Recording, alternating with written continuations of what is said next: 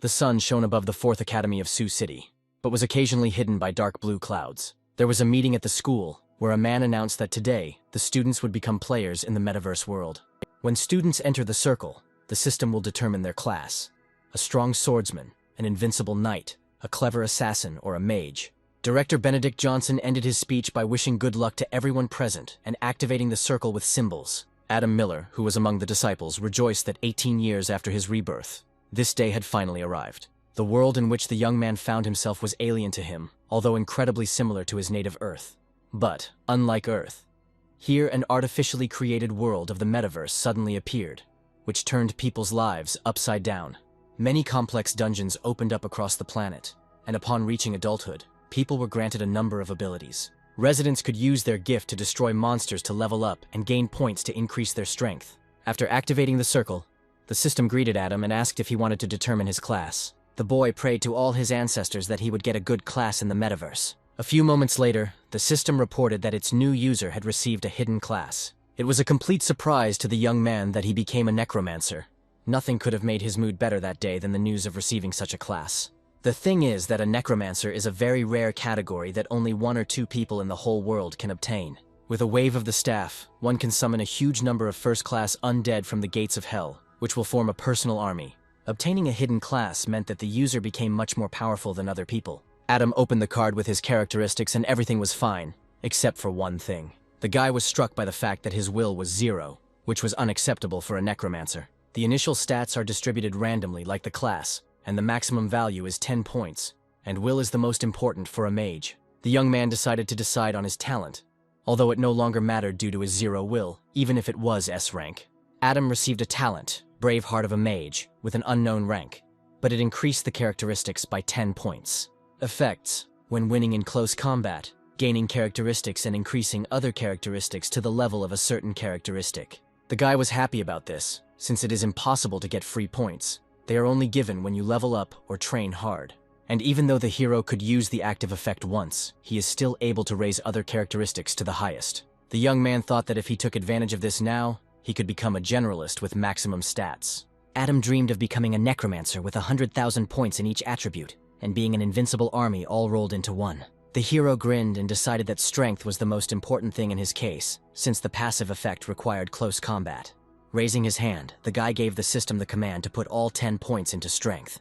The network showed the player his new stats, and his strength was now 20 points, which was an outrageous value. Satisfied with this arrangement, Adam decided to register and complete the newbie task. After the young man said this, he began to be transferred to the task for beginners. After the teleportation was completed, the hero saw a beautiful girl standing in front of the portal frame. The stranger, noticing the arrival, greeted him and said that her name was Ely and that she was a guide. Admiring the beauty of the greeter, Adam said that he had come to register and complete the task for beginners. Coming a little closer, Elaine handed the guy a gift box and said that she would be happy to help the player. Inside the box was equipment for a beginner, an old robe, entry-level items, and a summoned skeleton skill book. Looking at the gifts he received, Adam concluded that the robe was just an accessory, and the skill was useless because he had 0 willpower.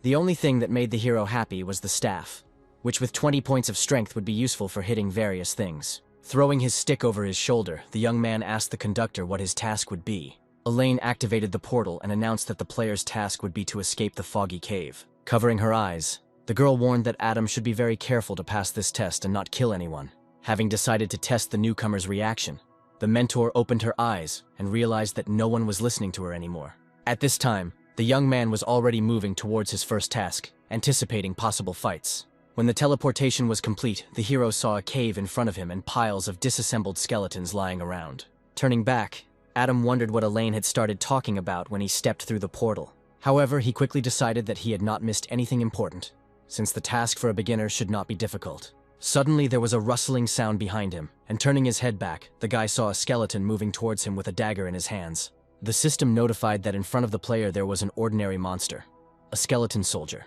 with 20 health points and 5 strength. Adam also saw that the monster's defense was 0 and his agility was 1, and he decided to attack. With one swing of his staff, the boy took away all of the skeleton's health, marking his first victory in the metaverse. After making sure that the enemy was dead, the hero sadly thought about how hard it was for him not to be able to use magic. The network reported that for defeating an enemy in close combat, Adam receives 1 attribute point and 3 experience points. The rewards also included a passive A-rank skill, Strength Works Miracles. 1 point of strength could be converted into 2 points of damage. The young man said that strength determines the damage dealt, and defense determines how much damage will be absorbed. 1 point of strength equals 1 point of damage, which means that if the enemy has 0 defense, it will deal 42 damage to him at once. But then the player was distracted from thinking about the new abilities by a skeleton that suddenly appeared from under the ground. Looking at the new enemy, the guy decided that he needed to concentrate on completing his task. The rest of the monsters, which just a few moments ago had been lying on the floor of the cave as useless junk, began to gather around the first monster. Adam grabbed the stick in his hand and prepared to repel the massive attack. In one blow, the guy was able to destroy several skeletons at once, who did not even have time to begin an attack. The system reported that for defeating 4 skeletons in close combat, the player received 4 attribute points and 12 experience. By killing monsters, the player increased his level and strength to 30 points. The idea crept into the hero's head that increasing the level for destroying bags of bones was too easy, and this was suspicious. The skeletons did not give Adam much respite, and the next monsters began to crawl out from under the ground. The level of this monster was slightly higher than the previous ones. In front of the guy stood a skeleton commander, whose eyes and mouth glowed green. The young man was frightened by the fact that the monster's strength was equal to 15 points, and its health was 50. However, the skeleton's agility had dropped to 1, so Adam simply had to hit first to win. Contrary to our hero's expectations, the commander was able to defend himself from the attack by putting his huge shield forward. Since the monster did not need time to rest, he immediately attacked the enemy, but missed. Looking at the enemy with hatred, the guy noted that he was attacking and defending himself at the same time, and easily splitting the stone floor. And yet, after a short time, the skeleton made a mistake and opened up to Adam. The young man decided not to miss the chance to win and struck with his staff. The attack had its effect, and the commander fell to the ground, unable to defend himself. While the monster was disoriented, Adam moved on to his next attack, hoping that he would not receive any resistance. The hero continued to use his staff to attack, and this time he was able to take away all of the enemy's health points with his weapon. The system reported that the player was able to defeat the skeleton commander in close combat, and received 3 attribute points and 10 experience for this. Looking at the defeated man in confusion, the guy could not understand how the other newcomers were completing such a difficult task. Looking at the golden ball, Adam remembered that inside it there might be a reward for defeating the monster. The reward was the skeleton gloves, a one-time use D-rank item that has a 100% critical hit rate. While our hero was engrossed in studying the new subject, a new batch of monsters began to appear behind him. Turning around, the young man was surprised by the number of skeletons that were trying to get to the surface. Having roughly calculated, Adam realized that the number of his enemies was only growing from time to time. The guy thought that even though he had moved to the 2nd level, he only had health worth some 20 measly points. Jumping into the air, the hero mercilessly began to strike at his opponents, receiving points for this. The result of the quick battle was another increase in the player's level and the receipt of 10 characteristic points. Adam opened his stats window, which showed that his strength had increased to 46, but his will was still at 0. At this time, students gathered outside the academy to discuss their progress through the tests and the grades they had received. The only thing that spoiled the mood of those present was that the director did not announce anything, since according to their calculations, everyone should have returned by now. Some were puzzled that someone was taking so long to complete the task, since the only thing they had to do was run away from the skeletons without fighting, and only one guy was worried about Adam's long absence, hoping that everything was okay with his friend. Looking around, the young man hoped that this time the monsters in the cave were finished, but suddenly a terrible voice echoed throughout the dungeon, demanding that the person responsible for the destruction of the skeletons be punished. All the bones that were lying around the player began to rise into the air, illuminated by an otherworldly glow. Adam watched with fear as it happened, not knowing what to expect when it ended. The picture began to become clearer when all the bones united and a huge skeleton appeared in front of the hero. In front of the guy stood a regular boss, the Skeleton King, with 400 health points and 45 strength points. The young man looked at his opponent and didn't understand what the boss was doing in the beginner's task. However, the main monster of the cave was completely indifferent to the man's thoughts, and he prepared to attack. Adam noticed the preparation for an attack in time and made a swift jump back. As he continued to move away from the skeleton, the young man thought that if he hadn't been able to dodge, he could have died right here. The only advantage the player had was that despite his great strength, the boss was not agile in combat.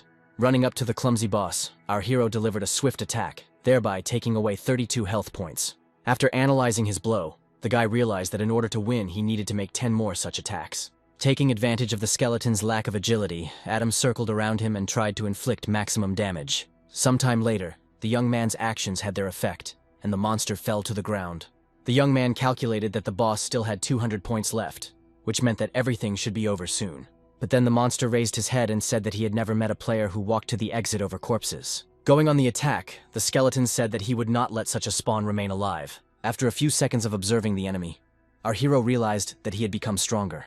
The main monster of the cave swung a huge sword at Adam, but the player managed to dodge the attack. The villain's sword continued to move by inertia and cut through the huge boulders lying below. Our hero jumped from place to place to avoid being hit by a hail of stone fragments. Watching the boss's actions, the guy realized that now a direct attack would not work, and first, he needed to limit the skeleton's movements. Taking advantage of the momentary respite, Adam looked around, and one detail managed to catch his attention.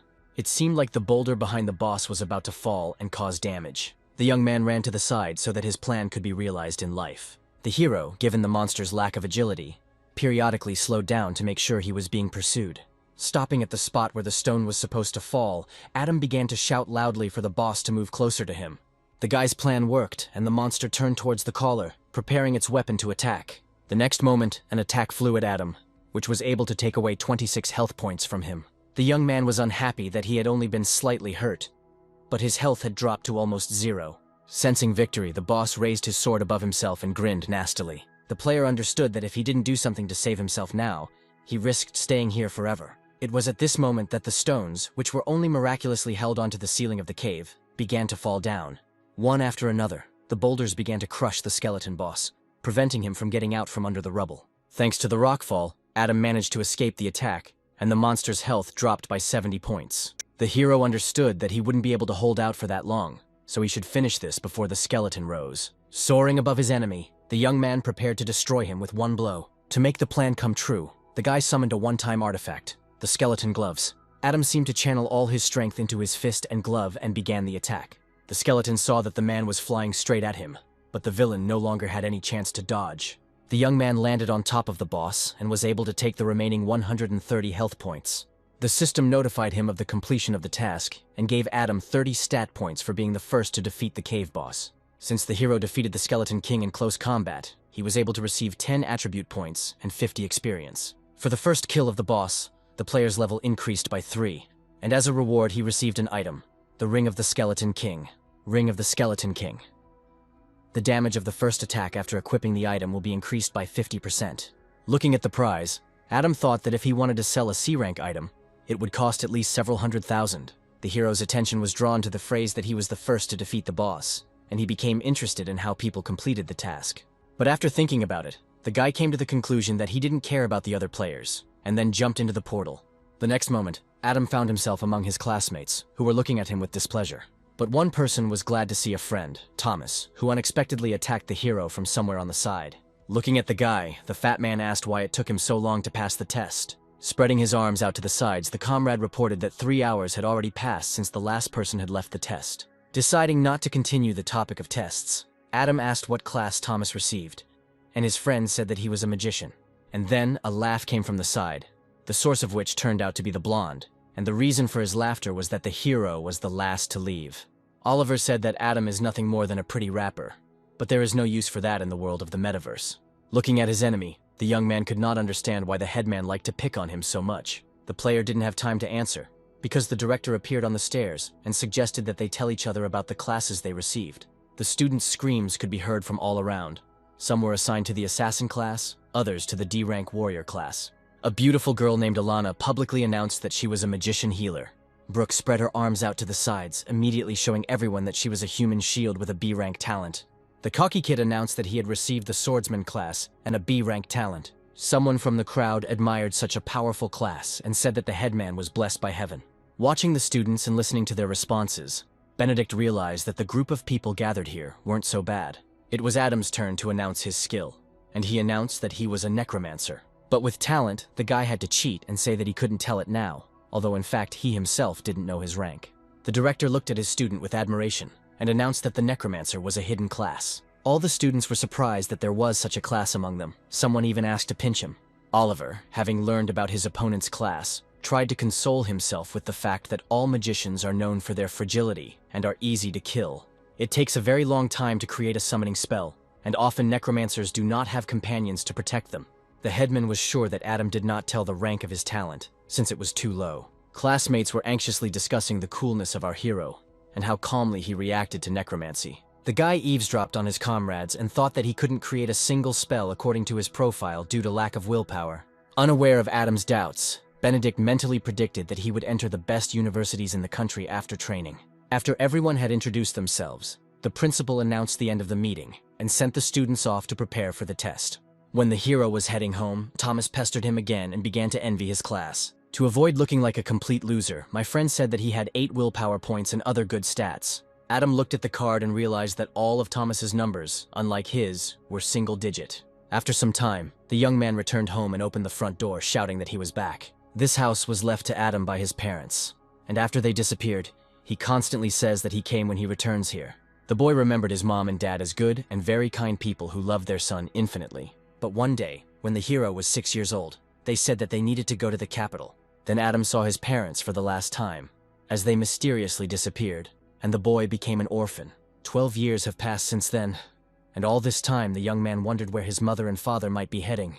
The young man set himself a goal to enter the capital's university and find out what happened then. The next day, all the students returned to school and listened to the principal's speech. The man asked the boys not to try to jump above their heads and to retreat in case of danger. Benedict explained his request by saying that it was better for the students to fail the test than to die. But seeing the worried faces of the newcomers, Mr. Jones tried to convince them that their task should not be mortally dangerous. The director warned that there had been a terrible incident earlier, where a group of 40 people had been completely wiped out. All these students disappeared without a trace, and to this day no one knows what kind of terrible world those guys fell into.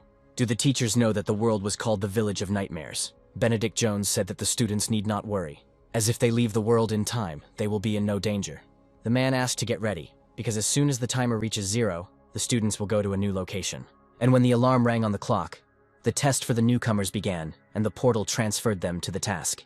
A large number of rays passed over a small village at the foot of the mountains and rushed towards the ground.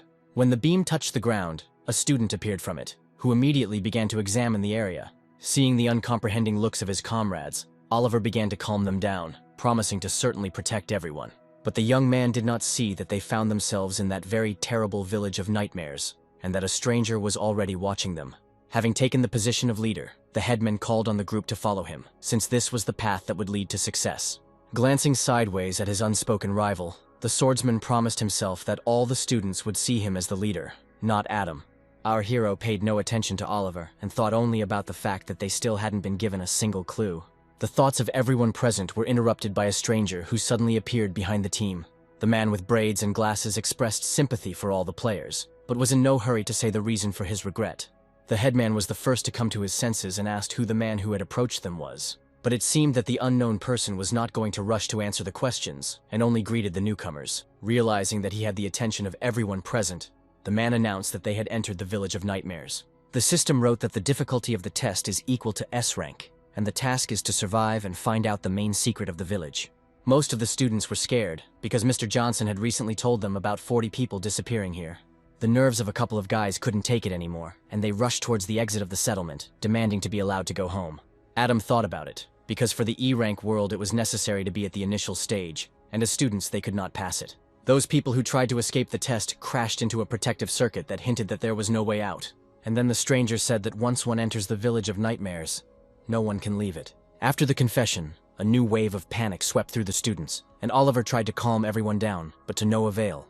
Adam, looking at the chaos that was happening, realized that the previous group was destroyed because of the task of finding out the secret of the village. Walking calmly past the crowd of newcomers, the man advised them not to worry and to make themselves at home.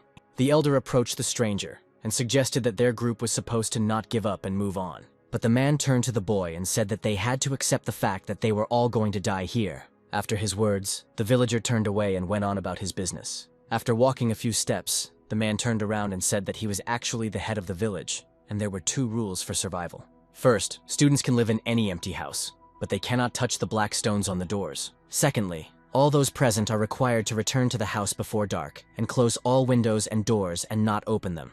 Adam, after listening to the demands, asked why they were forbidden to go out into the village at night. The headman, flashing his glasses, announced that the newcomers would understand everything as soon as it began to get dark.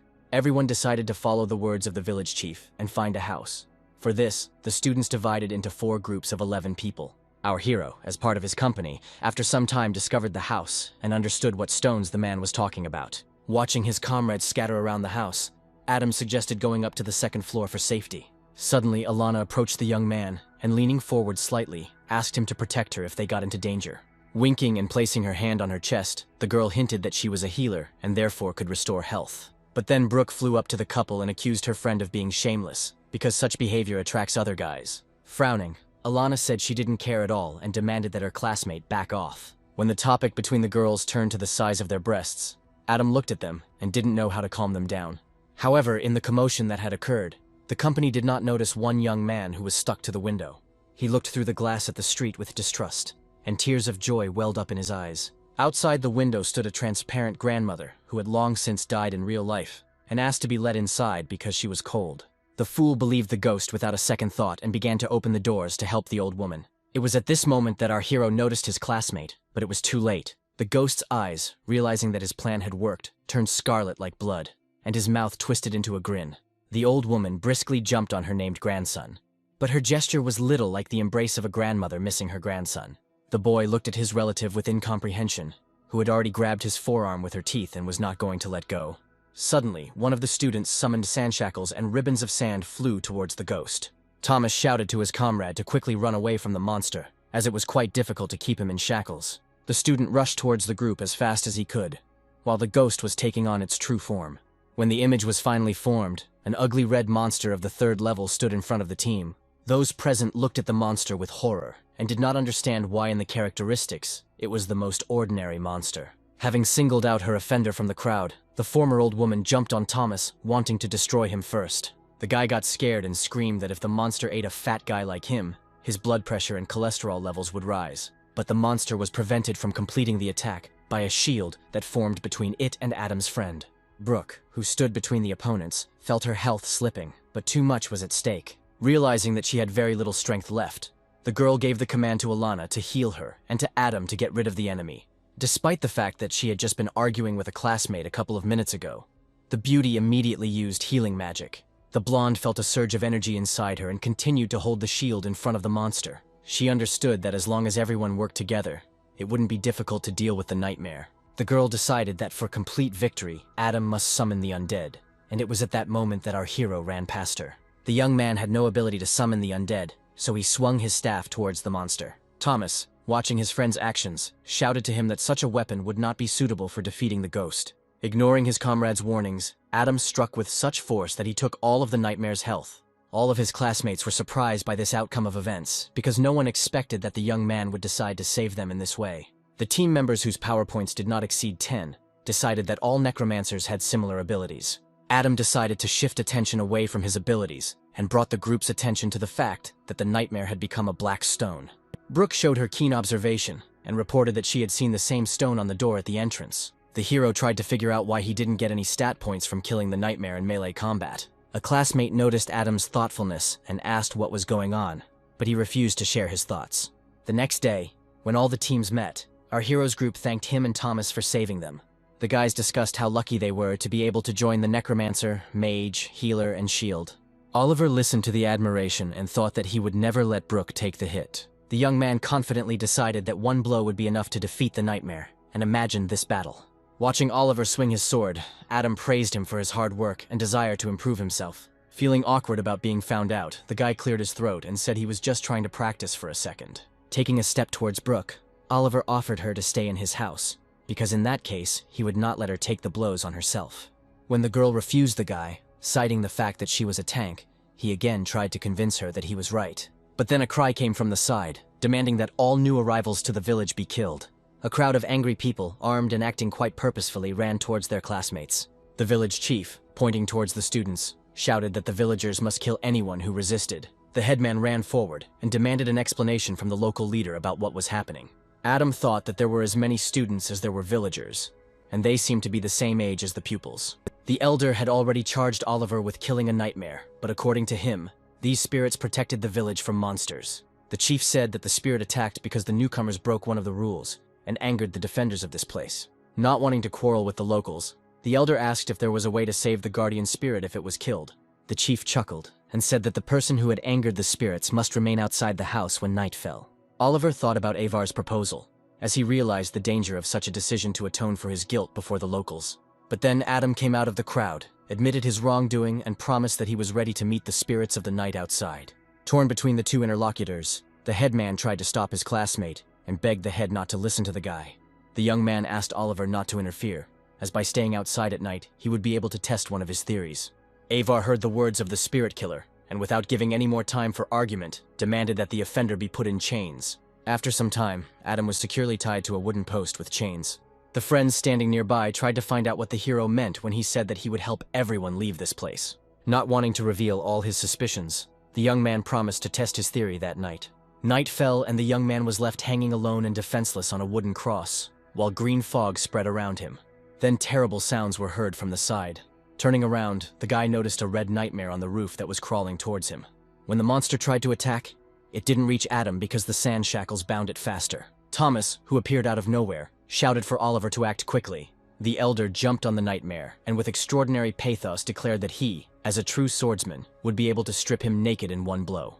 However, after the sword reached the monster, the young man was in for a disappointment. The spirit not only did not die, but also launched a counterattack, from which Oliver barely managed to defend himself. Holding the weapon with all his might, the guy couldn't believe that Adam had actually beaten the same thing to death. Not wanting to give in to his rival, the elder convinced himself that he too could win the battle. Oliver struck with all his might, but only 5 health points were lost from the monster. To Adam's dismay, Alana and Brooke approached him, and he tried to order them to hide. The girls, trying to free their friend from the chain, admitted that they were afraid for him and came to help. Realizing that his classmates would not succeed, our hero jerked his hand forward and the chains that held him broke like paper. Clenching his hand into a fist, he looked proudly at his girlfriends and declared that this was exactly how one should act in such situations. At this time, Oliver did not lose hope of defeating the nightmare alone, which turned out to be stronger than expected.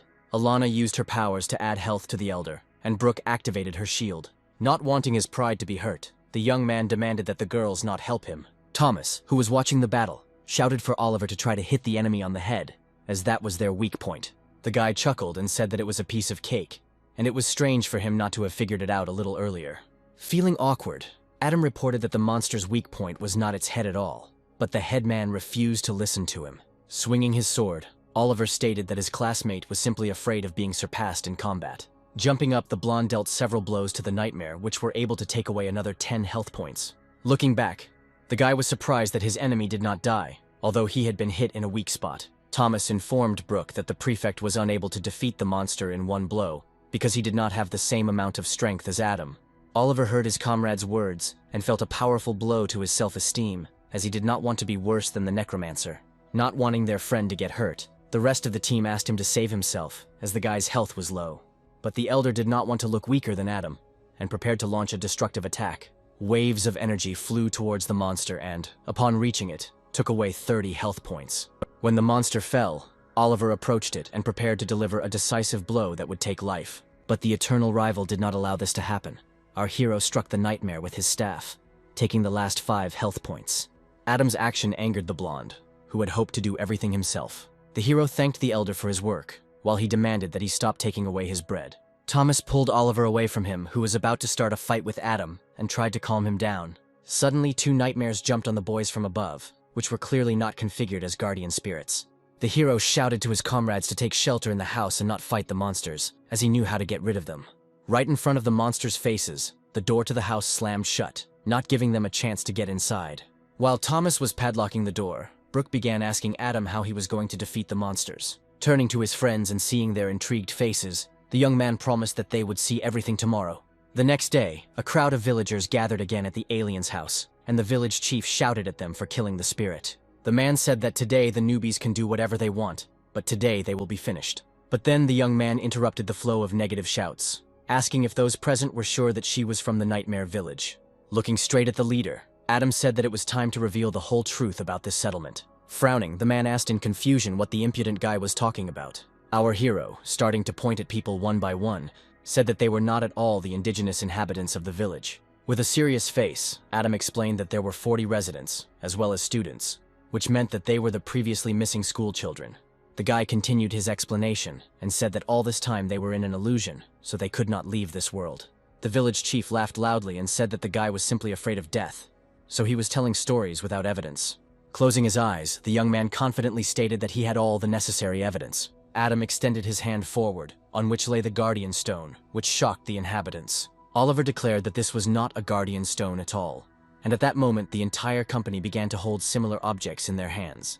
The man shouted that this was the highest shrine that protected them at night, and if it was destroyed, the Almighty would punish them. The hero became angry and said that the entire illusion consisted of these stones, and if they were destroyed, the illusion would also disappear. Adam gave the command to the boys, and they all threw the stones they were holding in their hands onto the ground, using all their strength to do so.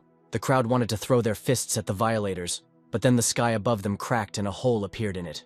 At that moment, the village chief grabbed his head as it began to split like the sky. His memories showed how the whole group was gathering for a mission, and nothing foreshadowed trouble for the newcomers. However, things did not go according to plan, and in the world they found themselves in, they were attacked, and afterward, the students' memories were altered. But thanks to the actions taken by the new subjects, the once missing students were able to remember everything. The system sent a notification about the disclosure of the main secret of the village and the completion of the mission after its successful completion.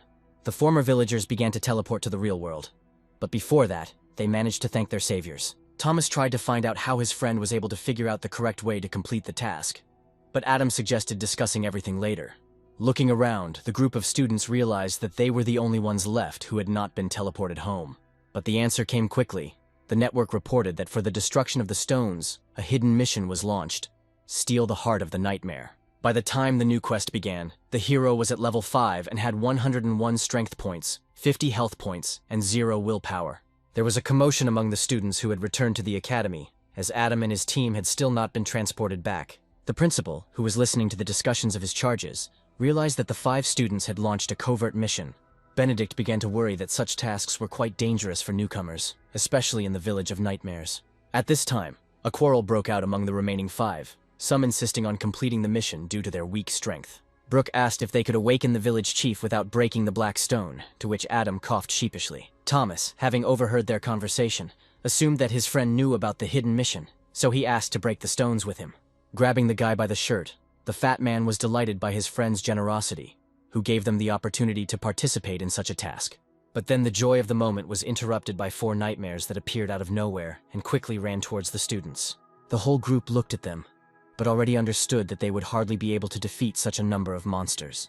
However, they had no choice but to accept the fight, and everyone activated the skills that were available at this stage. Oliver used the sword in the technique, Sword Breakthrough, and took 10 health points from the nightmare. The guy's head widened, because he expected more damage, since Adam killed similar monsters in one blow. The girls asked the guys to hurry up because Alana's mana was running low and Brooke had almost no HP left. The network reported that player Adam cut down the nightmare in hand-to-hand combat, and for this received 1 attribute point and 10 experience. As soon as our hero dealt with one of the monsters, 2 more were already flying towards him, full of strength and health. But the young man still had some fire in him, so he could deal with new enemies in one blow and get a couple of points. This time, for defeating the nightmares, a small sun appeared in front of Adam, which meant that he had received a reward. Inside was a fairy necklace, which had a rank of F. The effect was to increase skill damage by 5%, but it was for a mage. The player called out to his comrades, who were sharing their impressions of the battle, and said that they needed to move on. After looking at his stats, the guy realized that if he killed another nightmare, he would reach level 6, and that made him happy. Sensing his friend's anticipation, Thomas reminded them that their job was to steal the nightmare's heart, not kill it. Adam happily declared that the heart was definitely in the body, so the monster needed to be killed, and then stepped on a strange tile. The next moment, the entire company began to fall uncontrollably into the hole that had formed. The fall was accompanied by wild cries of fear since no one knew what was below. Adam, who landed last on something soft, wondered out loud where they were. Suddenly the floor began to move and asked Thomas in his voice to get off it, to which our hero quickly jumped up. When everything became more or less clear, the young man asked if everything was okay and received a positive answer. All the companions noticed the disgusting smell that reigned in the cave and tried to find its source. Alana was the quickest to respond and said it was the smell of breath. After the girl's words were spoken, the others turned in the direction she was looking and were horrified. Before them lay a nightmare that was several times larger than those they had encountered before, and it slept peacefully. The system reported that the guys were facing a rare boss, the Nightmare King, level 10, 1,000 health points, Everyone except Adam was scared and began looking for options to finish the mission first. Oliver, not wanting to look like a weakling, declared that since the others so desired, he would leave this demon alone. But our hero wanted to advance in levels and said that they would try to defeat this boss. Combined with the 50% bonus from the Skeleton King's ring, a third of this monster's health can be taken off in one hit. Adam thought that if they hit the monster 3 or 4 times, they could kill it. But if they made even one mistake, everyone would die.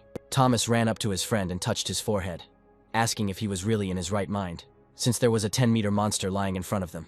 The players said that although the boss's stats were high, his weakness was his defense, which had only 20 points. Adding confidence to his voice, Adam said that if all 5 of them united, he could destroy the main nightmare. But he immediately said that it was all risky, since the agility stats were high, and none of them could take more than 1 hit. The group decided to trust the guy and agreed to cooperate in this matter and trust him with their lives. Oliver rolled his eyes and asked Adam not to show off, and if he realized that he couldn't cope, then it would be better to run away. Smiling, the main character asked the headman not to worry and suggested that they take a rest, and everyone accepted this idea very well. After some time, the young man, leaving his comrades on the ground, jumped onto the nightmare boss. Standing on the monster, the guy tried to find its weak spot for the first blow, since it was the most important one. But then something in the sea of red attracted the player, and he took a couple of steps in that direction. In the monster's body, almost on the very surface, something golden was shimmering, and it was in the shape of a circle. Adam, who approached this place, thought that this was the boss's weak spot, which was worth paying attention to.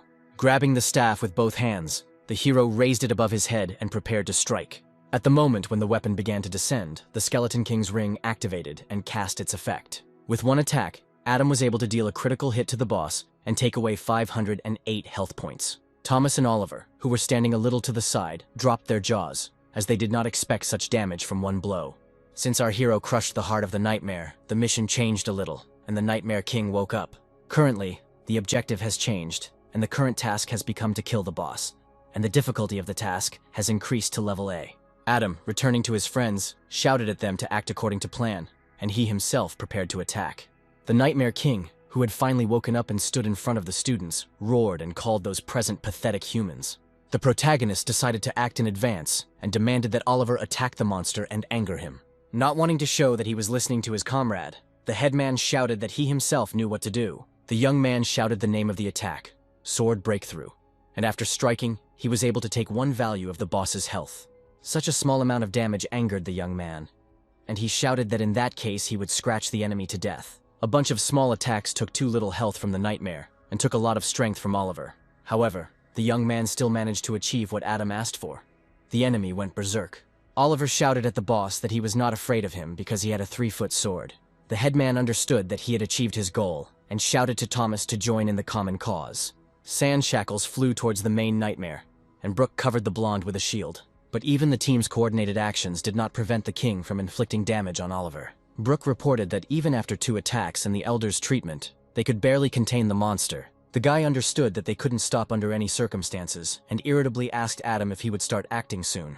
Feeling that his classmate was on the edge, our hero shouted that he was already on his way. Taking advantage of the fact that the boss was distracted by another enemy, the player hit him in the leg and took 182 points from the monster. The system has reported that the Nightmare King's health is too low, so he is about to activate the Nightmare Realm. Adam, who saw the warning, was shocked because he was not prepared for the new obstacle that would appear. The king roared, and a black cloud flew in all directions from him, which did not inspire confidence in the players at all. Thomas quickly analyzed the situation and reported that the boss now deals damage in a specific area. Adam realized that this was the reason why the people who ended up in the Nightmare Village were in an illusion for so long. The hero felt responsible for his group, and understood that he had to interrupt the villain's skill. Alana, noticing her comrade's actions, warned him that she no longer had mana to heal, so she would not be able to help. Feeling incredible anger inside, Adam swung his staff and shouted that he didn't need any healing. With one blow, the young man was able to take the last 128 health points from the monster and defeated it. As a reward, the guy received 80 stat points and plus 10 experience points. Finally, the system reported the completion of the mission and the distribution of rewards among the players based on their rating. All the other team members felt incredible relief and joy, as everyone remained safe and would receive a reward. Alana received the D-rank skill Spring Breeze and Willow, and Brooke received the skill Armored Spikes. The system also awarded Thomas with the Earth Explosion skill, and Oliver with one sword, Cuts Through the World skill. The network determined that Adam was an A rank, and therefore rewarded him with 50 experience points and a B-rank skill book, Necromancy.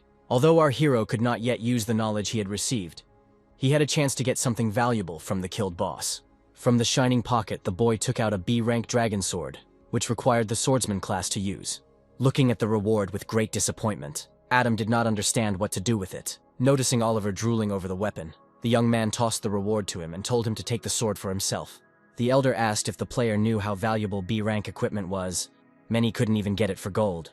Without even looking in the direction of his opponent, Adam said that he didn't care and continued to look at the pocket left by the boss. After some time, the young man came to terms with the failure and decided to pay attention to the characteristics. The player realized that his strength had increased, but his health was only 70 points, and he could die from one hit. His talent's passive effect can't add points to other stats, so he needs to think about how to survive. At this time, the system warned about the completion of the mission and the transfer of its participants to the real world. A group of 5 students who had fallen behind the main group teleported into the hall where the rest were waiting for them. When they were noticed, classmates rushed towards the mission participants from all sides with joyful cries. But in the end, the director was the quickest to report that the boys had been missing for 2 days and asked what had happened. After some time, when the students explained everything to him, Mr. Johnson breathed a sigh of relief. The man said that now all members of the group are among the contenders for the title of the best in the academy. The only one who was dissatisfied was Oliver, who hoped to get around Adam and make him regret giving up the sword. But all explanations and conversations were interrupted by a man who ran into the hall and started calling the director. The stranger reported that people from Kyoto and Huakin universities had come to see the 5. The director thought about the fact that he had not yet told anyone about what had happened. Therefore, someone else had reported it. The next moment, 2 men walked proudly through the hall, looking at the students with curiosity. They approached Benedict and began to greet him, keeping joyful smiles on their faces. One of the men said he was impressed by the news of the 5 students who were able to clear out the Nightmare Village. He introduced himself as Will Brown from Kyoto, and then said that if they wanted, they could receive a notification of acceptance tomorrow. However, at that moment, a representative of another university became indignant, saying that no one could be admitted without exams. And then he said that he came from Huaking University and was a member of the admissions committee, and his name was Ian Taylor. Jan warned that the exam is designed to test abilities that must meet admission standards. Adam listened to the men and understood that he would not be able to use his skills, but he really wanted to go to Kyoto because of his parents. At this time, John asked who would be the first to show their abilities to the member of the admissions committee. As expected, Oliver stepped forward, announcing that he was a 5th-level swordsman with a C rank. Will, standing slightly to the side, assessed what the newcomer had achieved in a couple of days and mentally enrolled him in Kyoto University. The man, who was also a swordsman, offered to let the village chief try out the sword on him and activated his skills. The young man, ready to attack, grinned and told the teacher to be careful. Pointing the weapon towards Ian's shield, Oliver activated new abilities. One sword cuts through the entire world. Seeing that the student's sword had passed through the defense, the man was surprised, as he had not expected such a thing from a newbie. After dispersing the shield, Yang praised the elder and said that such a skill was quite rare and could increase attack power. Will, who approached them, said that with the shield being broken, the value of the increase in strength would be very high, no less than 35. The other students were surprised that the blonde's strength level could reach 35 points. The thought immediately entered the mind of the admissions officer from Huaking that he should lure such a student to his place. But he wasn't the only one who had this thought, as the man from the 2nd university was already inviting Oliver to them, promising him the best. After listening to the proposals, the headman asked for time to think, but mentally decided to go where Adam went. After Oliver got into place, Alana was next to take the test. The girl said that she was a healer and almost immediately activated the Spring Breeze and Willow skill. While watching the trial, Yang noted that the 4th-level player had high abilities, as she had group healing. After Alana, Brooke stepped forward and decided to demonstrate her strongest shield. The man was once again amazed by the newcomer's abilities, because the defense was not only excellent, but also reflected part of the damage to the opponent. The girl explained that it was a skill called Armor Spikes, which reflected 20% of the damage she received. Jan said that in that case, hitting the student was equivalent to hitting oneself, and there was nothing more practical for a shield wielder. When the committee member called the next student, Thomas came out to him and said that he was a magician. The mustachioed man was surprised that the fat man weighing almost 300 pounds was a magician and not a shield. The guy grabbed the staff in his hand and prepared to activate his new skill for demonstration. Holding a cigarette in his mouth, Jan couldn't understand what this guy was doing here, because the examiner still hadn't felt the slightest breeze. And then, having collected his thoughts, the young man activated the earth explosion. Thomas pointed his staff towards his target, causing a massive explosion that took 3 health points from Ian. The man completely changed his opinion of the student, because even he, being on the 25th level, did not notice the beginning of the attack. Looking at Benedict, the Woking University member decided that he was worth paying attention to, since he had raised 5 geniuses. Adam was the last to show his talents. He said that he was a necromancer, and his skill rank was unknown. Will heard that our hero was on the 7th level, which was higher than the others, and he was amazed by this fact. Jan suggested testing the guy's skills and then looking at the results, and Adam agreed. The man became wary, as he was interested in what kind of undead the necromancer could summon. However, contrary to the examiner's expectations, our hero rushed at him with his fists ready to attack, rather than summoning the undead. Yang assumed that the student was going to use a melee spell, but this expectation was not met either. A second before the right hook landed on the man's face, he thought in amazement that the guy was just going to beat him up. Adam struck with such force that the examiner who flew away lost 200 health points. The mustachioed man flew back several meters, right to the place where Will stood. Everyone around was shocked that a newbie had defeated a teacher who had already reached level 25. Mr. Brown asked his colleague what had happened that a 7th level necromancer had defeated him. Feeling anger rising up inside, Ian couldn't understand what kind of monster this guy was who possessed such power. There was a theory going around among the students that the Adam standing before them was an undead being, and that the real guy was hiding somewhere. Will felt relieved that his partner had volunteered to conduct the tests, otherwise he would have been the one to feel the shame. The examiner told the boy that he could not evaluate his necromancy skill, since only strength was demonstrated. Adam couldn't pass up the opportunity to attend Kyoto University and announced that he wanted to enroll in the physical education department. Mr. Brown said it was the first time in history that someone had applied for a house outside their class. The man took a break to consult with the rector of the university, because the whole situation needed to be explained. Will's boss said that he was giving his subordinate full powers, but Ian was not so lucky. His rector still hasn't picked up the phone. However, the decision of the rector of Kyoto University quickly changed, and he demanded that the hologram be turned on. The rector appeared before the students, announced that his name was Edgar Lambert, and then invited Adam to enroll with them. When Mr. Lambert began to list the advantages of studying with them, our hero interrupted him and said that he wanted to study in Kyoto. At that moment, Jan's boss answered and asked what was going on, but the dejected man said that it was too late. Rector Lambert turned to the other students and suggested that they all enroll together, and the boys agreed with him. An incredibly proud Will Brown felt that this set would be the highlight of his career. Adam plucked up his courage and approached the head of the university, asking if he knew his father, Samuel Miller. The man's eyes widened in surprise, and he said that now he understood why the boy seemed so familiar to him. Hoping for luck, Adam asked if Mr. Edgar knew where his parents were now. The rector shuddered and admitted that both had once been his students, but he had not seen them for a long time. The head of the university said that since the Miller family had completed their studies, he had no way of contacting them. However, the man remembered that they had talked about the first-class copies and advised Adam to go there to look for his parents. Mr. Lambert advised the students to clear their class's exclusive dungeons before school started, as it would be highly appreciated. Before he disappeared, the man said that all 5 would be sent acceptance notices tomorrow. A week later, in the 4th Academy's classroom, the teacher was telling the students about the exclusive mage dungeon. The man said that this copy is usually a mental aptitude test, a deduction copy, or a decipherment copy.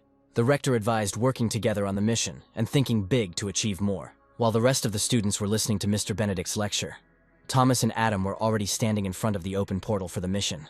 Looking at his friend, the fat man said that the main thing for them the first time was to get all the goodies, since the following times would be without rewards. Approaching the elf, the young man stated that they were going to go through an exclusive dungeon for magicians. Elaine agreed with the players without question, and began to upload the necessary copy into the portal. When the passage to the dungeon loaded, the teleporter flashed with purple light. Thomas noticed Adam moving towards the portal and said that they should listen to the system's prompts about completing the mission. The hero was surprised by the presence of some clues, to which the fat man asked how his comrade was able to get through the skeleton dungeon. The guy assumed that his friend had flown into the dungeon and started killing skeletons, and from Adam's awkward smile he realized that this was indeed the case. Elaine began by saying that legend has it that an extremely dark tribe lives in the southeast of the city. They can create poisonous insects, evil and cruel, which are capable of poisoning people. The mission's objectives are to find this bloodthirsty tribe and destroy all poisonous insects. Since 5 players are needed to open the lair of 10,000 Poisons dungeon, the system automatically selected people. As soon as the group had a chance to talk, one guy arrogantly asked Thomas and Adam not to hold them up. The girl asked Bill not to be so arrogant, and then said that her name was Adele and her younger brother's was Jerry. A fat man spoke up on behalf of the students of the 4th Academy, saying that his name was Thomas and his friend's was Adam. After the introductions, Everyone moved on to the first test. It was necessary to open the door using the clues carved on it. Not wanting to solve any riddles, Bill hit the door with a stream of power. But it didn't work. Adele, looking at the results of her friend's work, assumed that this door was immune to magic and spells did not work on it. While the rest of the team tried to decipher the clues, Adam thought that the door was only immune to magic. When the only girl on the team suddenly realized the answer, she shouted it out loud. But our hero was faster. He approached the mysterious door and shouted that the force works miracles, hitting it with his fist. Adele and Bill were shocked, as they did not expect that in the Dungeon of Magic, something could be solved by force. The system reported that the girl had given the correct answer, and the players could move forward. But there was nothing stopping them anyway. Feeling the blank stares, Adam admitted that he just wanted to see if he could open the door with his power. Once in the room with the red flowers, the players moved forward as another door was visible there. The hero warned the team members not to touch the flowers, but it was too late. Blue smoke was coming from Thomas's hand. After a few moments, all the guys felt unwell from the poisoning, and their health points began to drop. Adam shouted that they should hurry and get out of here. Otherwise, they would all die. The young man thought that if things continued like this, his health would not last even half an hour. The players rushed towards the exit of the room, and Miller, who was running ahead, prepared to punch the door. Unaware of Adam's plans, Bill stopped a few meters from the exit and began to curse at the need to decipher the code. But our hero had only one solution to the password. Gathering all his strength into a fist, he destroyed the obstacle in front of him. When only the name of the door remained, the young man said that he had a solution to this problem. Without a second's hesitation, all members of the group ran out into the street, which began immediately after the place where the door had been. Bill wondered if it was really a copy of the deduction and decipherment, because it seemed so simple. The system congratulated the players on completing the first task of the mission. The search for the legendary Dark Tribe was successful. Suddenly, a child's voice came from the side, greeting the travelers and saying that her name was Kate. Taking a closer look at the strangers, the girl informed them that they were poisoned by the venom of the radiant licorice. The little girl suggested that the team go to the lair, where they would get help, because if they waited any longer, it would be impossible to escape.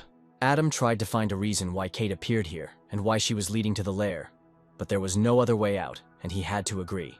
When the whole company approached the girl's house, she called her parents to look at those she had brought. Running up to her mother, Kate said that she had found travelers in the mountains, and they needed help because they had been poisoned by licorice. The woman looked sternly at the guests, and then invited them inside and asked them to wait a little. After some time, Kate's family entered the house and brought 5 bowls of poisoning infusion. What was inside the bowl looked disgusting, and raised doubts about the medicinal properties of the broth. Bill, not wanting to test the medicine on himself, asked Thomas, who was known to love to eat, to do it. While the two guys were trying to shift the blame onto each other, Adam raised the cup to his mouth and drank it all in one gulp. When the decoction was finished, the guy put the bowl on the table and said that it tasted quite good, and the poisoning had gone away. Trying not to waste time, the player asked Kate what she could tell him about the lair of 10,000 poisons. The girl said that she knows nothing about her origin, but the elder asks her to stay away from the outside world. Mom interrupted her daughter and asked the guests to leave quickly, to which Kate looked at her angrily and asked her not to drive away the new friends. Turning back to Adam, the girl asked him not to listen to his mother's nonsense and said that the travelers could stay to rest. The young man admitted that they still had not recovered from the poison and were indeed not ready to set out on their journey. As soon as the family left the door, Kate slammed the door behind them and invited the guests to rest here, while they themselves went about their business. The girl grabbed her parents by the hands and confidently led them somewhere. She smiled happily and said that today was the full moon and all the fun was about to begin. Someone passing by might have noticed a gathering of people in the forest, as well as 2 bound captives lying on the ground. The woman standing next to the well asked the great swarm to bless them with good weather and rid the villagers of illness. The witch said that as a sign of loyalty, they offer blood and the freshest human flesh. And then a huge cloud of insects burst out of the well and attacked the 2 guys at once.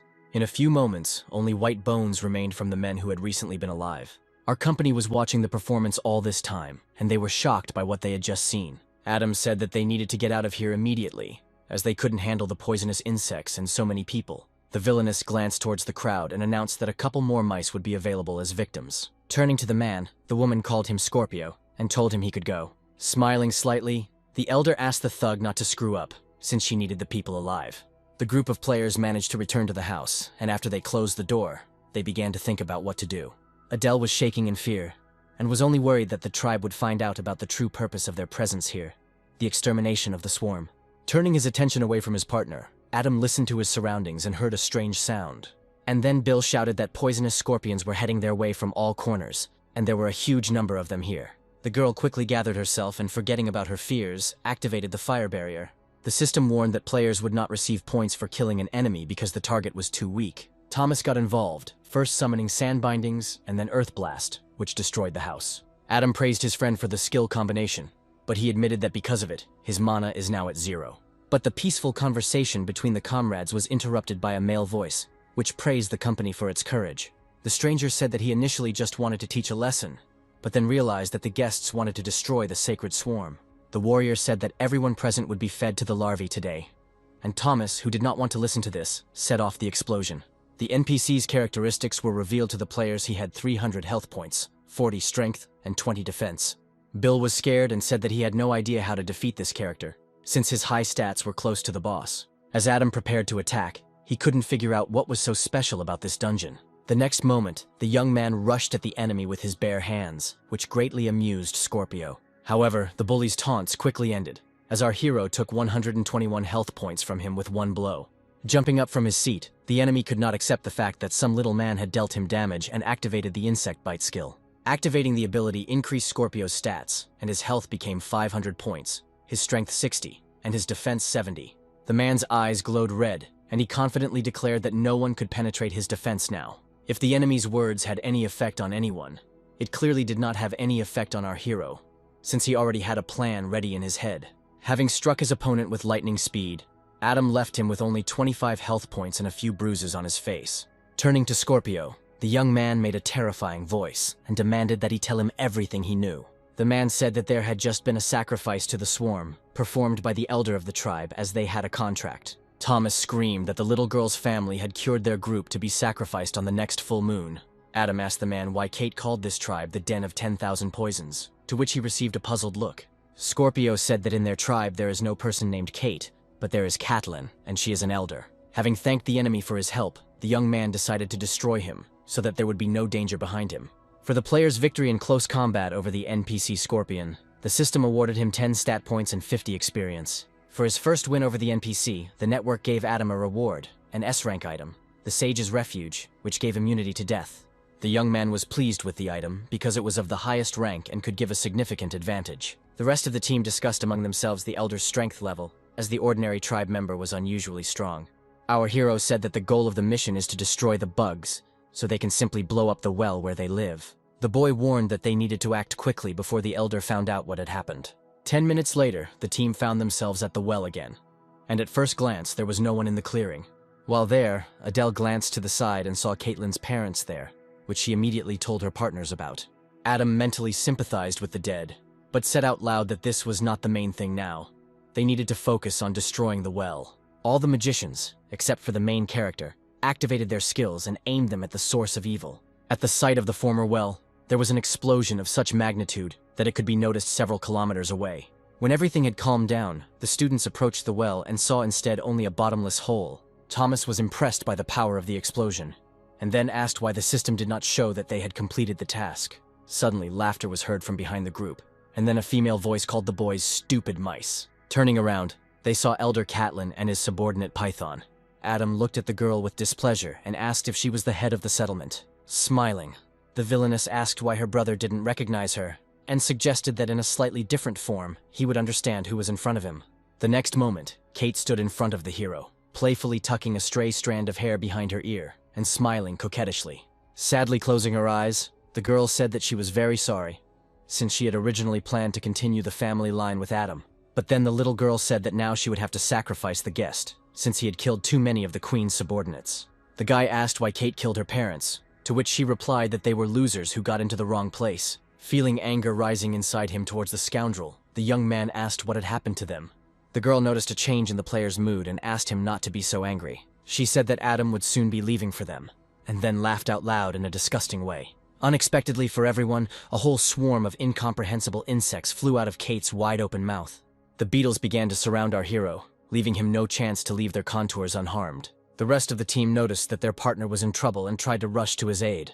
But the guy's attention was distracted by Python, who suddenly rushed at them, using some kind of skill. The group became aware of the enemy's characteristics. He had 55 points of strength, 500 health, 30 defense. Adam tried to get rid of the insects at this time, but there were too many of them, and he was rapidly losing his health. The young man understood that if something wasn't done, it would be the end for them all. But there was hope for victory if the player could raise agility, defense, and strength to at least 166. The guy decided that he needed to deal with the elder first, but she caught him just as he was about to attack. Catelyn's moment of joy was ruined, as the bug's prey turned out to be much more agile than she was. Adam was able to break free from the insect shackles, and reaching the girl, he struck her in the right side. After the attack, Kate's stats became known.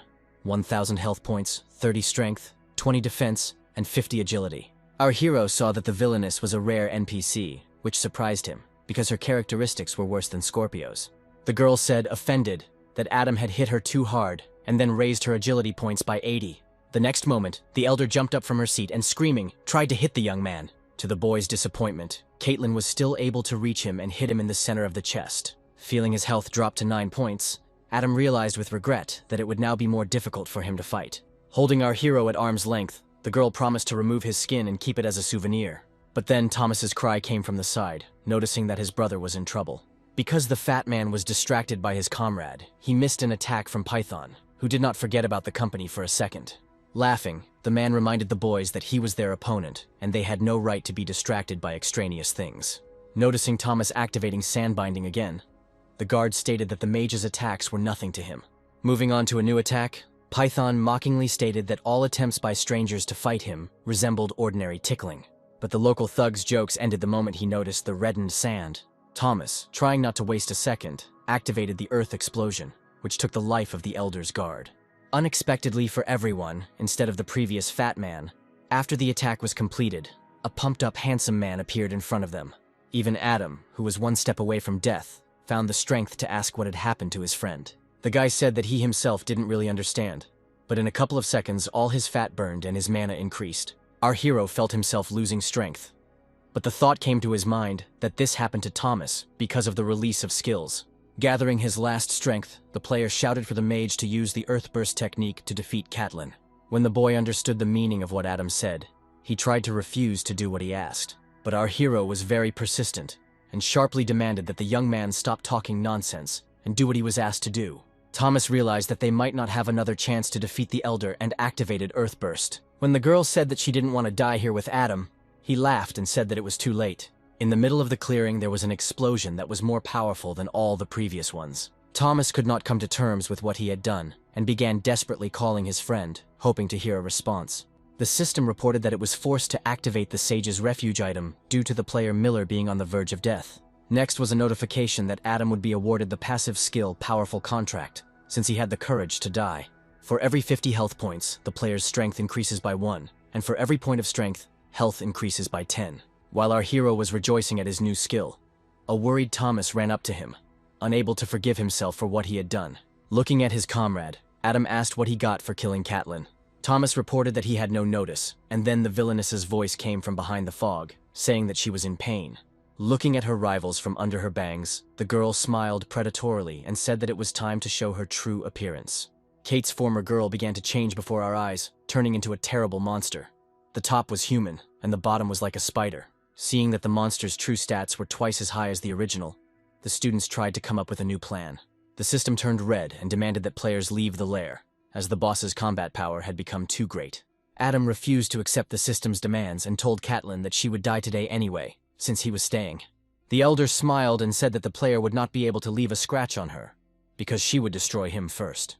A grand battle began between the two opponents, in which the price of victory was life, and neither wanted to give in. Health points were constantly being lost, but both fighters had a high reserve of these stats. The girl did not understand why an ordinary player was still alive and could fight her. Kate saw that Adam was only level 8 and couldn't possibly do more damage than her. A pleasant memory clicked in the monster's mind, and she asked if the guy had come from Baze. The elder thought that only Baze could create such a monster after all. She was also created by him. Contrary to the expectations of the villain, Adam said that he was hearing this name for the first time, and then he said that his name was Adam Miller. The adrenaline inside the young man played, and he dealt Catelyn a blow that took 213 points of health from her. The girl's last thoughts before her death were about the name of her rival, because she knew it very well. For defeating Catelyn in close combat, our hero received 15 stat points and 75 experience. The system congratulated the players on successfully completing the mage dungeon, and began to evaluate their ranks. After the evaluation was completed, the network announced that it would issue rewards based on the player's rank. Adam received the A-rank skill book, Akko Gate, as well as 100 experience points and 10 attribute points. Remembering the soul core, the player stuck his hand in there and pulled out the wild spider armor, which adds 800 health points. Another reward contained in the core was a mysterious cube that was sealed by some force. It had the ability to determine a character's stats with a 10-level margin of error, but the unlock method is unknown. The guy was impressed by the fact that inside the cube there was a power that he needed to unseal, but then his thoughts were interrupted. Elaine emerged from the portal, looking great compared to the group of mages, and congratulated the guys on completing the test. The girl said that as a bonus from herself, she would raise the value of all players' will by 20%. After this news, there was excitement around Adam. However, the guy did not share this delight for obvious reasons. Realizing that they were spending their last moments together, Adele approached the hero and thanked him for his help in the dungeon. Disappearing into the portal, the boys heard a question about where they planned to go, and both immediately said Kyoto. When Adam met his comrades at the academy, Oliver immediately presented him with a reward for reaching level 10. The headman didn't understand how his classmate was able to level up so quickly, since there were many more monsters in the swordsman's dungeon. And if the blonde was interested in the level of the hero, then the girls were interested in the prettier Thomas, who ate chicken. After hearing compliments from his girlfriends, the guy said that he doesn't want to look good, so he wants to get fat again as soon as possible. Brooke told Adam that they had all been accepted into the university without exams, and asked if he would definitely take the entrance exams. The most important day for students is the day of entrance exams. If they pass, they can get into a better group. Most students have one goal: to pass the exam better than everyone else, because a high score brings power, wealth, and artifacts.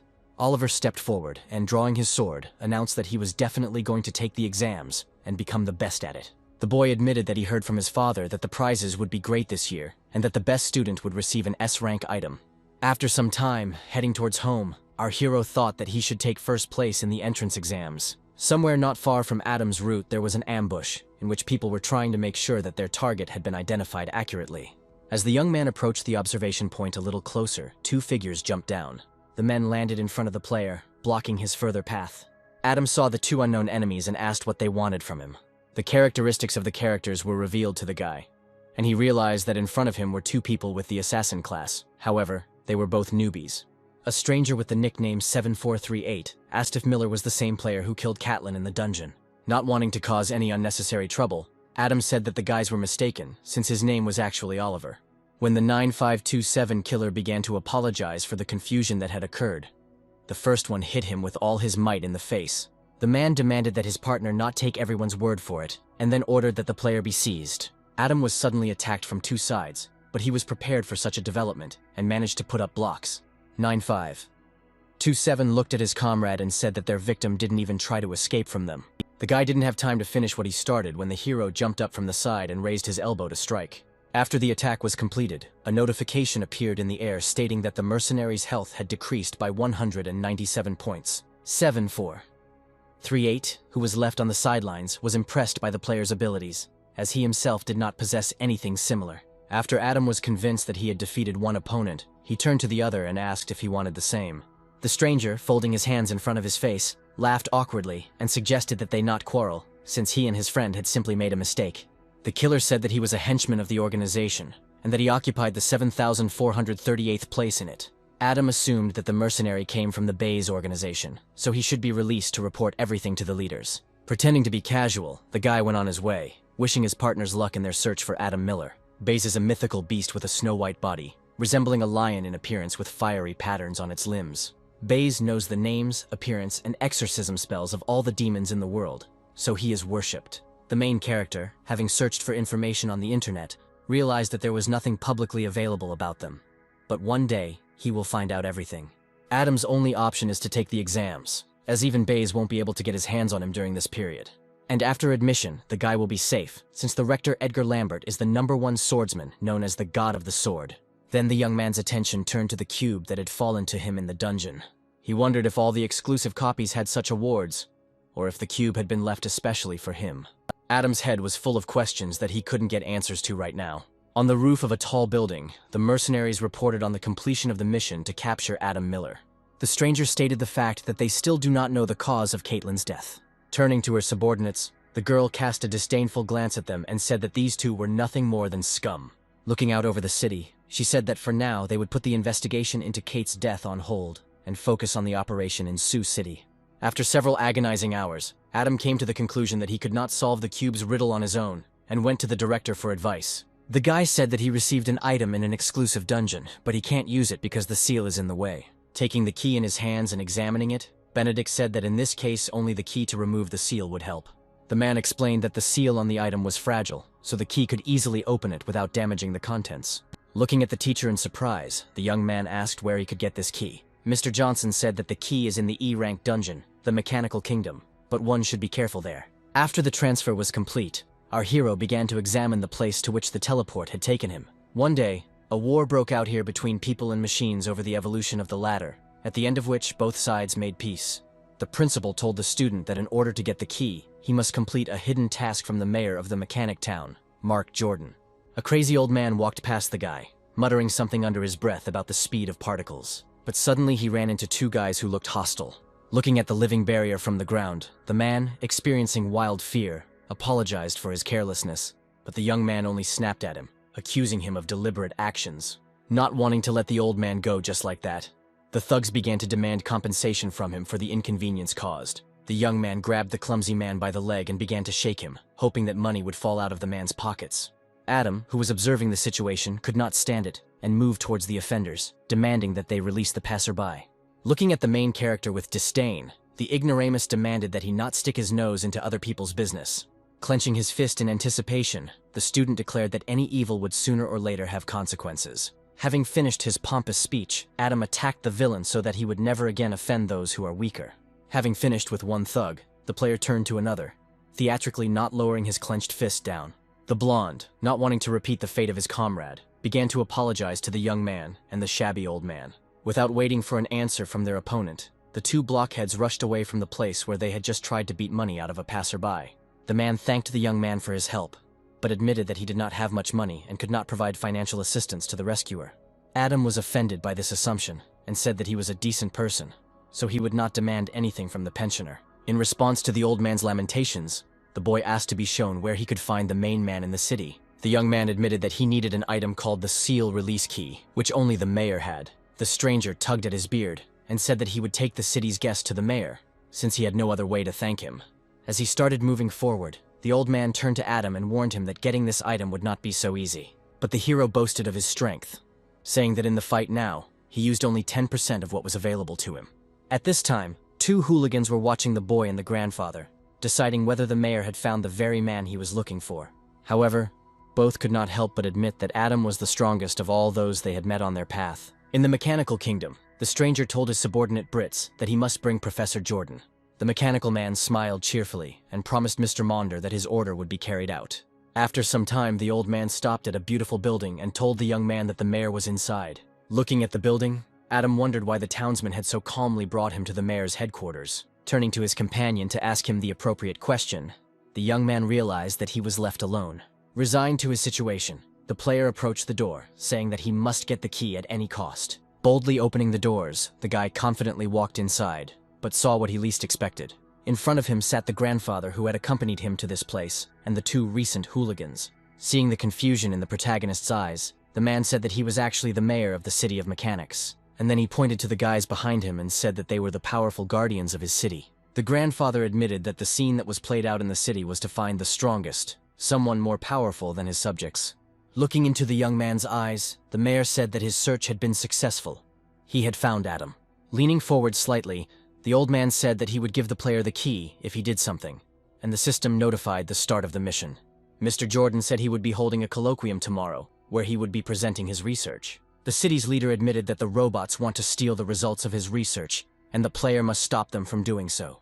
The main character's task will be to defeat the leader of the machines, and then destroy his mechanical heart. After listening to his tasks, Adam began to feel that he would cope with them without any problems and would receive his key. The next day, in a huge lecture hall, the city's mayor spoke about his research. He spoke about how man has become abstracted from nature, as a result of which computers and AI have become equal to people. Artificial intelligence was created to unlock the mystery of how much life can be changed by data. But even if artificial intelligence can pass the Turing test, it cannot be considered a new life. After explaining the theory, the man began to move on to his studies, asking if machines could achieve organic growth. Adam, who was in the hall, yawned endlessly, since the topics of the professor's research were of no interest to him at all. And then, what the young man had come here for happened. Someone tried to break the glass ceiling. A creature flew into the hall through the resulting hole and landed not far from Mr. Johnson.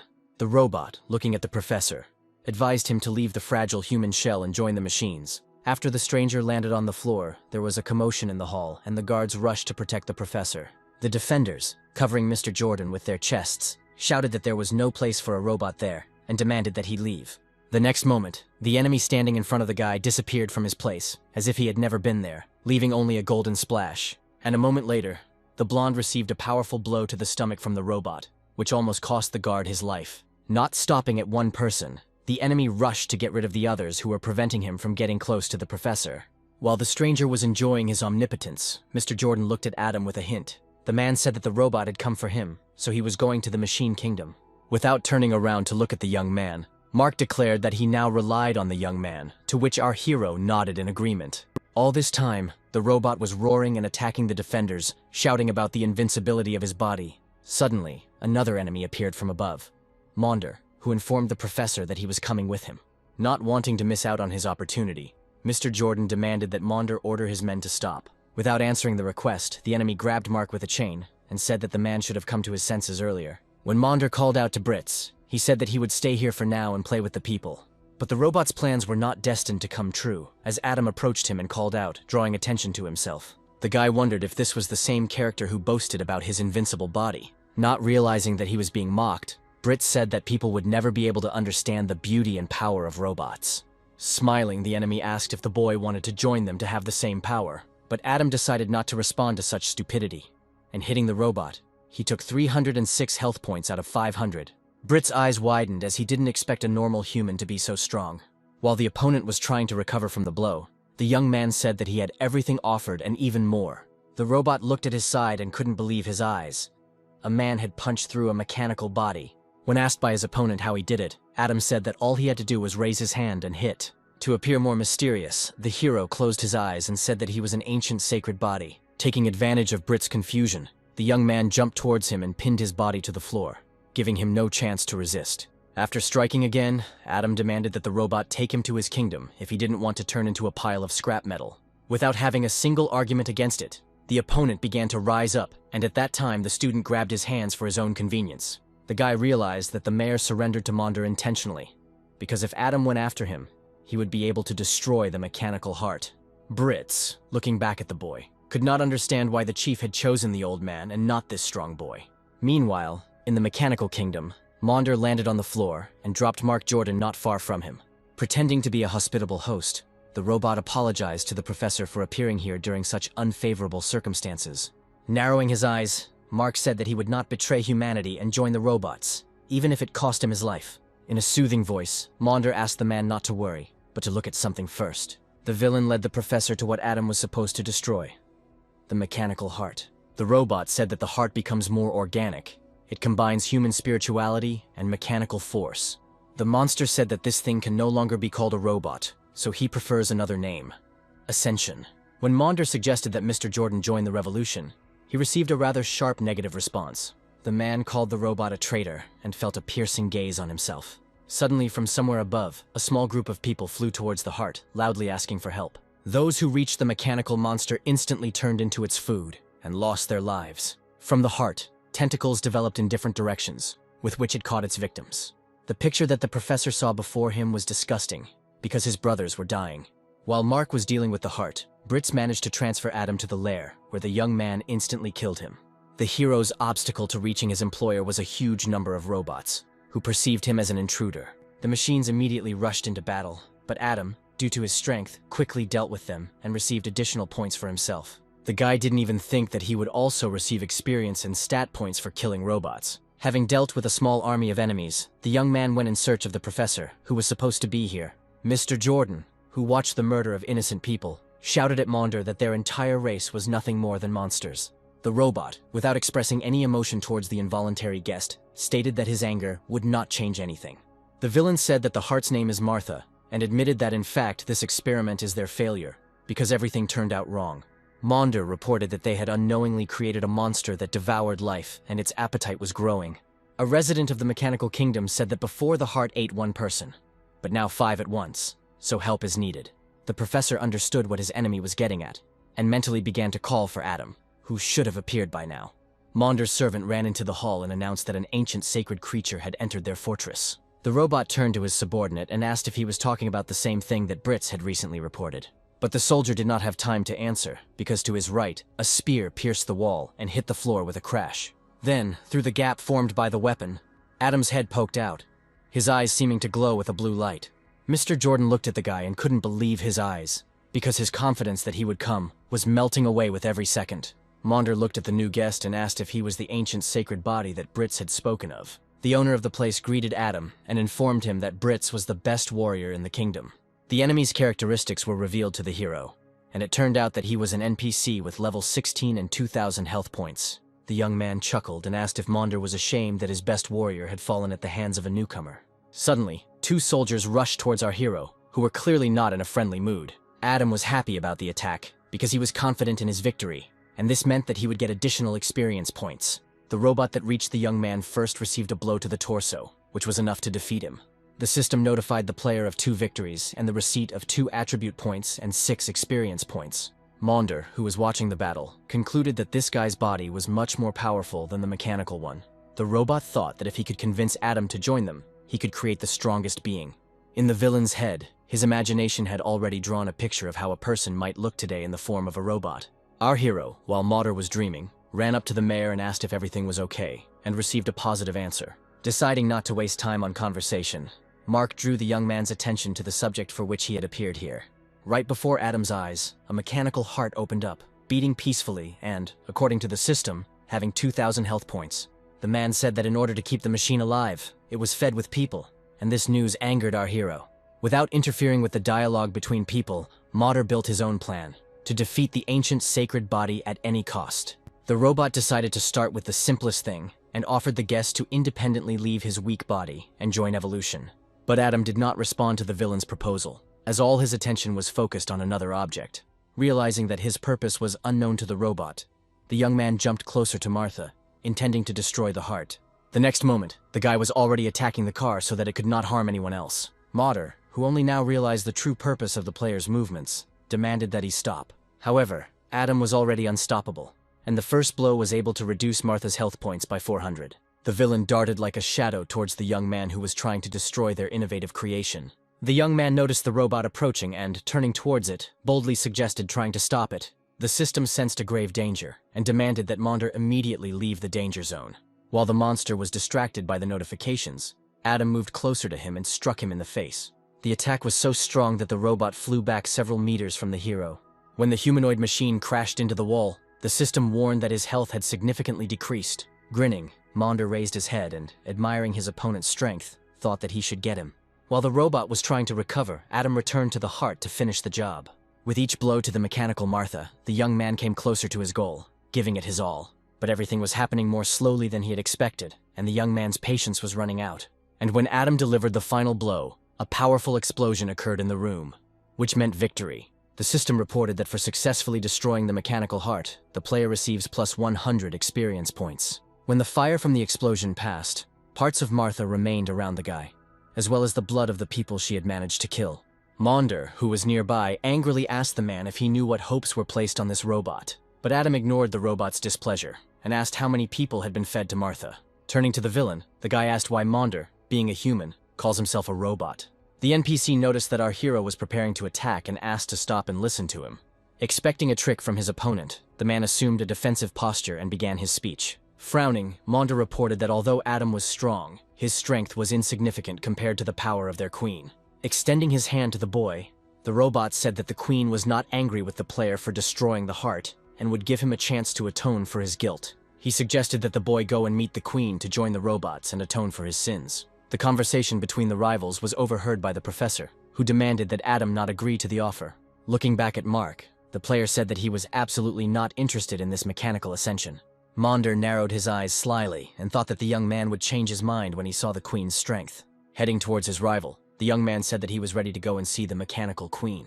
After a couple of dozen minutes of wandering through identical corridors, the man informed Adam that they had arrived. Turning to the guy, Monder activated a mosquito in his palm, which was supposed to head in his direction. A small insect flew unnoticed behind the young man's back and prepared to land on his neck. Having sat on the collar of the shirt, the mechanical beetle began to feel the unprotected part of Adam's body with its paws. In fact, this small mosquito is capable of parasitizing a person and gradually turning him into a robot. Monder thought that if he could successfully parasitize on the guest, then Her Majesty would definitely reward him. A split second separated the villain from the fulfillment of his dream, as the beetle almost bit into the player's neck. But the plan was not destined to come true, as Adam raised his hand and swatted the annoying insect. Realizing who was to blame for what happened, the guy ran towards the offender and swung his arm to strike. Not expecting his plan to be revealed, the robot turned around in surprise at the young man.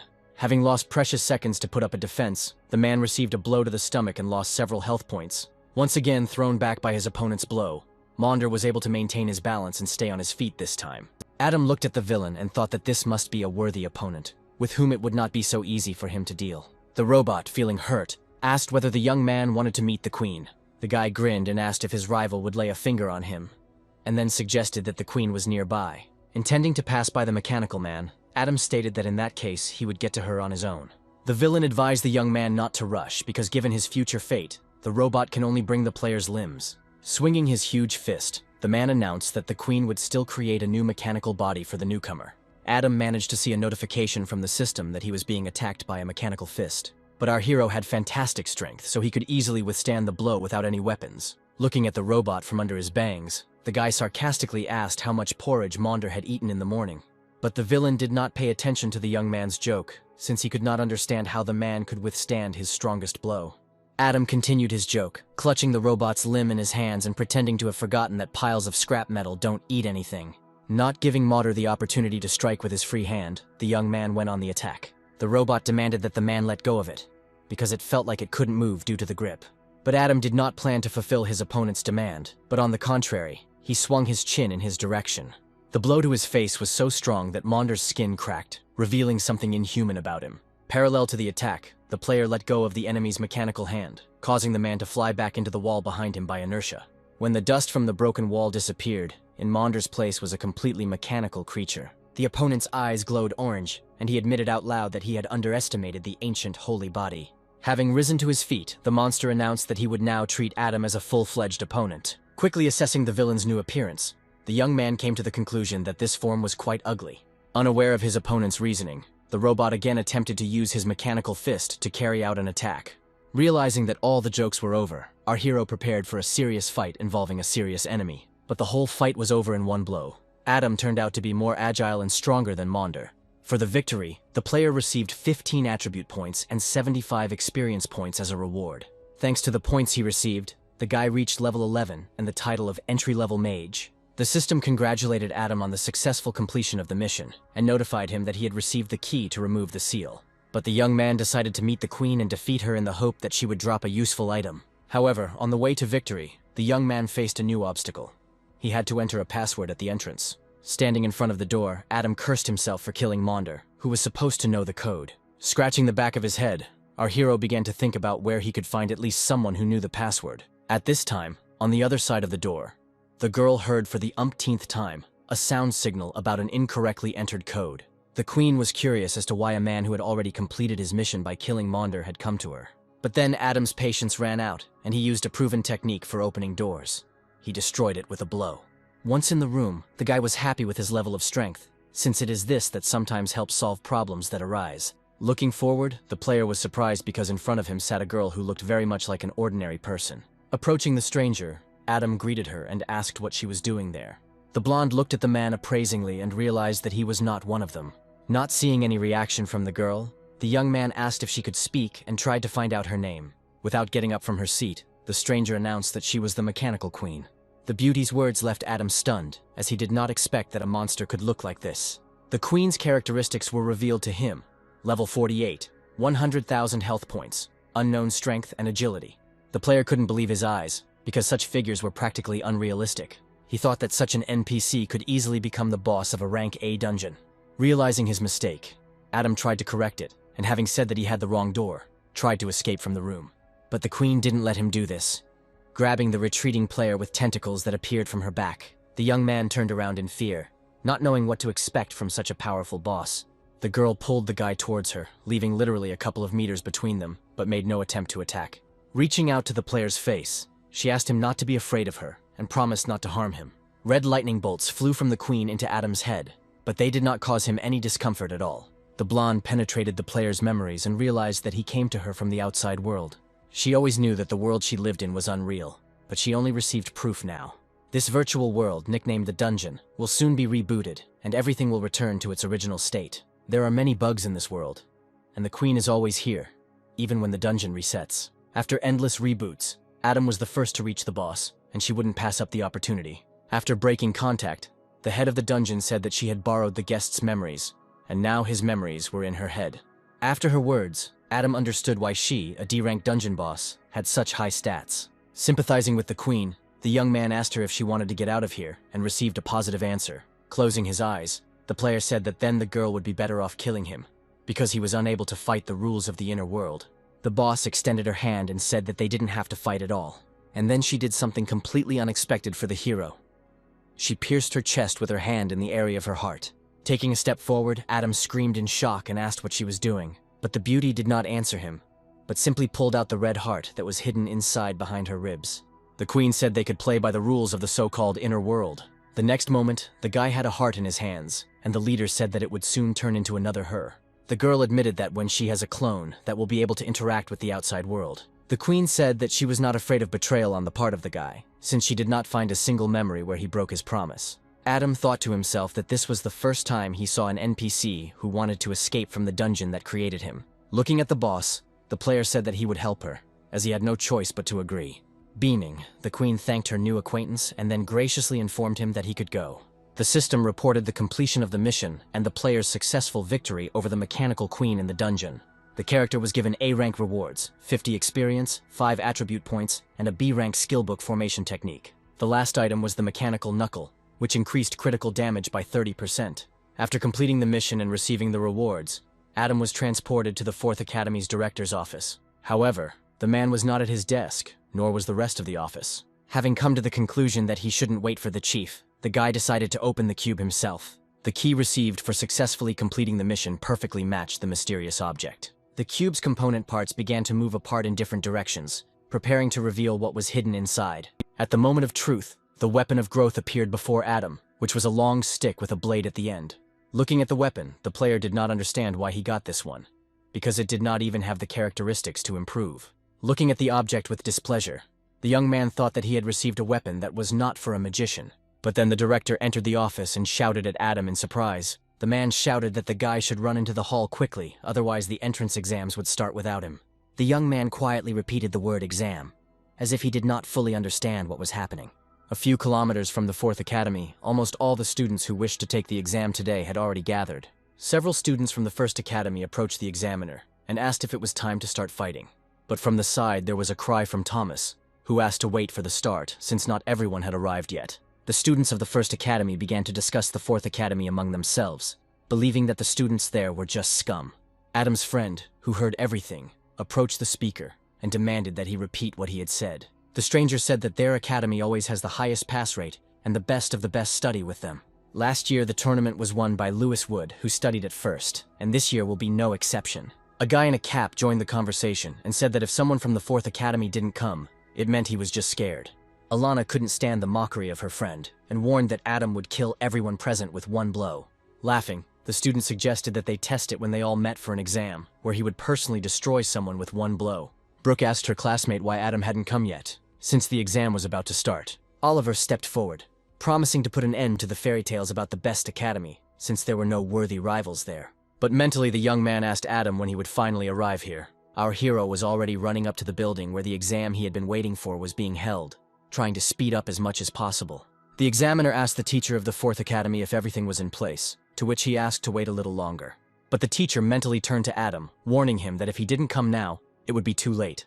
Our hero, as if hearing the call of his teacher, flew into the exam hall. Seeing his friends, the young man headed in their direction and, smiling, said that their daddy had returned. The students of the 1st Academy were unhappy that they felt they had to wait for such scum. Brooke, who overheard the gossips' discussions, flared up and asked them where they were going in such a hurry. The main bully said that he just can't wait to beat a bunch of losers and get a perfect score on the entrance exam.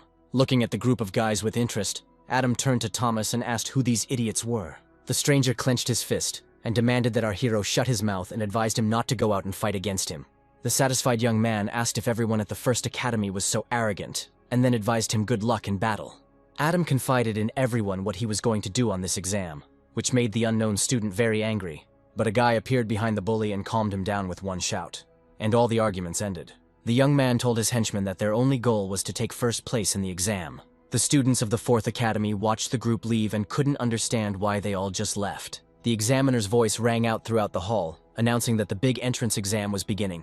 The examiner said that his name was Victor Smith, and that he would be supervising the tests of applicants today. He said that the results would be assessed in points. 2 points would be awarded for winning a round, and -1 for losing. A series of wins will be worth 1 point, while a series of losses will not deduct any points. After 10 rounds, the 10 students with the highest scores will compete in the arena for the championship. Having finished explaining the rules of the exam, Mr. Smith announced that he was declaring the exams open.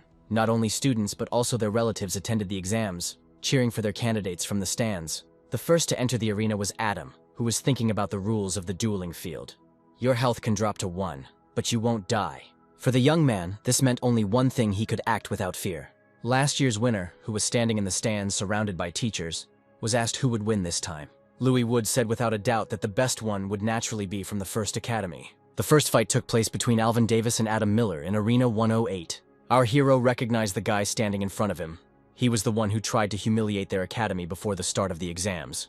Alvin said he didn't expect to meet the late student in the first round. The young man decided that he had to irritate his opponent before the fight began.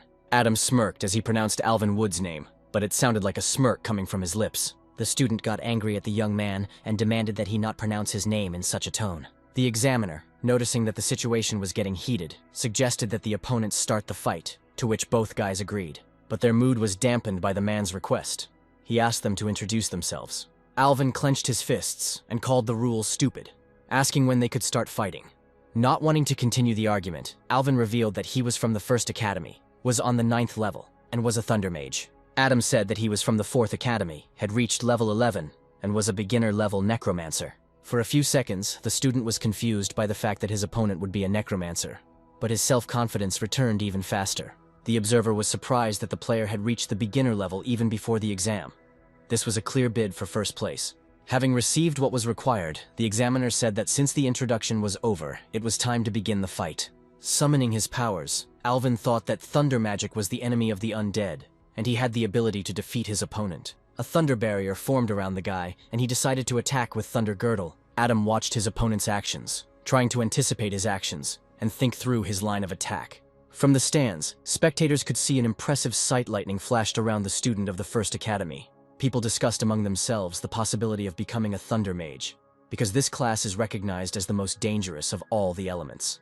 However, observers noticed that Alvin was only using defense, which was quite unusual for a mage of this kind. Our hero looked rather inferior against the student, and the audience did not understand why he had not yet been attacked. The young man, not daring to attack first, demanded that Adam step forward and demonstrate the full power of necromancy. Alvin squinted and wondered why his opponent didn't even draw his staff, since it looked like he didn't want to fight. At this time, on the podium for directors, the heads of the academies were discussing their students. The stranger said that Adam was too naive, even though he had a high level, but his undead would not be able to defeat Thunder. But Mr. Benedict asked his colleague to simply watch what was happening, since no one reveals all their cards at once. Lewis, standing a little further away, was eager to compare the power of necromancy with thunder magic. Adam, having assessed his chances in his head, slowly moved towards the enemy, clearly understanding his next steps. Alvin tensely counted every step the young man took, waiting for the right moment. But the closer our hero got, the less the student understood why he had not yet summoned the undead. The lightning that surrounded Adam took away significant health points from him, but he seemed not to notice it. Feeling that he was losing ground, the guy asked with displeasure what right the player had to tear down his barrier. The young man's health was deteriorating, but he did not lose the speed of his movements. Even the most inattentive spectators stared at the fight, waiting for the mages to start throwing spells at each other. At that moment, Adam put his new acquisition on his hand, the mechanical brass knuckles, which looked quite threatening. Preparing for the attack, the young man warned his opponent that he was going to try out his toy on him. The guy, who was expecting a bunch of undead, watched in complete shock as his opponent swung a knuckle duster at him. In one blow, Adam was able to take away 1,144 health points from his opponent. Leaving behind a bright trail, Alvin flew to the opposite side of the arena.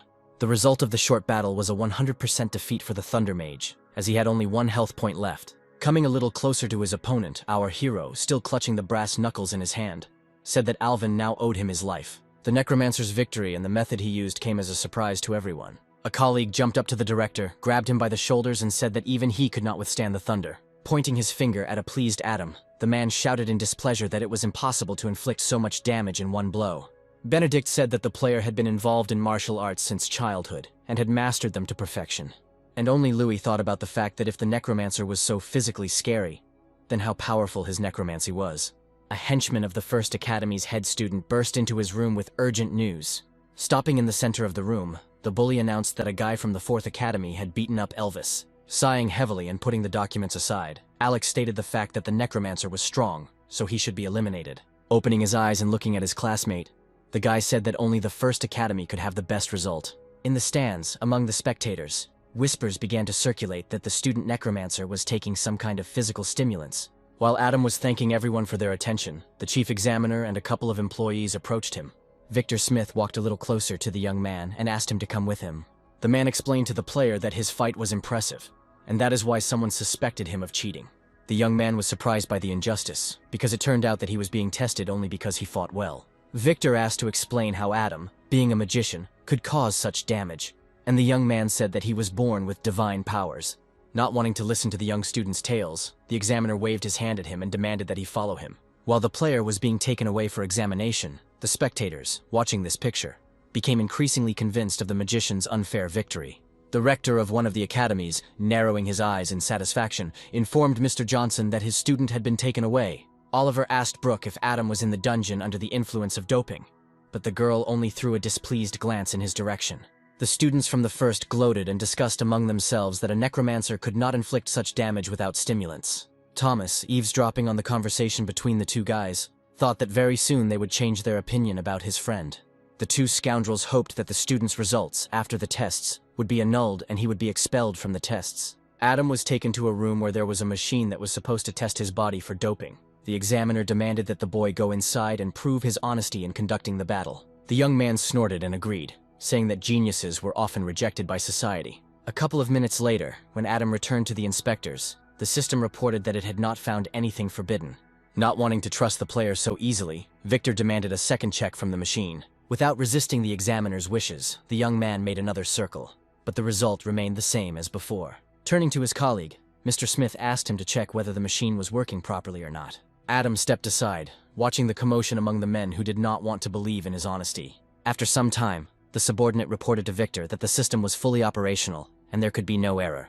The examiners looked at the student with distrust, as it was the first time they had seen a mage who fought with such strength in close combat. Victor instructed the man to send Adam for a urine test and check for the presence of prohibited drugs in it. During our hero's absence from the arena, the second round began, and Alex hoped that the Necromancer would not return here again. Another rule for conducting the exam is that as soon as the time for the fight expires, the student is automatically considered defeated. The dissatisfied guy with the staff asked the examiner how long he would have to wait for his opponent, but the teacher hastened to calm the examinee and said that if his opponent did not come, then the victory would remain his. All the spectators who were watching what was happening in the arena had already written Adam off as a cheater because he had not returned by the start of the fight. At this time, our hero was in the toilet with the inspector who was going to supervise the entire process of submitting materials. Having slammed the door, the young man warned that he was simply afraid of scaring the expert. But the man lowered his glasses from his eyes and confidently stated that he had undergone professional training and nothing would surprise him. However, when they left the booth, tears were streaming from the inspector's eyes as he was not prepared for what he saw.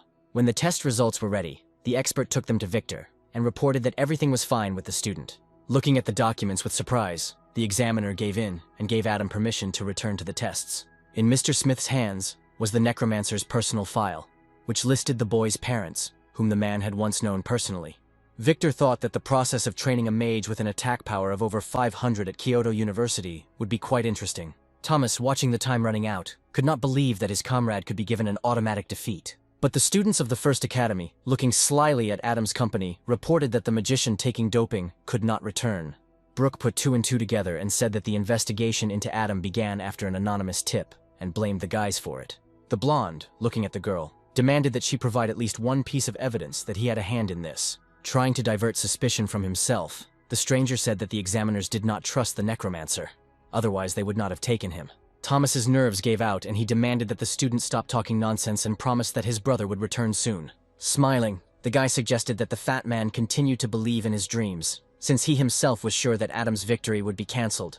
The classmates came to the conclusion that the two scoundrels were simply afraid that the Necromancer would receive the main prize, so they made a false denunciation. Oliver said that even if his opponent does not return, the main prize will definitely belong to him. But then, to the regret of the headman and to the general joy of the others, our hero ran into the hall. The teacher, who had not noticed the player's appearance, wanted to report the other guy's automatic victory, but he was interrupted.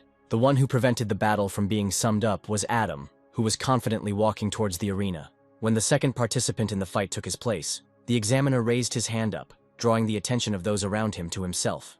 As in the first round, the young man introduced himself and began to wait for a response from his opponent. The spectators in the stands recognized the magician and were surprised, since almost everyone was sure that he would not return. But the most dissatisfied with Adam's return to the arena were the students of the First Academy, whose plan had failed. The hero's opponent put his hand with the staff aside and said that the student did not need to know his name. When the magician's weapon fell to the floor, he crossed his arms over his chest and smiled with all 32 teeth.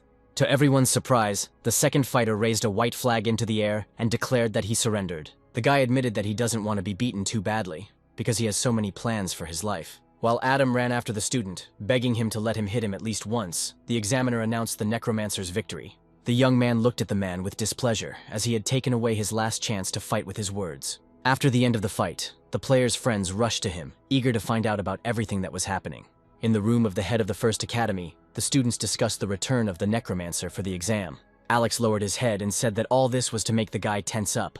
The guy's eyes flashed as he said that he had many ways to get rid of his opponent. After a few battles, it was Adam's turn again, and when the opponents stood frozen opposite each other, the examiner allowed the fight. But then a student from another academy raised his hand and said that he too was surrendering. The shocked player opened his mouth in surprise and demanded that his opponent join the fight. The guy closed his eyes and said that nothing like that would happen, because in a fair fight, he would only get pain from the beating. In the fourth round, the whole story repeated itself again. The student refused to fight, and time after time, all the examinees refused to take the test with Adam. The hero's mood dropped, as he was hoping for a fight with the best, but in the end, everything turned out the opposite. The students from the First Academy were angry, as the Necromancer was going for a record of 8 battles in a row without losing. Alex chuckled and sent his minions to report on the fight between Adam Miller and Amelia Adams. The blonde repeated the name of the student from the Second Academy in surprise, and loudly, and only then thought that she could hear them. Without answering his classmate's question, Alex turned away from him and said that in the fight, everything would depend only on her. The villain's plan came true, and in the 9th round, a fight between Amelia and Adam was scheduled. The girl was watched by a large number of her fans, who were just waiting for her appearance in the arena. The man, having made sure that both students were ready to begin the test, asked them to introduce themselves. Amelia was the first to step into the matter, announcing that she was level 11 and an Ice Mage class. The principal of the First Academy tried to belittle Mr. Johnson by saying that this student was the best in the second school. Adam, for the umpteenth time that day, introduced himself and gave information about his data. A sparkling staff appeared in the girl's hands, sending a chill through the entire hall. Our hero looked at his opponent in surprise and asked why she didn't give up. After a short silence, Amelia asked on what grounds she should give the victory to a stranger. After her words, Adam jumped up happily, because finally he had a worthy opponent who would not admit defeat. There was a stir among the girl's fans in the stands, as those gathered knew the methods the player uses to win. Turning to the audience, the young man gave them a radiant smile, despite their anger and unpleasant words. And then, he took out the guandao from his inventory and prepared for battle. The examiner, who was observing the test, asked himself whether this young man was really a necromancer. Looking at her opponent with suspicion, Amelia thought that she had never seen such a strange necromancer. Adam, swinging his weapon, not wanting to waste time, was already running towards his opponent. However, she was not frightened by such a simple move, and she had already prepared a counterattack. The girl activated the ice wall, which grew right in the path of our hero, and then captured him in its shackles. But the young man was able to cope with the first test and confidently broke the mountain of ice that prevented him from moving further. Watching Adam's confident movements, Amelia realized that she must not let him get closer. The girl felt that she could only hold the boy back for a second or two with her skills. The player who had cleared all the obstacles jumped on the second academy student from above, wanting to finish everything off with a hit. This was exactly what Miss Adams was waiting for. The moment when the Necromancer would leave the ground. Activating her staff, the mage announced that due to his arrogance, Adam's winning streak had come to an end. At that moment, an ice barrier reached out to our hero. It grew around him with every second. Within moments, the young man's entire body was covered in ice, preventing him from moving. Realizing that her opponent was strong, the beauty decided not to let go of control until the examiner confirmed her victory. The boys in the stands were impressed by their goddess's skills as she froze a strong player without taking a single point of damage. There was a dispute in the rector's seats about which student should win this battle. Seeing the girl's confusion, the man said that defeat would be counted when someone gave up or health dropped to 1. Because Adam was still losing health, the examiner could not finish the fight at this stage. Amelia decided to get closer to her opponent to understand why he still hasn't admitted defeat. But contrary to her expectations of a quick victory, the hero was able to break through the ice wall with his head. Standing a few steps away from the enemy, the girl suggested that he surrender, but Adam refused such an idea. The student tried to reason with the guy, telling him that with such blood loss, his health bar would soon drop to 1. Looking at the number of his health points, namely 3,400, the player thought that this would not happen soon. Having rested and gathered all his strength, the young man tried to get out of the block and succeeded in causing cracks to run across it. Not wanting to let her opponent out, Amelia activated the eternal ice barrier, which should not have failed her. The speed of the reaction helped the student, and Adam again found himself frozen in an ice wall. When the opponent's head was outside, the girl was confused, as she could not imagine how strong he was. Feeling that her mana had almost dropped to 0, Amelia began to urgently come up with a backup plan. Our hero understood that his opponent was weakening with every passing moment, which is why he was able to break free with a jerk. The girl's eyes widened in shock, as no one had ever freed themselves from her icy shackles on their own. Taking advantage of Amelia's confusion, the guy headed towards her, smiling predatorily. When the second academy student came to her senses, she suddenly found a threatening weapon at her side. Smiling, the young man asked the girl if she had any desire to give up. After Adam's words, evil lights lit up in the beauty's eyes, and she furiously refused his proposal. Before she could finish her word, a guandao rushed towards her neck, which she was no longer able to repel. In one attack, Adam was able to lower Amelia's health bar by 260 points. The fans in the stands were angry at such cruelty from a student of the 4th Academy. Holding his weapon in his hands, the hero asked not to judge him, as this was just a test on which his future depended. Looking at the barely alive Amelia, the examiner announced that Adam would receive 3 points for the victory in the overall standings. Mr. Johnson looked at his student proudly and informed the other rectors that no one could stop the boy. The girl's teacher ran out into the arena and helped her charge to her feet. The woman said that Adam was to blame for the loss because he insulted the entire class of magicians with his existence. The young man overheard the conversation between the ladies and could not understand the prejudice against him. In the room of the headman of the 1st Academy, the council gathered again, unable to believe that Amelia had lost in the tournament. Alex grinned and declared that the students from the 2nd Academy were trash, as they could even defeat the 4th Academy. In the waiting room of the 2nd school, the teacher tried to find out the inner state of her best student.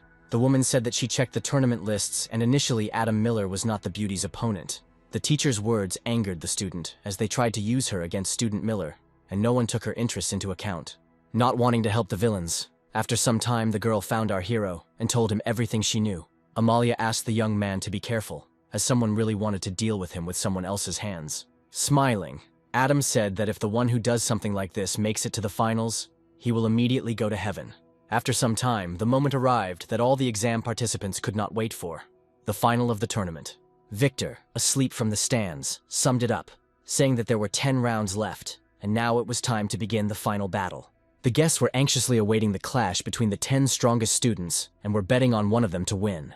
Adam decided to be the first to descend into the arena, as he was confident in his abilities and saw no point in delaying. Without turning to face his opponents, the hero thought that the villain might follow his example and come down to fight. The spectators whispered about how the Necromancer confidently went first, as if he was going to fight against the remaining 9 players. The young man's first opponent was not long in coming. A large youth landed with a crash not far from Adam.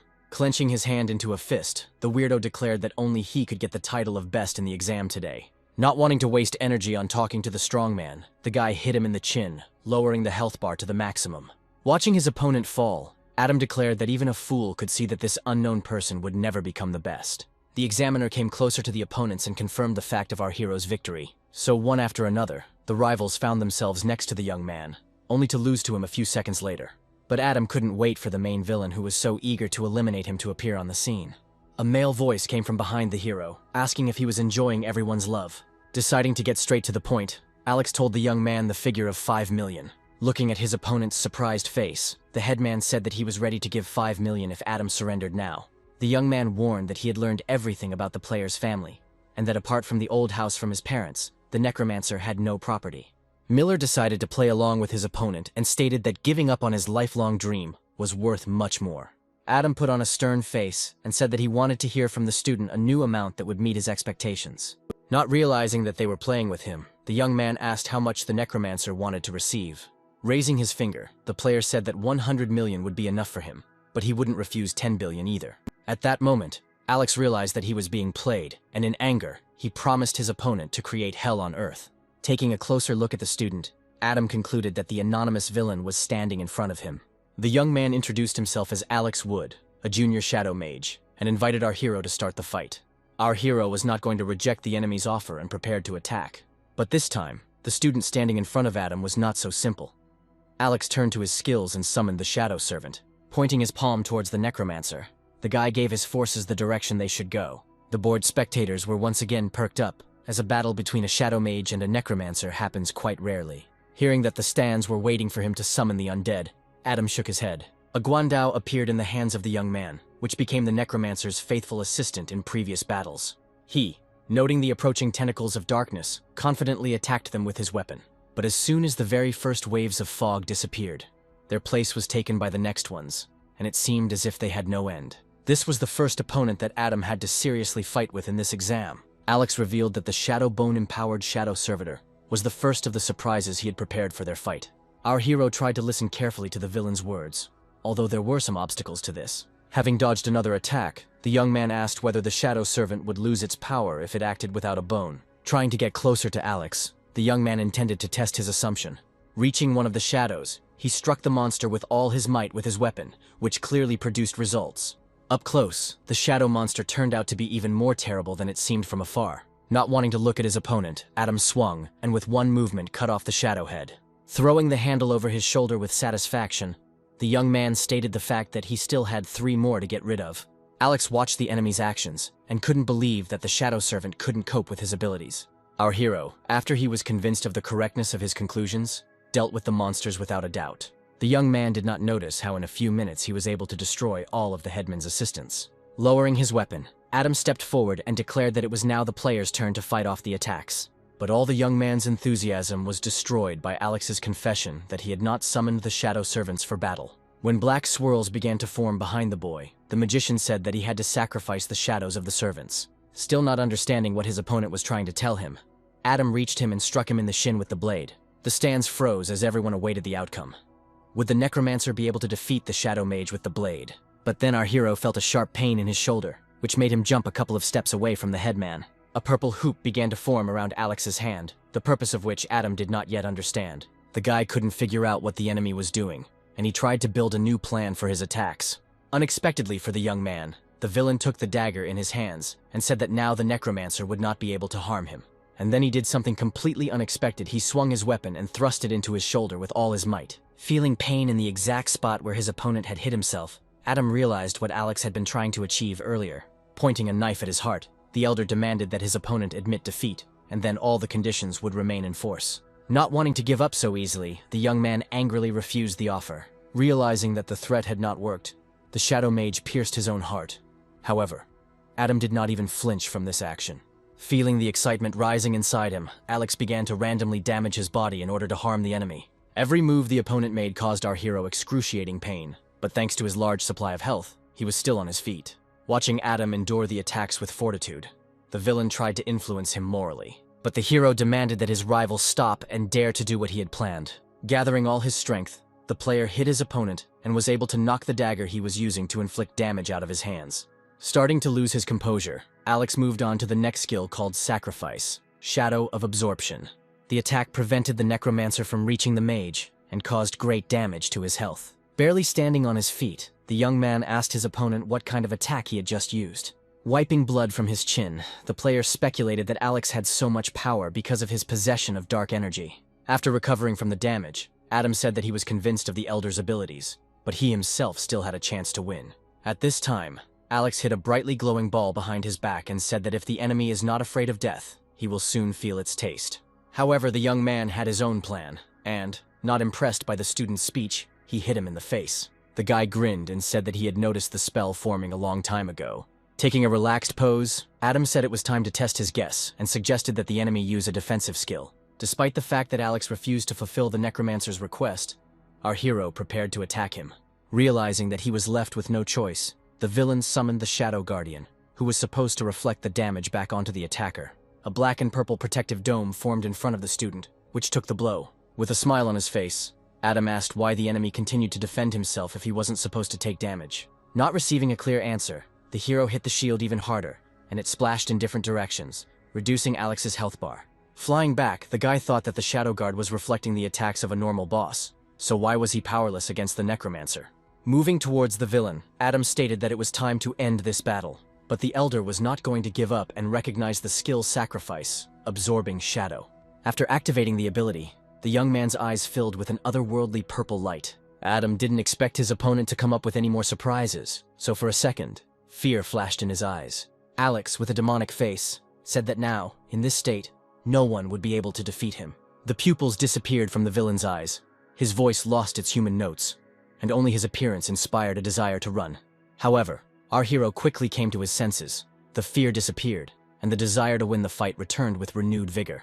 The Elder managed to strike before Adam, so the player was knocked back several meters by the attack. After he came to his senses from the blow, the young man realized that Alex had taken their abilities after uniting. Taking advantage of his opponent's hesitation, the villain flew up to him and raised his fist to attack, wanting to destroy the obstacle to victory. But the player noticed the hand approaching him in time and launched a counterattack. As a result, the two strongest participants in the exam froze, not wanting to give in to each other.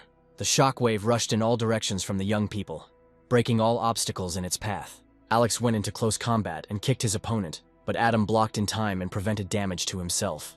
It seemed as if this was exactly what the first academy student was waiting for, as he grabbed the hero by the leg and pulled him towards himself. A new plan instantly formed in the young man's head, and he allowed Alex to carry out his plan. As he quickly approached the guy, Adam took advantage of the situation and struck his enemy in the face. From the place where the headman flew off, fragments of the floor flew in all directions. The students who were watching the battle were surprised by the behavior of the magicians, who were ready to tear each other to pieces. The two Baiji assassins, who had recently been tricked by Adam, were watching the fight and decided that they should take both combatants for themselves. Unaware of his possible abduction, Alex said that the hero was fighting on a demonic level and asked how he achieved this. The young man declared that his level was not the same as the villain's and was going to prove it. Looking at his calm opponent, Alex began to panic, since his shadows had a time limit. Not wanting to give an advantage to a student from the 4th Academy, the headman decided to resort to his most dangerous skill. The young man began to activate the shadow-eating sacrifice, and his appearance began to change subtly again. Knowing about the peculiarities of the magician's abilities, the rector of the 1st Academy shouted at Alex not to dare do this, but it was too late. But the Elder, whose body was pierced by wild pain, was not going to give up the chance to prove to everyone that he was no weaker than his brother. Ever since Louis Wood won the title, his brother Alex has been under a lot of pressure and constantly reminded of it. Realizing that his opponent was losing control, Adam tried to further irritate him by goading him with offensive phrases. After completing the transformation, the villain instantly flew up to the hero and sent him flying upward with a blow. Feeling the force of the blow, the young man realized that he had driven his opponent completely mad, which meant it would be easier to defeat him. The next second, Adam was already attacking the Shadow Mage, who did not expect his opponent to come to his senses so soon. What was happening in the arena no longer resembled a normal exam, as the opponents were fighting to the death. The observer suggested that the examiner intervene, but he said that no one could stop these two now. Near the scene of the events, there was a stranger who shouted into the radio that it was time to remove both players. During the battle, the guys found time to negotiate, and each tried to humiliate the enemy not only with blows, but also with words. Taking advantage of the gap in the Elder's defense, Adam was able to launch a swift attack and hit him in the face. The mask that appeared on Alex's face after activating the skill shattered into pieces, and he realized that he had lost. The examiner's decision was instantaneous, and the controller, raising his hand, announced Adam Miller's victory. But then strange events began to happen in the arena, which attracted Victor Smith, and he tried to stop them. Not understanding what the man was talking about, the young man turned around and wanted to ask what happened, but did not have time. In front of him, the guy saw a black shadow with scarlet eyes, which was purposefully flying in his direction. Sometime later, a truck with the emblem of the Bays organization was racing along the forest roads. Inside it were students who had just recently tried to compete for the title of best in the final exams. A few moments later, Adam was the first to wake up and tried to understand what was happening and where he was. Looking forward, he saw Alex and Amelia lying unconscious on the floor in front of him. Sitting up, the guy joked to himself that this place was really offered to all the best fighters. But he did not notice the people standing behind him. But the fact that one of the kidnapped men stood up did not escape their attention. Looking at the bandits with displeasure, Adam told them that everything that was happening hardly looked like an invitation. The stranger asked the guests not to worry, promising not to harm them, since everyone present was unique. The kidnapper said her name was Vivian Brown, and she was in charge of the Bays district of Sioux City. Squinting, the boy couldn't understand why these villains kidnapped the candidates right during the competition. Amelia asked what the people of Bays wanted, and then warned them that they would have to answer for the kidnapping. Vivian laughed at the students' naivety and declared that everyone would be safe as long as they sat quietly and kept their heads down. And then she said that if anyone tried to escape, they would have to kill everyone, even though it would be hard. Brooke tried to act calmly and asked why they took so many students. The woman said kindly that it was not only the big universities that needed talented students, but also Bays. One of the guys jumped up from his seat and said that he had never heard of them, and demanded that all those kidnapped be released. At that moment, all of Vivian's mask of friendliness fell off, and she flew up to the guy and threw him to the floor. Putting her foot on the guy, the head of the kidnappers said that the guys had no choice, and when they learned about Bays' power, they would join them themselves. And then she said that if the students refuse, then the outcome will be the same for everyone. Turning away from the kidnapped, the villainess warned that if they did not want to be with her, then she would have to take action. Not wanting to stay among the youth any longer, the woman went into the next room and slammed the door loudly. Some time ago, when the examinees had already been knocked unconscious, Victor tried to find out the identities of the attackers. The man shot an arrow from his bow and it hit one of the attackers.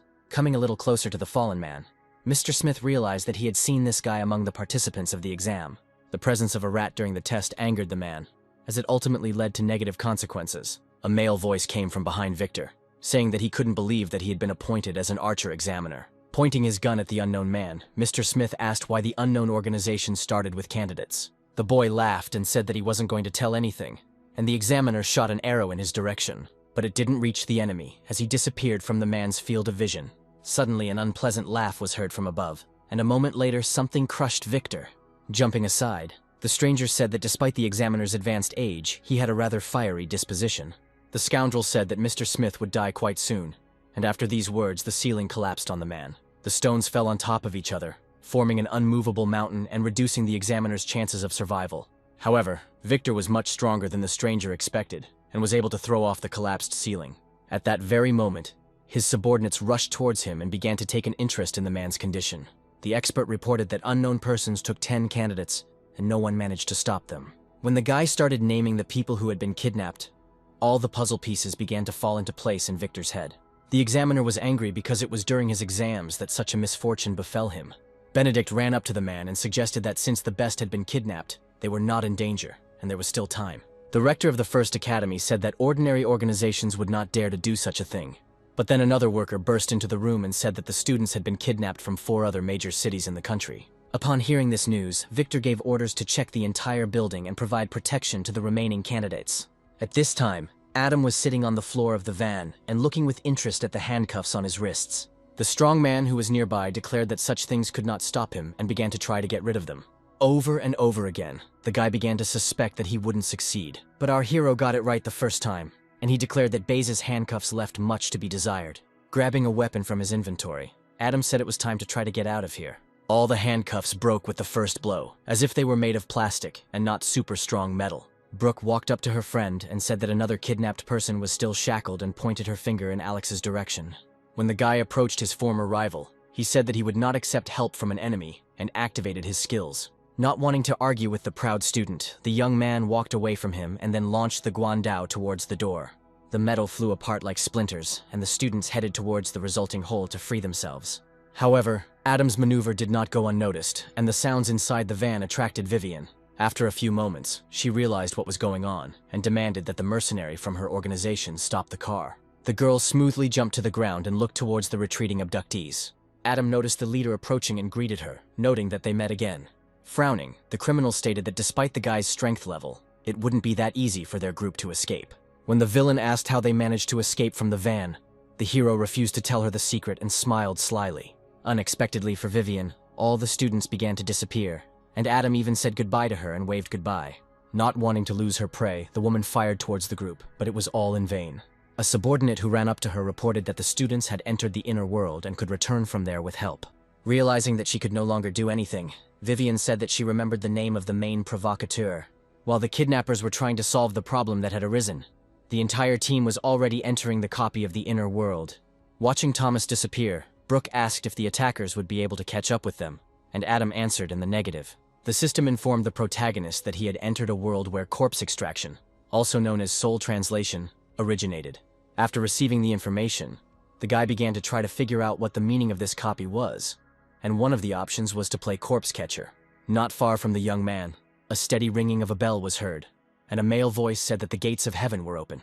The stranger continued and said that it was time to return the souls, and it was time for the dead to leave. Moving forward, the man said in an even tone that the dead would pass the way that the living could step. Adam felt his feet lift off the ground and his body move forward smoothly on its own. The boy realized that in this world he was an obedient corpse, following the orders of a stranger. He was irritated that his body did not move, so his movements were controlled by a bell. The system informed that the player's task was to prevent resurrection, and the reward would depend on the rating. Realizing that his friends were not around, Adam decided that they had all been randomly assigned. Looking at the man with displeasure, the protagonist suggested that if he destroyed the bell, he would be freed. Such thoughts led to the appearance of a weapon in the hands of the young man, and this was noticed by the priest's student. Frightened, the boy screamed and called his mentor, saying that they had dared to deceive him. The man turned angrily at the young man and asked what was wrong with his nerves, because this could not have happened. Coming a little closer to Adam, the priest said that over time, real corpses become covered in fluff, and their nails and teeth become longer. When the student objected that he saw a knife in the corpse's hands, the teacher said that this body had no ability to hold anything. The young man decided that these NPCs were very useful, and he should follow them to get to the temple. After some time, a small group reached the holy place and headed inside. The man stuck the seal on Adam's forehead, and then turned his attention to his student. The gray-haired man said that he needed to step away for a while on business, so the young man would have to look after the corpse. When the door closed behind the mentor, the guy came a little closer to the body and tearfully asked him not to do anything. But then the door was kicked open by two unknown people, and they clearly did not look friendly. As soon as the light fell on the men, it turned out that an old man with a smoking pipe in his hands and a young guy with a chest burst into the temple. An older man approached Adam and began to examine the seal on his forehead with interest, and asked about Edward Hale. The young man said that the man with that name was his mentor, and asked if the two strangers were the coffin bearers. Lighting his pipe, the old man said that the guy was asking too many questions, the answers to which he might not know. Without taking his eyes off the corpse, the porter asked when the mentor would return, and the student warned that he would return soon. Poking the tube into his chin, the man conducted a diagnostic on Adam's body and assumed that he had died quite recently. Unable to stand this kind of treatment, the boy demanded that the old man show respect and not provoke the corpse, otherwise there would be trouble. The second porter put the chest on the ground and declared that it was just a corpse that could no longer do anything. Throwing his weapon over his shoulder, the impudent man declared that all temple servants had always been too superstitious. Realizing that he could do nothing against two people, the young man again tried to convince them to stop behaving inappropriately. Having removed the seal from his face, the elder said that the deceased was a handsome man, and that if he were sold, he could receive a good fee. He gave his student the order to take the body, which the blonde decided to do immediately. The boy rushed forward and tried to stop the robbers, saying that his mentor would not let them get away so easily. But the defender was too small and weak, so the thug who approached him slapped him and ordered him to get out of the way. However, the unknown youth did not want to give up so easily, and warned the porter that he was forcing him to commit an attack. Hearing the last words, the undertaker's apprentice laughed and asked if the boy had enough courage to attack. When the guy rushed into battle, he received a kick in the stomach from his opponent and could no longer continue the fight. He flew into the door, miraculously not breaking anything, but he had a premonition of bruises appearing all over his body. Wanting to finish off his opponent, the blonde moved towards him, saying that he shouldn't have struggled. Adam saw everything that was happening, and he felt sorry for the boy, because he understood that he had no chance of winning. The boy, whom the mentor had convinced of the helplessness of the corpse, heard a doomed sigh from the body. But the young man was even more frightened by the two coffin bearers, who had never encountered anything like this in their entire careers. Our hero, ignoring the surprised looks, began to remove the seal from his forehead. Adam's eyes were illuminated with an otherworldly light, which looked quite frightening. Jumping to his feet, the priest's disciple shouted that a corpse had just risen before his eyes. At this time, the protagonist grabbed a weapon from his inventory and told everyone that he needed to go to Mount Lingshu. And then, already starting the attack, he told the two villains that in order to carry out his plan, he would have to get rid of them. The old man decided that a demon had entered the corpse and began to activate his abilities to protect himself from it. But Adam's power pierced the man's shield and he flew back, experiencing wild pain. Everyone present looked at what was happening with incomprehension, and because of this, no one helped the victim. When the porter sat down, he told the player that he was clearly not a corpse. But then a blonde man rushed into the fight from the side, declaring that it didn't matter at all who this body was. Due to the surprise of the attack, it was successful. Adam was hit in the face with a weapon. However, contrary to expectations, there was no trace of the damage left on his face. The old man sitting on the floor asked the guy in shock who he was in the end, a corpse or a human being. Our hero admitted that he himself would like to know the answer, and the system immediately sent a notification about the activation of the corpse state. While in this state, the player received 20 additional defense points and additional means of protection. While Adam was distracted by the message, the two villains began to prepare for a paired attack that was supposed to subdue the corpse. The student ran forward, raising his weapon to attack, as his task was to distract the body while the teacher activated the seal. But the young man understood that the NPC's abilities meant nothing to him, so his face was filled with only confidence in his victory. A moment later, the two opponents clashed in a fierce battle, leaving behind the destruction of the ancient temple. The blonde asked the old man if he would soon come to his aid, since he had almost no strength left of his own. When the moment came, the boy turned around and saw his teacher running away, not even planning to help in any way. The resentment that flared up inside him made him shout a few unpleasant words after the old man. Smiling, Adam asked his opponent not to worry, as the man would not have time to get far. After his words, the young man rushed forward, intending to prevent the second opponent from escaping. In one blow, the player destroyed the villain, cutting him into 2 equal parts. Seeing what happened to his partner, the guy fell to his knees in front of Adam, realizing that he had no chance. The young man turned to the blonde and said that he had almost forgotten about him, and then rushed into the attack. For killing 2 NPCs, the young man received 125 experience points and 10 stat points. Adam's attention was drawn to the coffin, which differed from the others in its intricate patterns, and he approached the object a little closer. Reaching out his hand, the player decided to open it and find out what was inside. When the lid disappeared from the coffin, it turned out that Brooke was lying inside, her skin color giving off a bluish tint. The young man's eyes widened in surprise, as he expected to find a reward, but not a girlfriend. The girl assumed a sitting position and asked how the Necromancer was able to recognize her in her image. After discussing the current situation, the guys came to the conclusion that all 10 people had become corpses, dozing somewhere in coffins. All this time, the unknown boy watched the revived corpses and could not find an explanation for what was happening. And then Adam remembered another person present and turned his attention to him. The hero told the priest's disciple that they needed to go to Mount Lingshu, and the boy said that this was where he was heading with the teacher. After some time, the priest returned to the temple, and the boy happily rushed towards him. To explain the appearance of the second body, the NPC told his mentor that he was able to defeat the spirit on his own. Having praised the young man, the man said that it was time for them to set off on their journey, and picking up the bell, rang it. A male voice could be heard above Lingshu Mountain, speaking of overcoming many difficulties along the way. He said that they needed to see the true path to follow. Swinging his sword at his side, the elder announced that it was time for them to take the deceased to the path of rebirth and restore order. Standing nearby, Adam and Brooke listened to the head priest's speech, trying to understand what they should do next. The head of this temple, noticing the arriving group, invited them to pass, informing them that others had already arrived. The mentor handed his student a bell and asked him to take care of the subordinate spirits. Obeying the call of the bell, the students of the 4th Academy moved forward. The boy led the boys into a room where there were already several bodies similar to theirs. Coming out of character, Thomas opened one eye, revealing his independence. Noticing familiar faces, the partners smiled happily, realizing that they would soon be able to discuss the current situation with everyone. While the group of students greeted each other, the NPC looked at them with confusion. The student had never seen spirits come to life, much less in such numbers, so there was only one conclusion: he had gone mad. While the separated friends exchanged news, all the priests gathered in a circle to prepare for the ritual. The head said that this was their 5th outing and they had no right to make any mistakes. When each of the men reported their readiness, the priest said that in that case, they would go out today.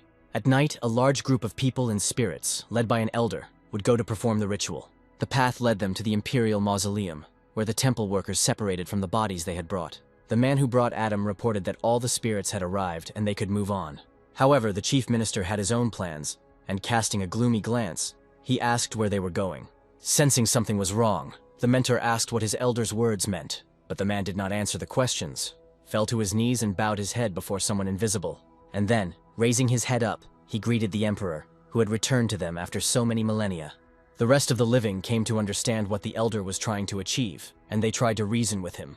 But suddenly someone from the Brotherhood shouted that there was no point in talking nonsense, since in this situation the only way to save oneself was to flee. The head heard the last words, and coming out of his trance, asked where his colleagues were headed.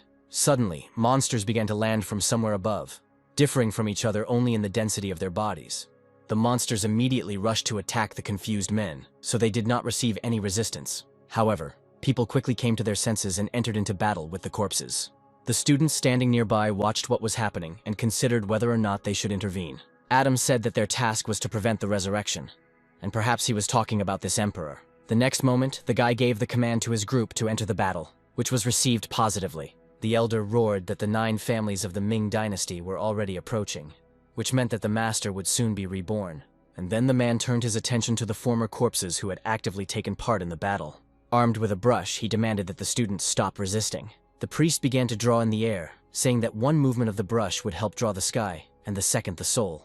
Ignoring the head of the temple, the boys fought with monsters that possessed enormous strength. After analyzing his movements, the young man came to the conclusion that he was moving too slowly. Looking ahead, Adam saw that the man was not idle, but there was no way to get close to him yet. The old man was writing something with his brush and muttering under his breath, while the hero was destroying the obstacles approaching him.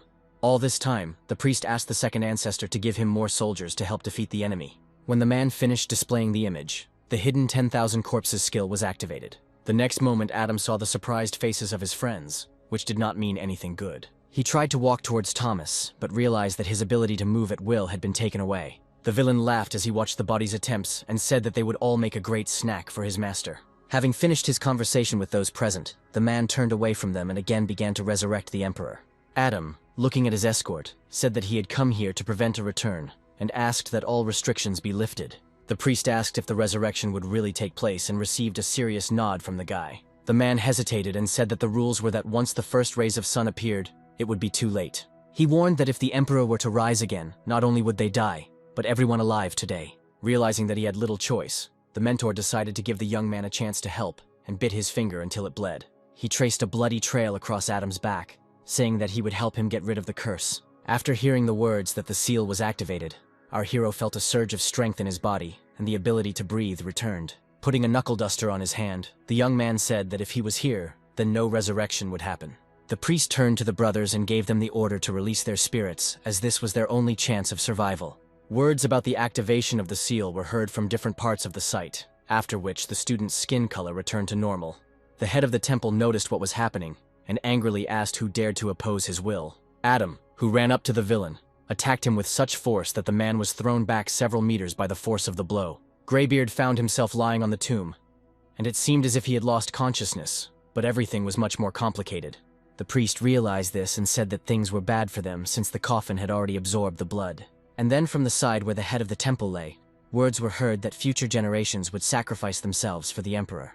After these words, the tabletop of the tomb broke and a hand burst out of it. The system notified all players that the resurrection was successful, which meant a loss. The group of abducted students were notified by the system that the resurrection had been successfully activated. Since the previous mission failed, the copy was forced to change the task for the players. Now, the goal for the students was to kill the drought demon, and the network assigned a D-rank difficulty to this task.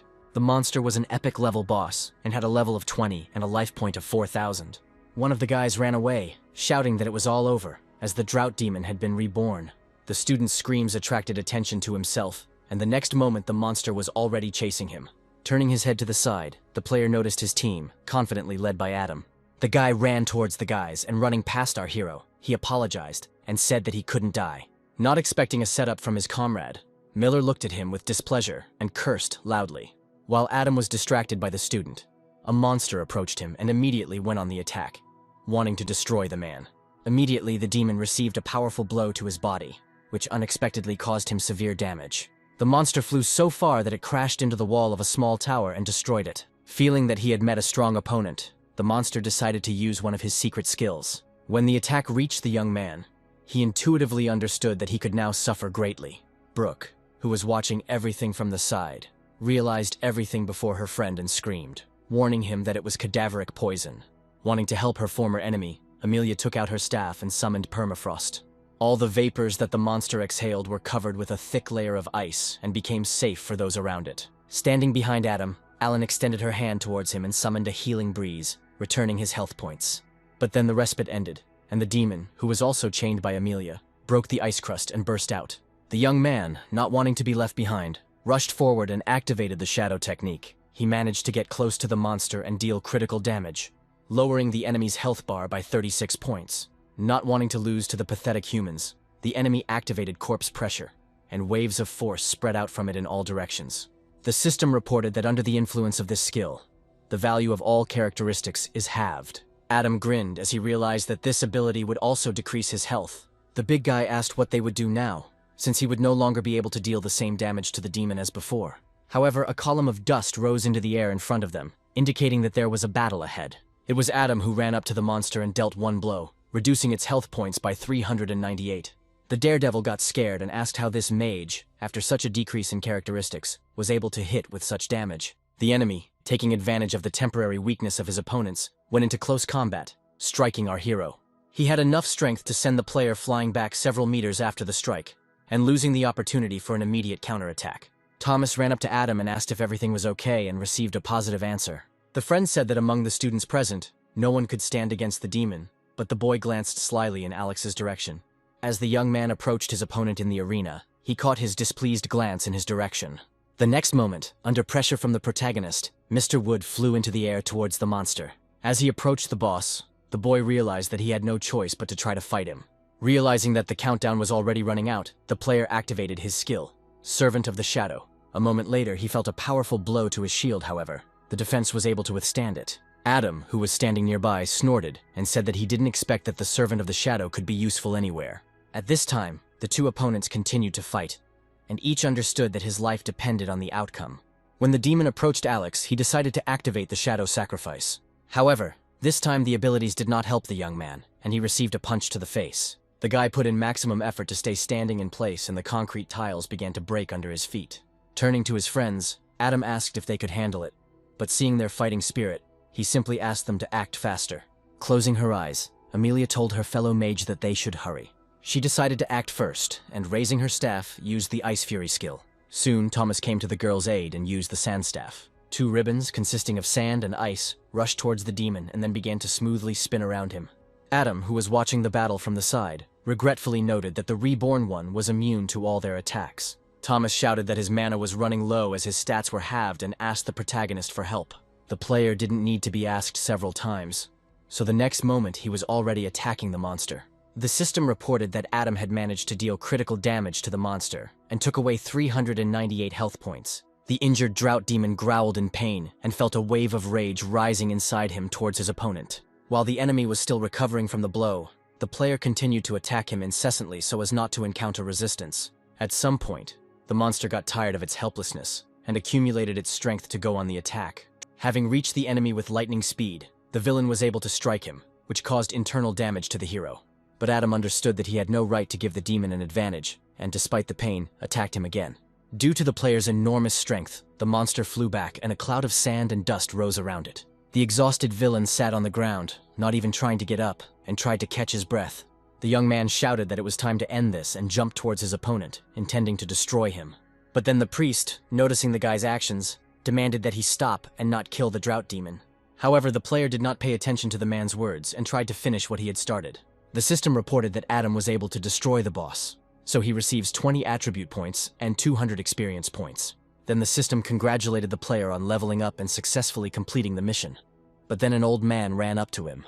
The priest shouted that if someone killed the boss, a curse would be placed on the winner. But the man did not answer, as he noticed that strange things were happening to the demon's body, and warned everyone around him about it. Everyone rushed away, and only Adam remained standing nearby, carefully examining the red puff of smoke. The system reported that the player Miller was under the influence of a curse and should die after some time. The gray-haired man, looking at the boy with fear, said that historical records say that none of those who were cursed survived. At that moment, Adam's friends ran up to him and asked if everything was okay. He said yes, but his thoughts were about something completely different. But then Thomas, who saw what was happening behind him, shouted about the core of the soul. Turning around, the young man saw that Alex was more agile and ran up to the pocket that had formed. The guy took something out and, looking insolently at the main character, told him that he had tried hard. The item turned out to be the corpse ring, which took away 50% of the enemy's agility for 10 seconds. Looking at the loot with a crazy smile, Alex said that this equipment was rank A, ignoring Thomas's displeased expression. Laughing unpleasantly, the player, looking over his shoulder at his former comrades, said goodbye to them and began to teleport out of this world. However, at that very moment, a sandy band began to form around the scoundrel's feet, which prevented his plans from coming true. Thomas held the staff towards Alex, using all his strength to keep the boy in place. Frowning, Mr. Wood asked if anyone present thought they could compete with him. Not wanting to waste time on empty chatter, Adam rushed from his seat towards the impudent man, intending to teach him a lesson. Alex, noticing the young man's actions, asked with a grin whether the player had enough stamina for another fight. Deciding to test the new item, the student of the First Academy put forward a ring that took half of Adam's dexterity, but only 4.5 points were added to the guy's stats, which surprised him greatly. Losing his concentration due to surprise, Alex missed a blow that reduced his health bar by 500 units. He was surprised that after the boss fight, the enemy could still counter him with anything. Not wanting to give up, the player attacked the protagonist so that he could not switch to close combat, in which he has no equal. Believing that he had won, the impudent fellow said that, given the Necromancer's agility, he would definitely not be able to catch him, and then said goodbye. But then a block of ice began to form around the young man's feet, preventing him from moving. Amelia looked at Alex with displeasure and informed him that he was acting dishonestly towards the others. Feeling angry, Adam assumed that the head of the First Academy had managed to harm many people. The guy understood that the circumstances were not in his favor and activated the Shadow Servant skill, Sacrifice. But our player knew all the abilities of his opponent and without a doubt approached him, and then struck him in the center of the chest. He was able to take the ring for himself and push back the impudent man who relied too much on the Necromancer's weakness. Disappearing into the portal, Alex promised Adam that they would see each other again soon. Having ignored the proud man's words, the young man was already looking at the object in his hands with pleasure and smiling. Grabbing the ring in his fist, the guy turned to his friend and thanked her for her help. When all the students were ready, they teleported en masse to the real world, hoping that their enemies had already left. But before leaving, the main character managed to look at his card and made sure that he had reached level 12. After the transfer, the team of kidnapped students saw that a crowd of unknown people had already gathered at the place from which they had escaped. Thomas and Adam looked at what was happening with confusion, because in addition to people, there were cars and a bunch of incomprehensible equipment. After some time, all 10 guys stood in front of the examiner and the rectors of the academies. Victor Smith, looking at his charges, asked them not to worry and promised that they would definitely sort out this incident. Everyone present agreed that what had happened was terrible, and the entire leadership was furious. For safety reasons, the championship competition was suspended and all students were sent to training centers. Amelia, who was walking nearby, warned Adam that Alex might try to take revenge for what happened. The failure of the operation to capture the graduates ended badly for Vivian, and she had to report it. Kneeling in front of the man, she listened to his caustic comments about what had happened. The stranger asked his subordinate about the details of the mission, and she told him again and again about the shame that had occurred. Unexpectedly, the head of the organization announced that he had met Adam only once, but even then, he understood his peculiarity. The man admitted that this young man was a worthy son for Samuel Miller, and he was impressed with him. The sun shone brightly over the Kyoto Academy, as if trying to attract all the students to study. A bus with new students pulled up to her, still full of enthusiasm after being admitted to one of the best educational institutions. Among those admitted was Adam, who after getting off the bus, began to look around the new territory. Will Brown, the chairman of the admissions committee, came out to personally meet a group of students from the 4th Academy. Seeing the man, Miller decided not to put off his question and asked him for a meeting with the rector. When the young man was escorted to the office of the head of the university, he immediately began to explain the problem. Adam pulled up his shirt sleeve and showed the man the tattoo and said that before his death the boss had cast a curse. As soon as he saw the drawing, Edgar Lambert immediately recognized it and said that if it really was from the drought demon, then the student would soon die. Professor Brown, who was standing behind, asked the rector whether there was a way to get rid of the curse. The man closed his eyes and said that the most reliable way was to acquire the sage's props, but such an item was rare to find. And then Adam remembered how not long ago he had spent such a vitally needed item on another mission. Mr. Edgar said that he would ask a friend about such items, but the player interrupted him and asked if there were any other ways. Frowning, the man advised the boy to forget about them, since his strength was now weak, so it was worth slowing down the effect of the curse. Realizing that he could simply be moved to a place where death would simply be postponed for a while, Adam was unpleasantly surprised. Turning away from the student, the rector declared that little could save him, so everything was useless. The young man, not wanting to give up, asked where he needed to go, and the man said that the salvation would be the copy of D. The player folded his arms and said that he had already completed D-rank missions. Looking sternly at the newcomer, the man warned that the D-rank quest in copy E was different from the current one. Edgar said that most people who go through the D-rank copy are mid-level players, but even they are not always able to withstand it. The professor said that Adam's level was ultimately assessed as low. The man turned around and shouted that the rector of such a prestigious university could not send a student with a low level there. Without bending to the opinion of the head, the young man asked to be allowed to at least try to enter the copy. Feeling helpless because of the student's stubbornness, Mr. Lambert decided to resort to extreme measures. A powerful energy rushed out from Edgar in all directions, instantly lowering Adam's health bar by 500 points. The guy felt what it must be like to be the #1 technician in the world. His eyes hurt as if someone was moving in them. The rector watched the student, who, unlike Will, was still standing on his feet. Bloody tears flowed from the necromancer's eyes. But through the pain, he asked if he could now try to pass the copy. Having stopped the attack, the man extended his hand towards Adam and began to heal him, thinking about the request. The copy is called the Soul Cleansing Lake. It is capable of washing away all negative effects from a person. In the end, Mr. Lambert gave his permission, but reminded him that the student should not cause problems for the university. Putting on a serious face, the young man asked not to worry, as he understood everything. Watching the guy leave, the rector shouted after him to come back as quickly as possible. Suddenly remembering something, the man took something out of his inventory and threw it towards Adam. When the player caught the thrown item, Edgar explained that this item should help in the copy. Kyung Pendant, rank A, increases stats by 5, increases skill points, and grants immunity to mind control. Realizing what kind of thing the mentor had given him, the necromancer tried to be indignant, but the man warned him that he was simply borrowing it. Having thanked the rector for such support, Adam said that it was time for him to go. Finding himself in a room with a teleporter, the guy asked Elaine to transfer him to a copy of the Soul Cleansing Lake. The system warned that it had no more detailed information about this inner world. After teleporting, the network welcomed the group of players to the Soul Purification Rainforest and invited them to learn the rules. Players should not look back at anyone's call, and be careful with companions who have disappeared from sight. If someone hears smacking, you need to shout strangers ask questions. Do not answer. The last point of the rules is that in the opinion of other players, nothing dangerous should happen to another team member. The stranger said that safety came first, and that it would no longer be possible to contact the people in danger. The blonde invited everyone to get acquainted, saying that her name was Camilla Hayes, level 22, and that she was a water mage. The guy with glasses introduced himself as Fergus Davis, level 22, swordsman, but was actually an assassin. There was also a mage, Rosalind Taylor, and 2 swordsmen, Charlotte Sinker and Benjamin Brown, all of middle rank. Adam said that he was level 13 and was a necromancer. Fergus asked with displeasure how a newbie was able to get into a D-rank copy, and stated that it looked like a scam. But Charlotte took the student's side, saying that he was a necromancer and would be able to summon an army of the undead.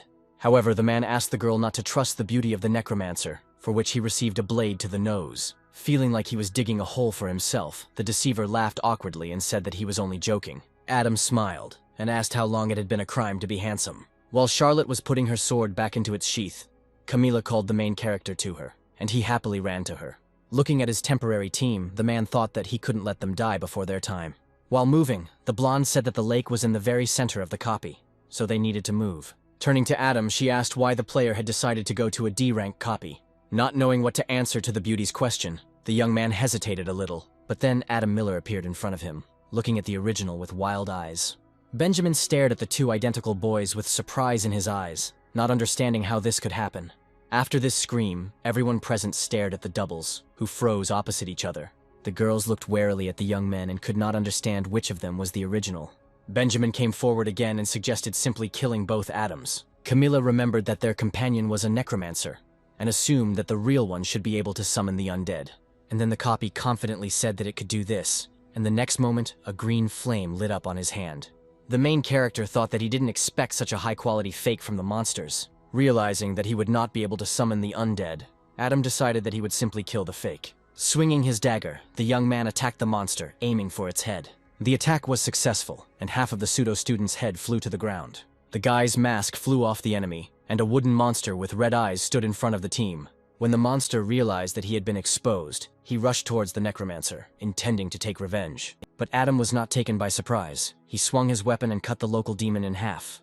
The system reported that it was an evil spirit puppet that was level 22 and had the forgery skill. Turning to his partners, the young man said that a spear had fallen out of the monster. Charlotte wondered how a necromancer could use such a weapon, and where he got the strength to kill a strong monster. Placing his hand on his chest, the player said that he had a slightly unusual build. The young man had already begun to tell the story of how he had received his abilities at the age of 3. But then something happened behind him. A spirit flew out of the log, which was small in size and had a blue color and slits under the eyes. Adam and Charlotte noticed this too late, when the ghost had already flown unacceptably close to them. He entered the girl's body through her eyes, clearly not having anything good in his thoughts. A moment later, an evil smile blossomed on the swordswoman's lips, which did not bode well for the travelers. She took off from her place, swinging her blade towards the hero and lowering his health bar by 1,000 points. Adam was horrified by the strength of a mid-rank swordsman, but at the same time he was happy with the amount of points in his life force. Not noticing anything in its path, the ghost rushed towards the rest of the people, intending to kill them. Fergus and Benjamin prepared to defend themselves, and without consulting each other, decided to kill the captured body. Camilla decided not to wait for the spirit in her partner's body to reach her, and called upon the power of water. Water currents swirled around Charlotte, preventing her from moving any further. While the girl was trying to destroy the protection, the men rushed forward to get rid of the evil spirit. At that moment, the monster managed to get rid of the obstacle, and she went on the attack. Since the invader had access to the body's abilities, he used Dragon Strike. With its help, Pseudo-Charlotte was able to push her opponents back without approaching them. While the girl was distracted by the men, Adam quietly approached her and intended to save everyone from the enemy. Gathering all his strength into a fist, the young man attacked the swordswoman with a blow to the face. This had its effect, and Charlotte lost consciousness, thereby disarming the spirit. Fergus couldn't believe that the necromancer was able to take out a mid-rank swordsman in one blow. The ghost left the girl's body and tried to find a new victim among those present. Camilla stared in shock at what was happening and accused the monster of killing her partner. Adam decided not to give the enemy a chance to move into someone and pinned him to the ground with a dagger. Looking at the dissipating spirit, the blonde said that Charlotte was the strongest among them, but even she could not stand up to it. After some time, the swordswoman came to her senses, and the magician immediately rushed to her, asking how the victim was doing. Camilla decided to help her temporary partner, and using her magic, healed her. Feeling lost, the girl admitted that as soon as the thing entered her body, she lost control of it. Benjamin got tired of waiting for his fellow travelers, and he said that since the girl had recovered, they should continue on their way. Charlotte caught up with Adam and thanked him for saving her, saying that if it weren't for him, she would already be dead. She reported that the blow was quite strong and asked where the necromancer got such strength from. Not wanting to admit it, the guy said that he was just lucky, so he was able to knock her out. After some time, the men realized that they had fallen behind the main part of the team and were deciding what to do next. Suddenly, a strange sound was heard from behind, which attracted the attention of his partners. Turning around, they saw a tall monster, who asked if he looked like a man or a god. It was a rare yellow-skinned monster with level 29 and had the charm and confusion skill. When the monster again asked whether he looked like a god or a man, Fergus replied that he looked like an idiot. These words angered the yellow-skinned one, and he immediately went on the attack and turned out to be very strong. Benjamin shouted for the killer not to talk to the monster, as the rules of this world required. The guy in glasses shouted that he was not afraid of this mad dog, and rushed at the enemy with redoubled force. But Fergus' determination did not help him, as the demon swung his clawed paw, not giving him the opportunity to get close to him. Seeing that his partner had suffered at the hands of the yellow-skinned one, the swordsman rushed to his aid. Noticing movement behind him, the monster turned around just as the attack was about to occur, and a blade smashed against his face. The player did not expect that his weapon could break on the enemy, and he looked at the dangerous creature with fear. At that moment, acrid, acid-colored smoke began to emerge from the mouth of the local monster. The vapors of the emitted substance spread throughout the clearing and surrounded the partners. Benjamin, covering his nose with his hand, warned Fergus that the monster was most likely secreting poison. The local resident watched what was happening with a smile and waited until his victims fainted and were powerless. The rest of the team only now noticed the strange sounds that were coming from somewhere nearby. Turning around, they realized that both male swordsmen were missing, meaning something had happened to them. When the guys got to the place where the strange sounds were coming from, they found the lost team members. Lying on the ground, Fergus used his last strength to ask those who had arrived for help. Looking forward, Adam saw a monster with a cloud of something acidic around it. Feeling that more guests had come to see him, the yellow-skinned man turned around and asked whether he looked like a man or a god. The guy said that the monster looked like a white-haired 1.5-liter bottle with red eyes and delicate animal ears. The monster thought about Adam's description, and a loli appeared before his eyes. Realizing that he was being bullied, the local owner rushed at the boys. Camilla, seeing that Adam had rushed to their defense, warned him that this monster was very strong. But then, Rosalind Taylor, who had been silent the entire time, extended her finger forward and summoned a tree. The next second, a vine burst out from the ground and tried to hold off the enemy. However, she did not stop the demon at all, who tore apart the obstacle that had grown in his path. Rosalind was surprised at how easily the monster tore apart the flexible trunks. Meanwhile, the yellow-skinned one managed to reach Adam and deal a blow that took away 369 health points. The young man did not immediately understand what had happened and looked at the monster in surprise. The monster, seeing that his opponent remained standing on his feet, stared at him in confusion. Our hero, summoning the brass knuckles, smiled and assumed that the monster had failed to devour him. The next moment, Adam rushed forward and was able to do what his partners failed to do. He dealt damage to the demon. The girls standing nearby were surprised by the newcomer's skills. Benedict, looking at the killer, asked where an ordinary necromancer could get such power from. While everyone was discussing the player's power level, the battle on the battlefield was coming to an end. Adam, placing his foot on his defeated opponent, said that there were too many weirdos in this world. The defeated monster turned into dust. The team that observed the necromancer pronounced him strange. Looking at the proud young man, the group tried to guess where he got such abilities from. There were whispers among them that this might not be the real Adam, since he had killed a man without batting an eye. After listening to their partners, the girls looked at each other in fear, not knowing what to believe. At this time, a necromancer approached them and asked if they were okay, but was stopped by Fergus's cry. The man demanded that the young man not come near them and take his sword out of its sheath. Pointing the blade towards his partner, the killer asked how a beginner-level necromancer managed to kill a powerful monster. Putting the weapon aside, Adam wondered if the monster would help people. Not wanting to take the guy at his word, Fergus demanded that he prove the truth of his claims. Camilla defended the player, saying that he had always been with them and would not have had time to switch places with the puppet. Adam got tired of hearing complaints about himself, and he decided to show some of what his strength consists of. The boy waved his weapon and asked if a monster could have such a powerful weapon. The blonde looked happily at her partner and shouted that the monster definitely couldn't have such unique items. The men looked at Adam with displeasure because they no longer had any arguments against him. And then the realization came to Fergus's mind that the newcomer had A-rank items in his hands. Benjamin noticed the same thing, which was confirmed by the sly glance he cast in the direction of the killer. Determined to win Adam over, both players tried to convince him that there had been a mistake and that they should move on. Squinting, our hero thought that these two had given up too easily and suspected them of having bad intentions. Despite all the suspicions, the team moved on, since there was no point in staying in the clearing. When the men fell a little behind the main part of the group, they began to discuss Adam's equipment. Both came to the conclusion that a newbie necromancer shouldn't have A-rank items. Turning to Benjamin, Fergus suggested taking all the guys' things and then dividing them between themselves. When the swordsman doubted the reality of defeating the guy, the killer confidently said that they would definitely cope with the newbie. The men came to a common decision that they would attack the young man as soon as the opportunity presented itself.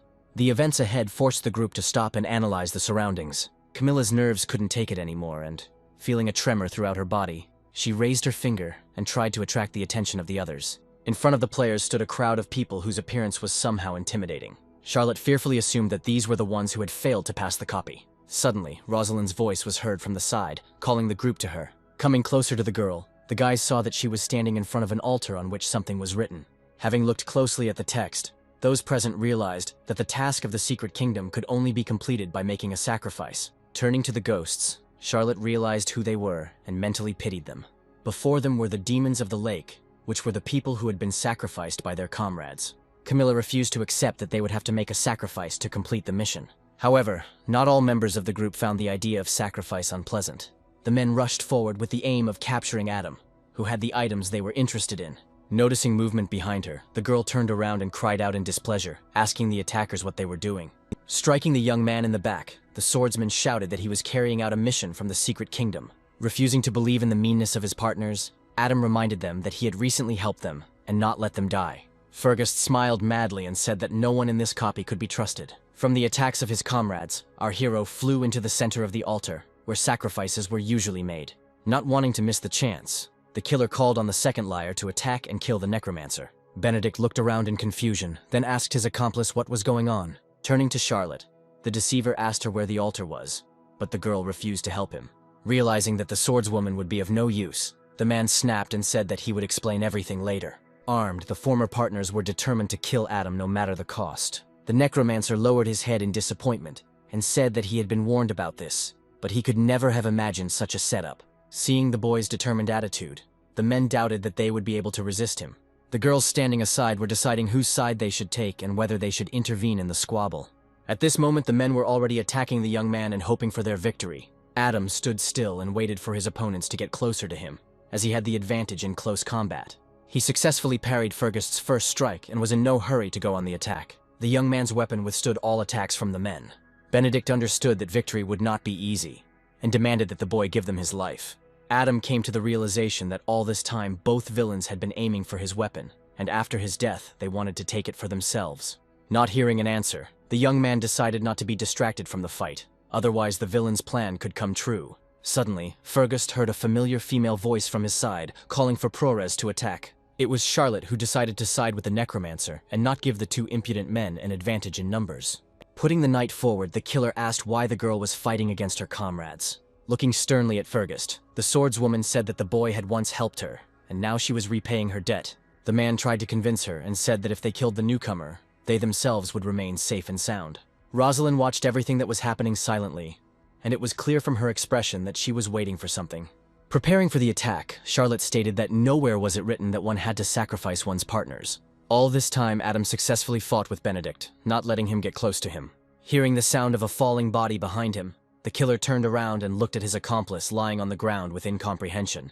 The swordsman tried to analyze what the problem was and why he couldn't win against some newbie. Holding his weapon at the ready, Adam asked if those present had forgotten to ask about his sacrifice. Running up to his comrade, Fergus shouted that he was just a newbie and suggested that Benedict attack together. Feeling unfair, Charlotte was outraged by the men's actions and demanded that they not dare to think such a thing.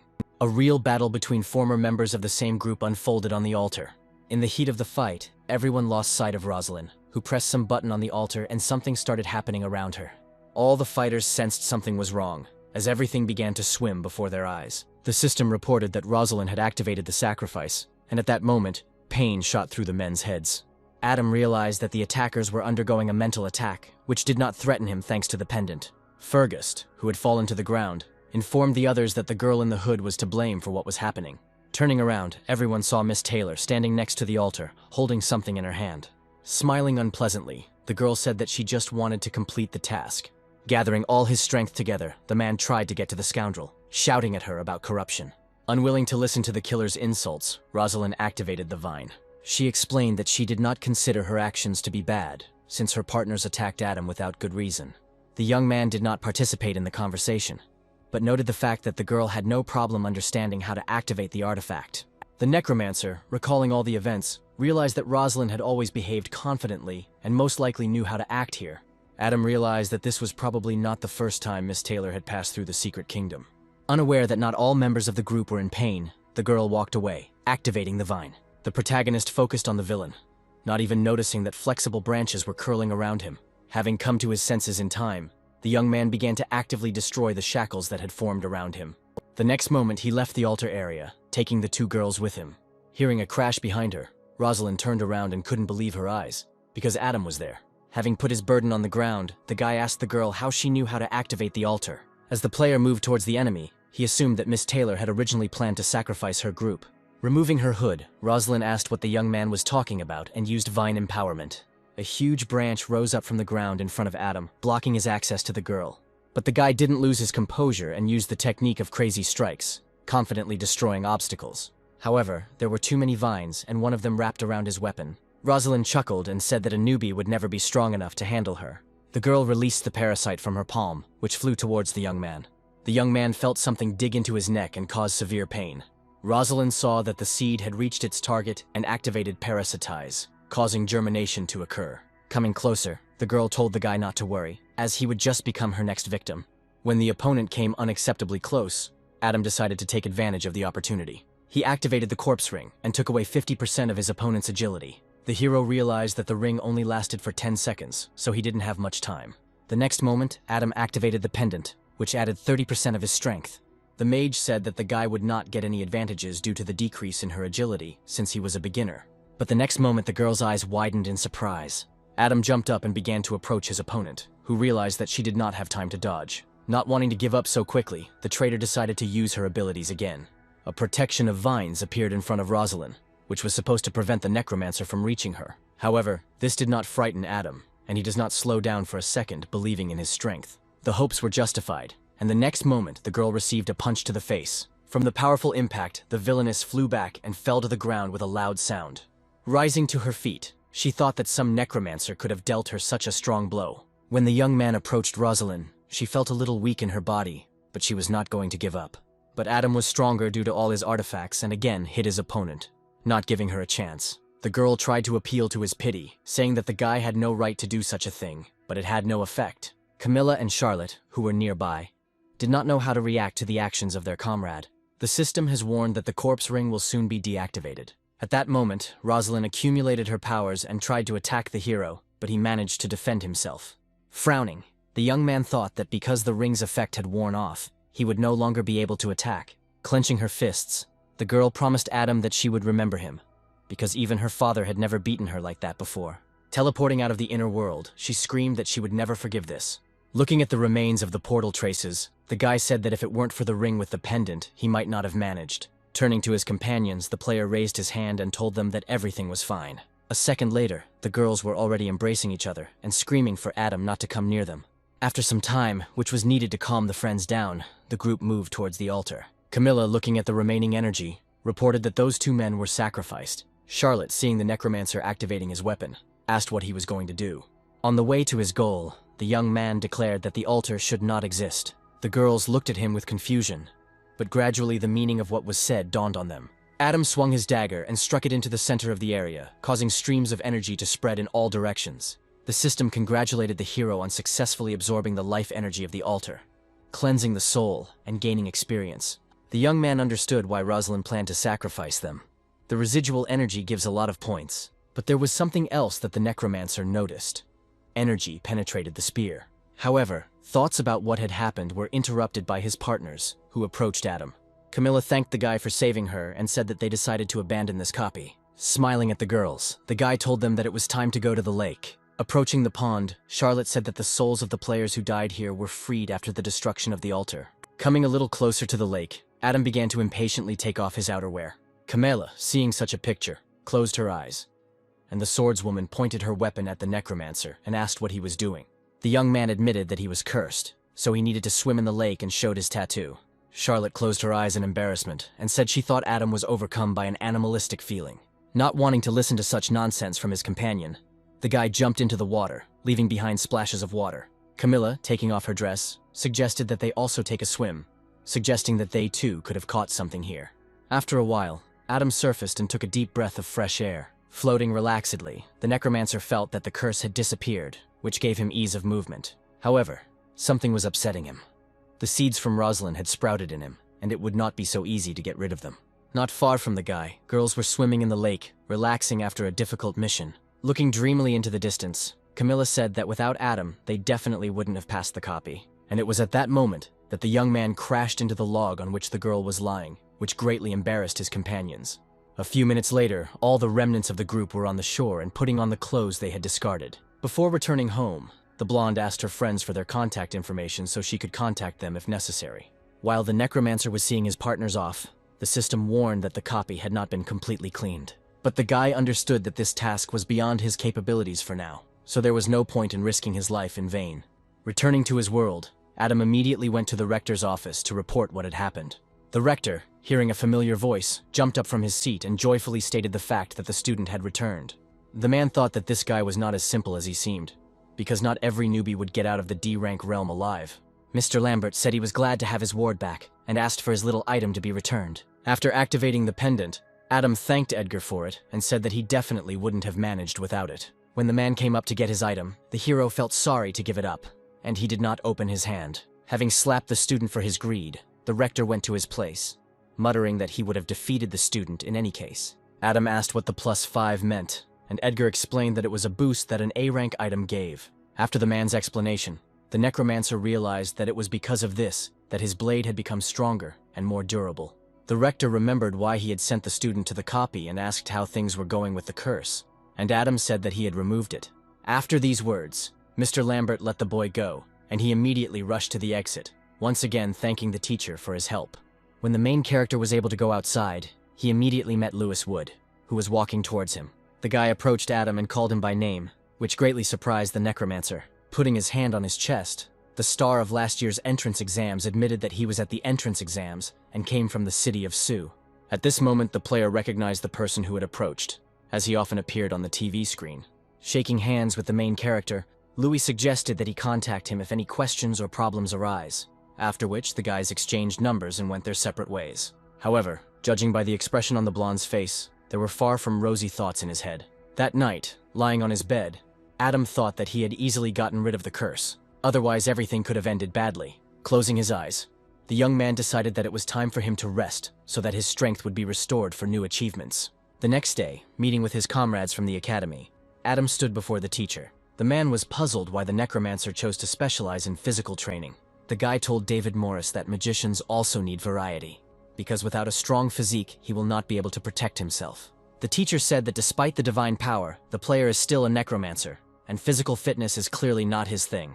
Adam did not give up, and, defending himself, said that it was his choice, and only he could decide which faculty to study at. Mr. Maurice gave in, calling the boy unreasonable and giving everyone personal cards. Thomas, having examined the piece of paper, turned his gaze to the teacher and asked what it was for. Davis said that their university has a special credit system, and you can exchange points for something valuable. Oliver hoped that points could be bought for rubles, but the teacher said that they were only given for achievements. The headman was disappointed that his family's finances would not provide any advantage here. A man's voice was heard nearby, gathering the students of the second group. Hearing this, Adam went towards the speaker.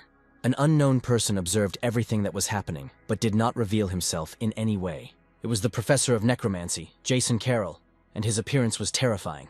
The guy walking towards the teacher felt a piercing gaze, but he didn't understand where it was coming from.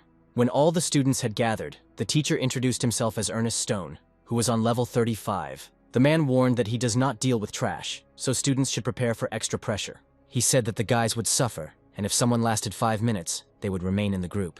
One of the young men asked what would happen if they couldn't hold out. Ernest smiled creepily and said that in that case he would personally expel everyone from the university.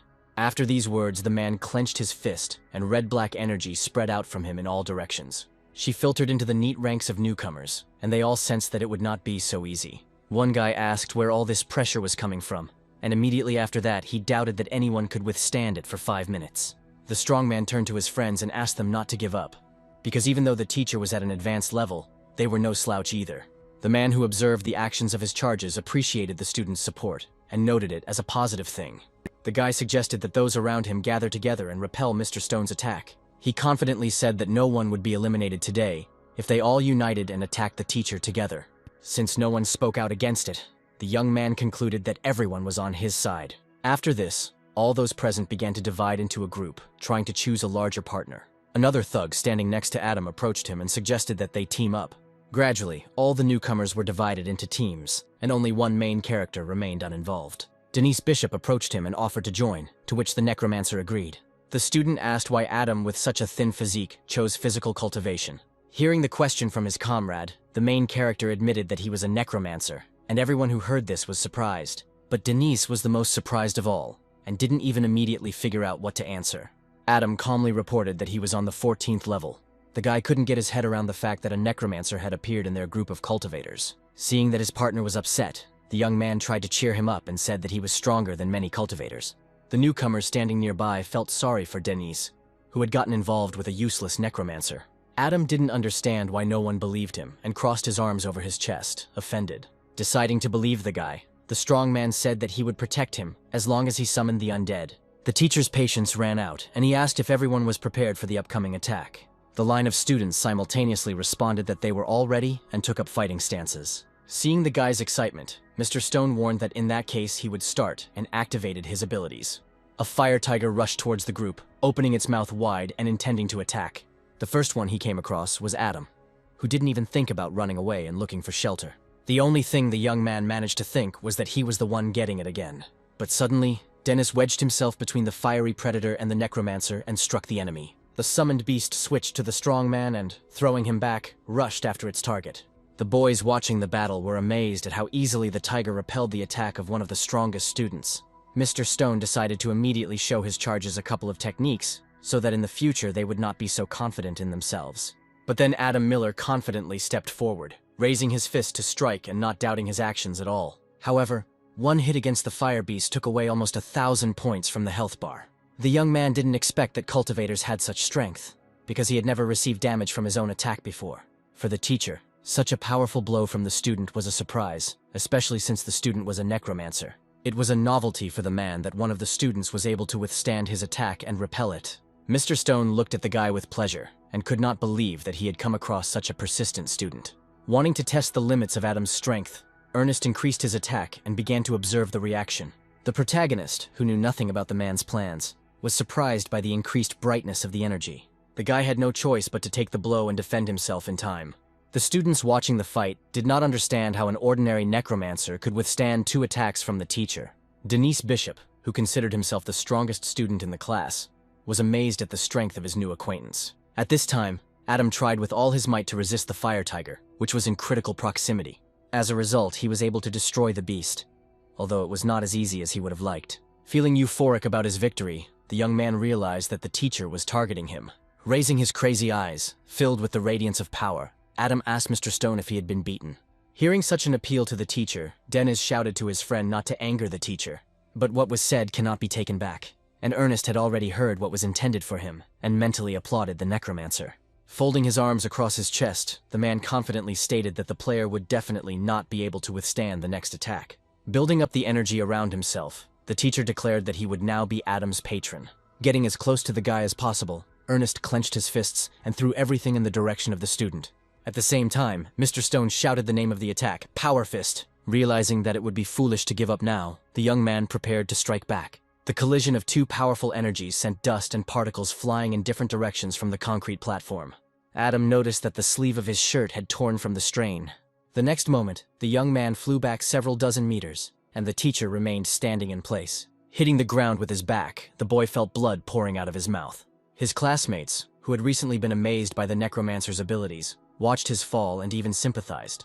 Looking at the victim, Mr. Stone called Denise and ordered him to take the victim to the medical room. But unexpectedly for himself, Ernest saw that Adam's body still had strength, and leaning his hand on the ground, he began to rise. Leaning against a tree and shaking all over, the young man managed to get to his feet and tried to say something. Having gathered all his remaining strength, the main character declared that he had survived, although only crumbs of 240 points remained of his health. All the students opened their mouths in surprise, and already refused to believe that this guy was a necromancer. Barely standing on his feet, Adam shouted towards Ernest that he was going to continue the fight, but feeling helplessness creeping up on him, the young man could only stick out his middle finger in an obscene gesture and fall back. During the flight, the young man tried to send the man away, but Adam's strength left him faster, and he didn't have time to finish the sentence, as the damage was added by the blow to his head on the concrete. As if in a delirium, the boy saw a stranger approach the teacher and reprimand him for what happened on the training field. Opening his eyes after some time, Mr. Miller realized that he was in a hospital room. Ernest immediately approached him and declared that he would now always help and cover for him, since the student had withstood the blow. At that moment, Mr. Carroll entered the room and looked at Adam with an attentive gaze. A scandal immediately broke out among the teachers regarding where the young man should study. Mr. Stone argued that everyone should be in good physical shape, regardless of class. Turning to the guy, Jason tried to reason with him and asked why he needed physical education classes. When Adam declared that this direction suited him better, he greatly angered the necromancer, who immediately activated his powers. Whirlwinds of energy began to swirl behind the man, growing larger with each passing second. And after they reached the required size, a huge paw appeared from inside. The next moment, almost all the free space in the chamber was occupied by a huge dragon, which let out a terrible roar. Mr. Carroll reported that necromancers are not helpless, and can destroy an entire army without moving. Watching the performance, Ernest could do nothing but smirk in displeasure. The man said that if Adam agreed to transfer to his faculty, he would personally teach the student everything necessary. The boy felt that he wanted it, but due to his zero will, he was unable to even call upon ordinary soldiers. With great bitterness in his soul, the young man said that he wanted to stay in the physical training class. Realizing that he had lost the battle for the student, the man became upset and said that he accepted his decision. Taking a card out of his pocket, Jason gave it to the young man and said that with its help, he could always find him at the teacher's headquarters. Finally, Mr. Carroll warned that if Adam ever changed his mind, he was ready to accept him for training and went into the portal. Looking at the disappearing professor, the protagonist thought about all the abilities of necromancers and regretted his inferiority. However, Ernest didn't let the guy be sad for long and said that he was waiting for him at class tomorrow. The next second class of physical training, I stood in front of my teacher and waited for the transfer. It turned out that the man had decided to transfer his students to a C-rank copy, but he kept the purpose a secret. This inner world had dense green vegetation and high mountains. Gradually, all the students found themselves in place, and Mr. Stone watched them all the while from a large stone. After making sure that everything was in place, he announced that the students' task for today was to meditate in the dark forest until sunset. A guy standing nearby asked what could be difficult about meditation. Instead of answering, the man picked up a small stone that was lying next to his boot. The next moment, he threw the projectile towards the dense forest, and the reaction was immediate. Instead of a whole stone, after a second, only its chopped-up particles remained in space. Most of the students were frightened by this effect, and some suggested the presence of ghosts in the forest. Seeing the boy's reaction, the teacher said that as long as he was here, no one present would die. When one of the students asked about the meaning of this task, the man said that they would be able to hone their willpower. But there was something else. But they would only recognize this effect when they went under the treetops. Not wanting to wait for the others to decide on action, Dennis declared that he would go first and moved forward. When he stepped into dangerous territory, everyone noticed, as waves of energy began to spread from his feet. The next moment, the young man felt the effect Ernest was talking about. Injections of energy rained down from all sides. Watching Denise meekly sit down to meditate, Mr. Stone began placing bets on how long the student would last. Turning away, the teacher told the rest of his charges to go inside and warned that the defense should not fall below 100. Left behind everyone, Adam asked what he should do if she still fell below the designated minimum. The man smiled and said that in that case, death would occur after some time. The guy didn't want to be called up, but circumstances forced him to, and he reported that his defense was equal to 6 points. The teacher was surprised and asked how Adam could fight without protection. Without looking the man in the eyes, the young man admitted that he was a little healthier than others. Opening his stats, the player said that he currently has 4,630 life points. Ernest was shocked when he heard the number the student had named, as it was rare to find something like that anywhere. Watching the guy confidently move towards the test, the man thought that he looked more like a boss than a necromancer. As soon as Adam entered the forest, energy began to take away 20 health points from him for each injection. Sitting down on the ground, the guy came to the conclusion that he could do without protection for now. After some time, watching his classmates, the guy saw the tension on their faces. After analyzing his stats, Adam realized that his defenses were starting to improve, which meant he needed to continue training. Standing outside the forest, Ernest was worried that due to the necromancer's low defense level, he might cause problems. The entire second group was meditating as instructed by the teacher, but suddenly a strange sound was heard above them. Looking up, the students saw a huge spider there, which clearly did not have peaceful qualities. Mr. Stone jumped up and stopped destroying the beast, as he could not allow a tragedy to happen during his work. The giant's shadow loomed over Adam, who, unaware of anything, was pumping up his defenses. The black web spider was a level 33 monster, and had the skills of binding and entangling. Looking up at the monster, the young man could not believe that it was an ordinary monster. Ernest, standing between his students and the uninvited guest, prepared to protect them at all costs. The man raised his fist to strike, which meant that the enemy had no chance of survival. The next moment, the teacher attacked the spider in the face, deftly dodging its paws. The blow, into which Mr. Stone put all his strength, destroyed the monster instantly. Adam, who was watching what was happening, realized that yesterday during training, the teacher had used only a small part of his strength. Ernest, covered in slime, turned to his students and informed them that everything was now okay, and they could continue training. Smiling, the man said that the boys would not leave here until they could fight the same spider on their own. Without opening his eyes, Adam thought that they couldn't sit in the C-rank copy forever since they needed to train. 2 hours later, many of the students gave up and began moving towards the exit to the safe zone. The main character, who remained in place, was worried that due to the low defense, he would not last long here. At this moment, the seed on his neck activated, and the skill that was used was called absorption. A green glow spread around Adam, and the nearby trees and grasses began to give him their power. Feeling his body fill with energy, the young man realized that it was Rosalind Taylor's semen. At that moment, the guy felt gratitude towards the traitor, because if it weren't for her, he wouldn't have been able to withstand this test. Somewhere far from where Adam was training, that same Rosalind sneezed loudly. Rubbing her nose, the girl felt how the parasite she had planted became active. Thanks to this, Miss Taylor was able to understand where exactly the person she hated was. After some time, only a couple of people remained sitting in the forest, and our hero was among them. Those who gave up and left the training field were amazed by the endurance of those who remained. Ernest was also pleased with his students, and especially with the Necromancer, from whom he did not expect such persistence. However, the man could not understand how this frail boy managed to keep up with the strongest. The teacher was sure that everything would end soon, since Denise had great potential, and Adam was no match for him. At that moment, a student who had remained inside with Mr. Bishop and the Necromancer fell out of the protective dome. Feeling that his strength was running out, the strong man hoped that his comrade's strength would soon run out, and that he would be the last one to leave here. The classmates, who had come to their senses after the meditation, began to guess which of the two would last longer. Most of the votes were against Adam, but judging by his imperturbable face, he was not going to go out to the others. But Dennis's condition was questionable. The guy's appearance left much to be desired. Ernest, who was watching the students, ordered the boy to stop and move to the safe zone. When the students realized that Mr. Bishop had dropped out of the race, they were very surprised. The teacher who was watching Adam decided that he would let the Necromancer reveal his potential and hold on as long as he could. In the inner world, night had already begun, but the main character was still holding on thanks to the energy of the trees. Mr. Stone had every reason to feel proud of his student, but there was no time left to continue since it was dangerous to be here due to the darkness. Approaching the student, Ernest ordered him to finish and go out to the others. Adam did not want to argue with his mentor and agreed to his terms without any problems. As he walked towards the exit, the young man thought that this was a very nice place, and it was great to be here. After activating his attributes, he saw that he had managed to gain 17 defense points in one day. Among the other students who watched Adam, questions arose about how much longer he could hold out. Stepping forward in line, the man announced that everyone could now go and rest, as there would be a continuation tomorrow. A few days later, a young man was walking through the university grounds, thinking about training in a C-rank copy. Thanks to Rosalind's seed, his defenses had increased greatly over the past few days. Suddenly, his company from the academy appeared behind the guy, and the members joyfully called out to him.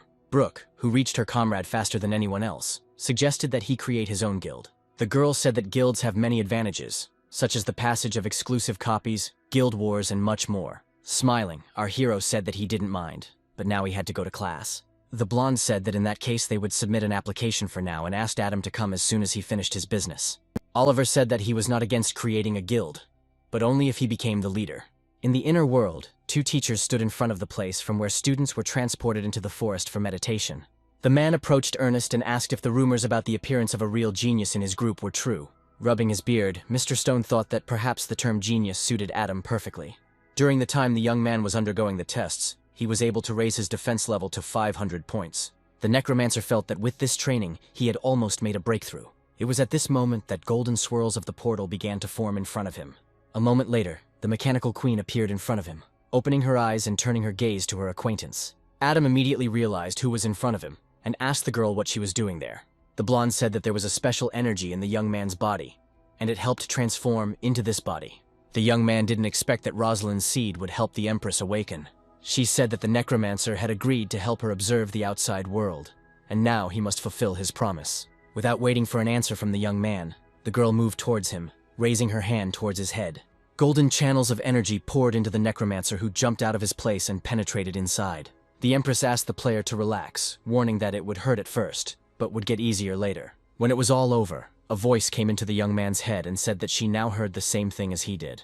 The girl will also hear the thoughts of her wearer and see the same images as he does. Adam thought with displeasure that now the Empress would be able to read his thoughts, which meant no secrecy. But then an idea came into the young man's head that could help him from listening to personal thoughts. An image of the queen appeared in the Necromancer's head, dressed only in a white towel and smiling invitingly.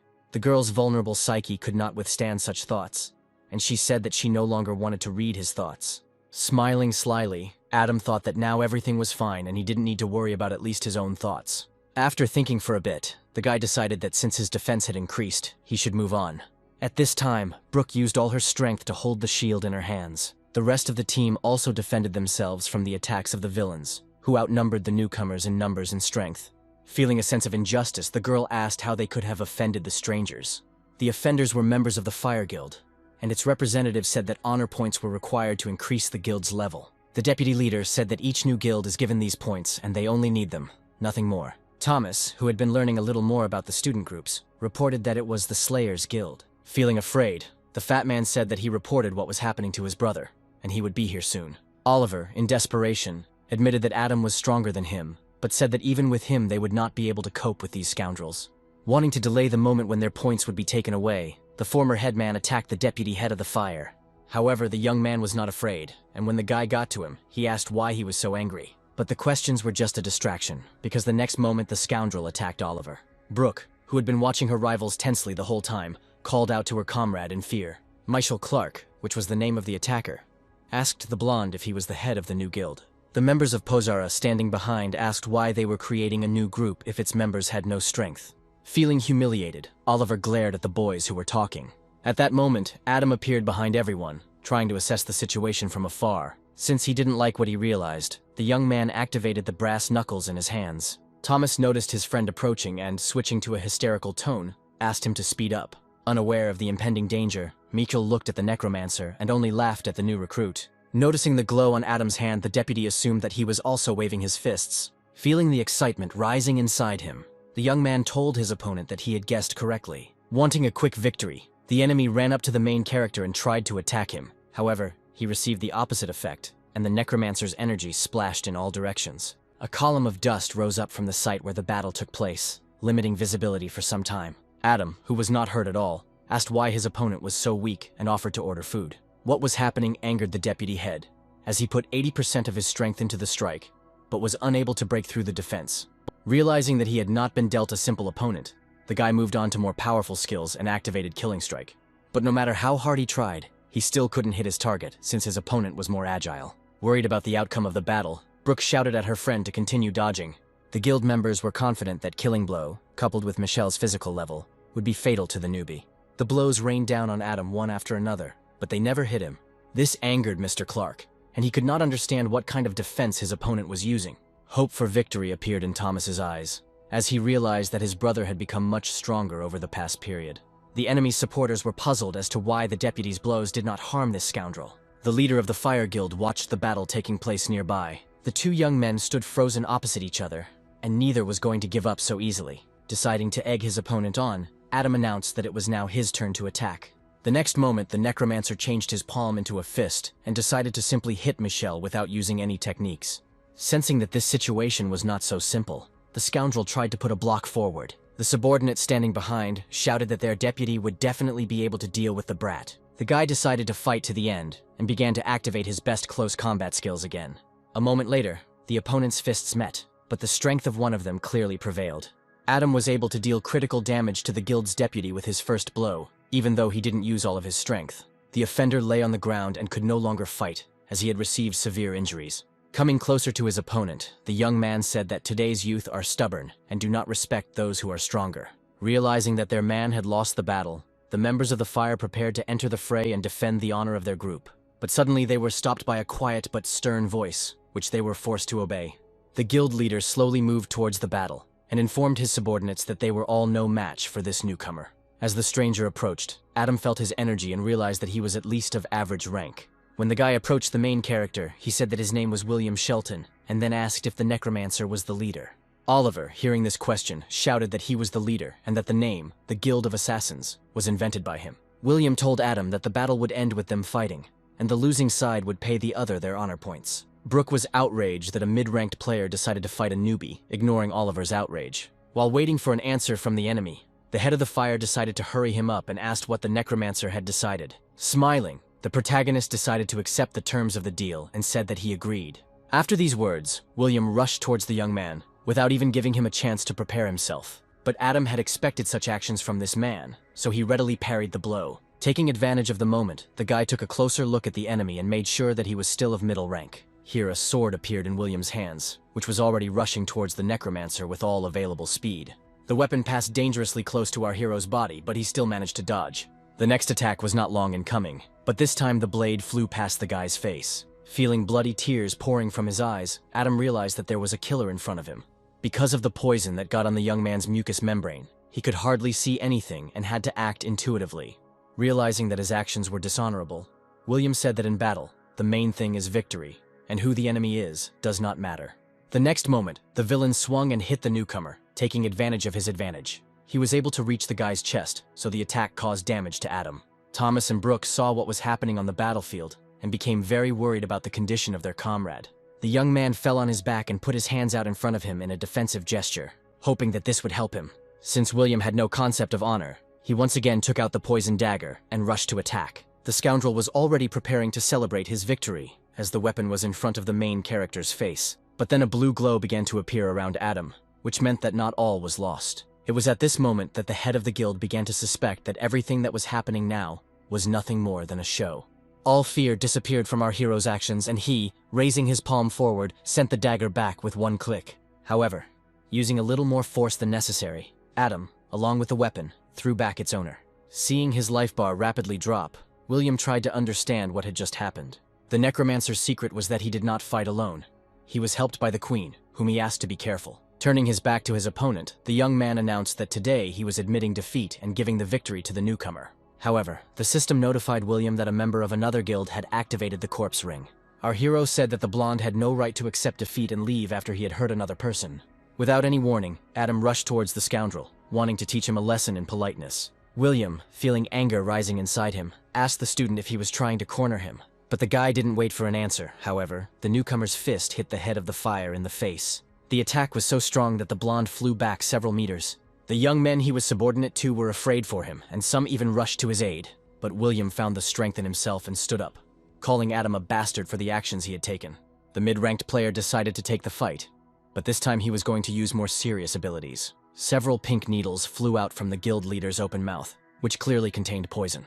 They flew at high speed towards the main character, who was deciding what he should do next. With no time left, Adam put his hand forward, which took the full blow. Feeling his hand becoming weak, the Necromancer concluded that he had been poisoned again. Realizing that if things continued like this, he might lose, the guy attacked his opponent with a kick to the chin. While the enemy had not yet recovered from the previous attack, the young man had already prepared a new one. William couldn't understand how he, a mid-ranking player, could be humiliated by some newbie. Not wanting to engage in dialogue with the villain, Adam activated the Fist of the Raging Wind. In response to this, the boy intensified his attack with poisoned needles that flew out of him. Having dodged all the projectiles, our hero landed on the ground and did not understand what he needed to do next. The angry enemy sent more and more poison darts into the air. When a rain of poisonous arrows formed above the main character, he realized that he could not dodge it. But since Adam had no means of protection, he again decided to use the already affected area of the body, his hands. Seeing that all the arrows had hit their target, William used his new ability, Inner Binding. At that moment, the Necromancer felt that he no longer had the ability to move at his own discretion. Moving towards his opponent, the blonde explained that any warrior class player would lose their ability to move when touched by an arrow.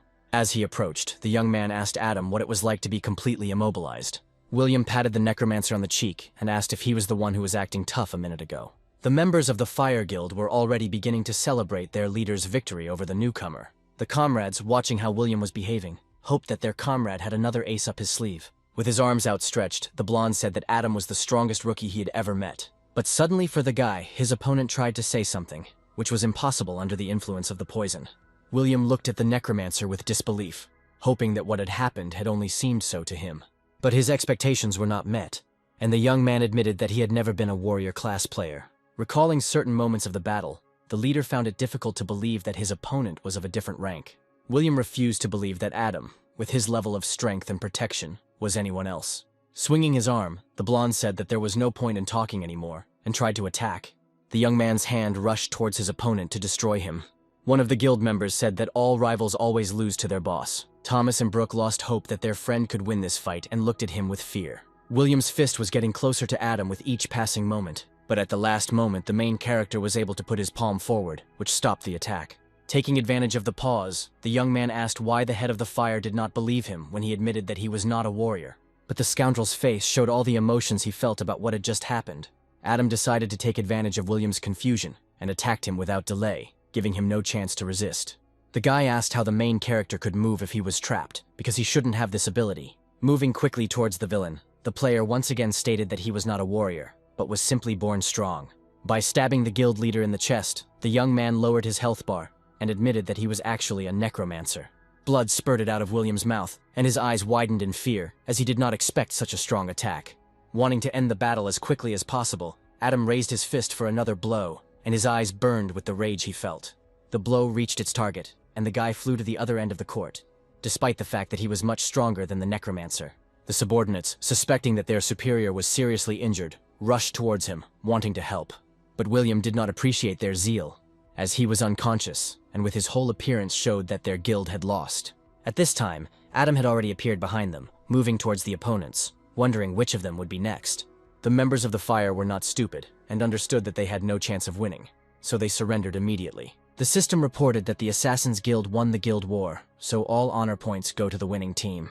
Adam's friends immediately ran up to him, looking at him with concern and asking how he was feeling.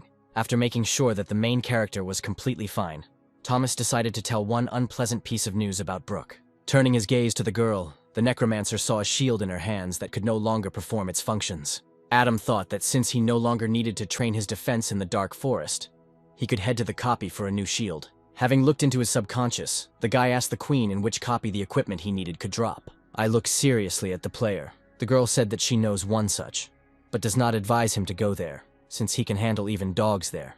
After some time, returning his thoughts to his friends, the Necromancer told Brooke that he would be able to get a new shield from the dungeon. The defender, putting on a serious expression, said that she was going to go there with the guy. Not wanting to argue with the blonde, Adam moved forward and told her that in that case they would go together. Suddenly, Thomas's playful voice was heard from behind, saying that there was no telling what might happen while they were alone at night. Having heard the indecent hint from her partner, a blushing Brooke turned to him and promised to rip out his tongue for such words. When the friends teleported to the copy, the system reported that they were in a D-rank pseudo-dungeon. Stopping near the entrance, Brooke asked if Adam really wanted to go inside, to which he asked her not to be afraid. In his mind, the young man turned to the queen, clarifying that this was definitely the dog dungeon she had spoken of. However, the girl said that she was not afraid for herself, but for the fact that she would become a burden to her comrade without her shield. Smiling, the Necromancer patted the girl on the head and asked her to relax and not think about it. At the same time, the player placed his hand on the purple circle, which made it possible to begin the passage of the copy. The dungeon was created by Hades as a world where every living being goes after death. Suddenly, the young man heard Brooke calling him and asking him to wake up, as it was time for them to move forward.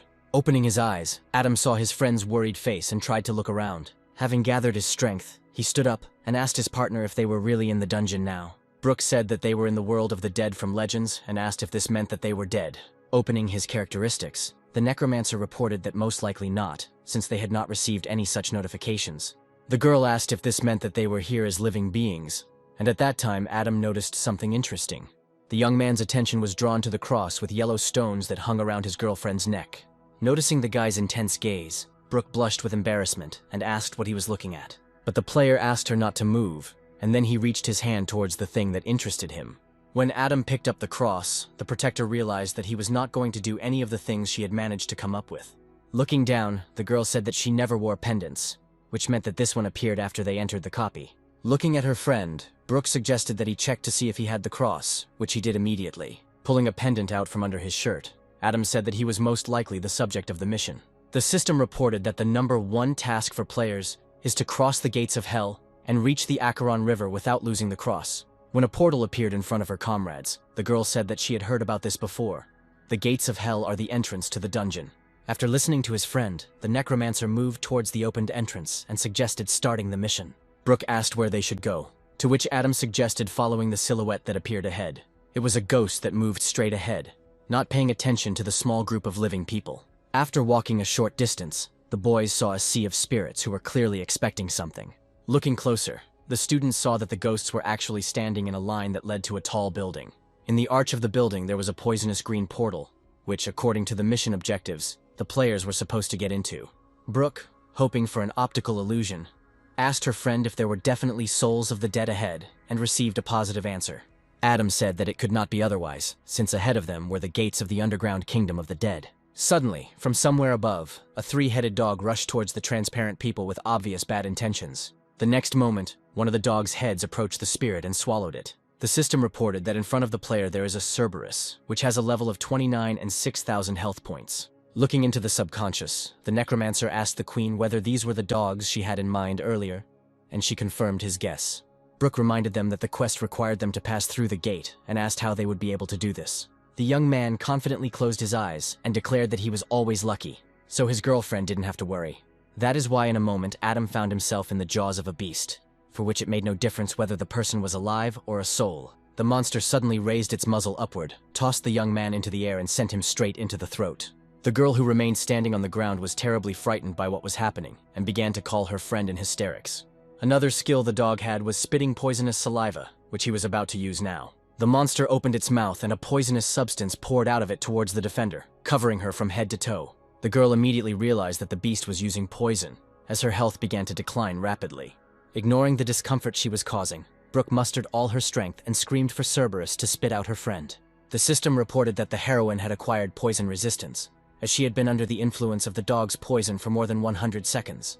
The student was surprised by the new ability, because she had never even dreamed of such a thing. Suddenly the beast roared, which caught Brooke off guard as she expected an attack to come her way. Looking up, the girl began to wonder what was happening to the three-headed rival. The head of a huge dog landed next to the defender, with a poisonous cloud still escaping from its mouth. A second later, Adam jumped out of the fallen part of the dog, without a single scratch on him. The guy thought he was very lucky because he managed to stick a spear across his opponent's throat. Extending his hand to his friend, the Necromancer shouted to her that she needed to run before the dog came to its senses. The demon, despite the fact that one of his heads hung helplessly, tried to catch up with his elusive prey. As he crossed the portal line, Adam's only thought was whether or not he would be able to get his weapon back. The system congratulated the players on completing the task, and informed them that they must now cross the river without losing the cross. Adam called Brooke and drew her attention to the fact that a boat was approaching the shore. Coming a little closer, the guys saw a gray-haired man who was trying to bring his boat to the shore. Noticing the boys, he introduced himself as the boatman, Karen, who was transporting those who had arrived on the other side of Acheron. But then Karen announced that in order to cross the reservoir, passengers must pay the required fee. Taking money from his inside pocket, Adam handed it to the boatman and asked him to take it across. From all sides, ghosts rushed towards the boat, who had been waiting for their crossing for years, since they did not have payment with them. The spirits saw nothing in front of them except a ship that began to sail away from the shore. However, Karen did not allow beggars onto his boat, and stood next to the edge from where they could climb in. The man waved an oar to prevent uninvited passengers from boarding. Having got rid of the fastest ones, the boatman began to row quickly so that the rest would not have time to reach them. Standing on the bow, Adam wondered why the spirits couldn't swim across the river on their own. Charon grinned and invited the passenger to stick his hand outside the boat. The young man did what the old man suggested, and small waves immediately appeared on the water, as if from a drop. A moment later, a clawed hand emerged from under the water's surface and tried to grab the young man. And after a couple of seconds, there were a huge number of hands, and they all wanted to get their hands on the loot. Taking his hand back, Adam asked what kind of creatures these were, looking with horror at the bodies that appeared above the water. Brooke assumed that these were the unfortunate ones who tried to cross the river on their own, and failed. The man said that the creatures were doomed to spend eternity in the icy waters, and would drag anyone they came across there. The boatman raised his oar above himself and said that soon the students would also go there, and the boys froze in anticipation after this phrase. Charon cried out that the passengers were not dead, and had deceived him by using living world money to pay for their passage. The ferryman swung his weapon sharply, and struck Adam with the intention of causing him to fall into the river and be taken away by the dead. The boatman's plan was realized, and our hero fell from the ship, which greatly frightened Brooke, who was still inside. The first thing the young man felt when he touched the Acheron River was cold, darkness, and disgust. Feeling that their swamp could be filled with a new monster, the dead man spread his fingers, wanting not to miss the man. With every moment, the boy became closer and closer to his death. But at the last moment, Brooke was able to recover from the shock and grabbed his wrist. Seeing that Adam was being grabbed by several hands, the girl shouted at him, trying to hurry him up.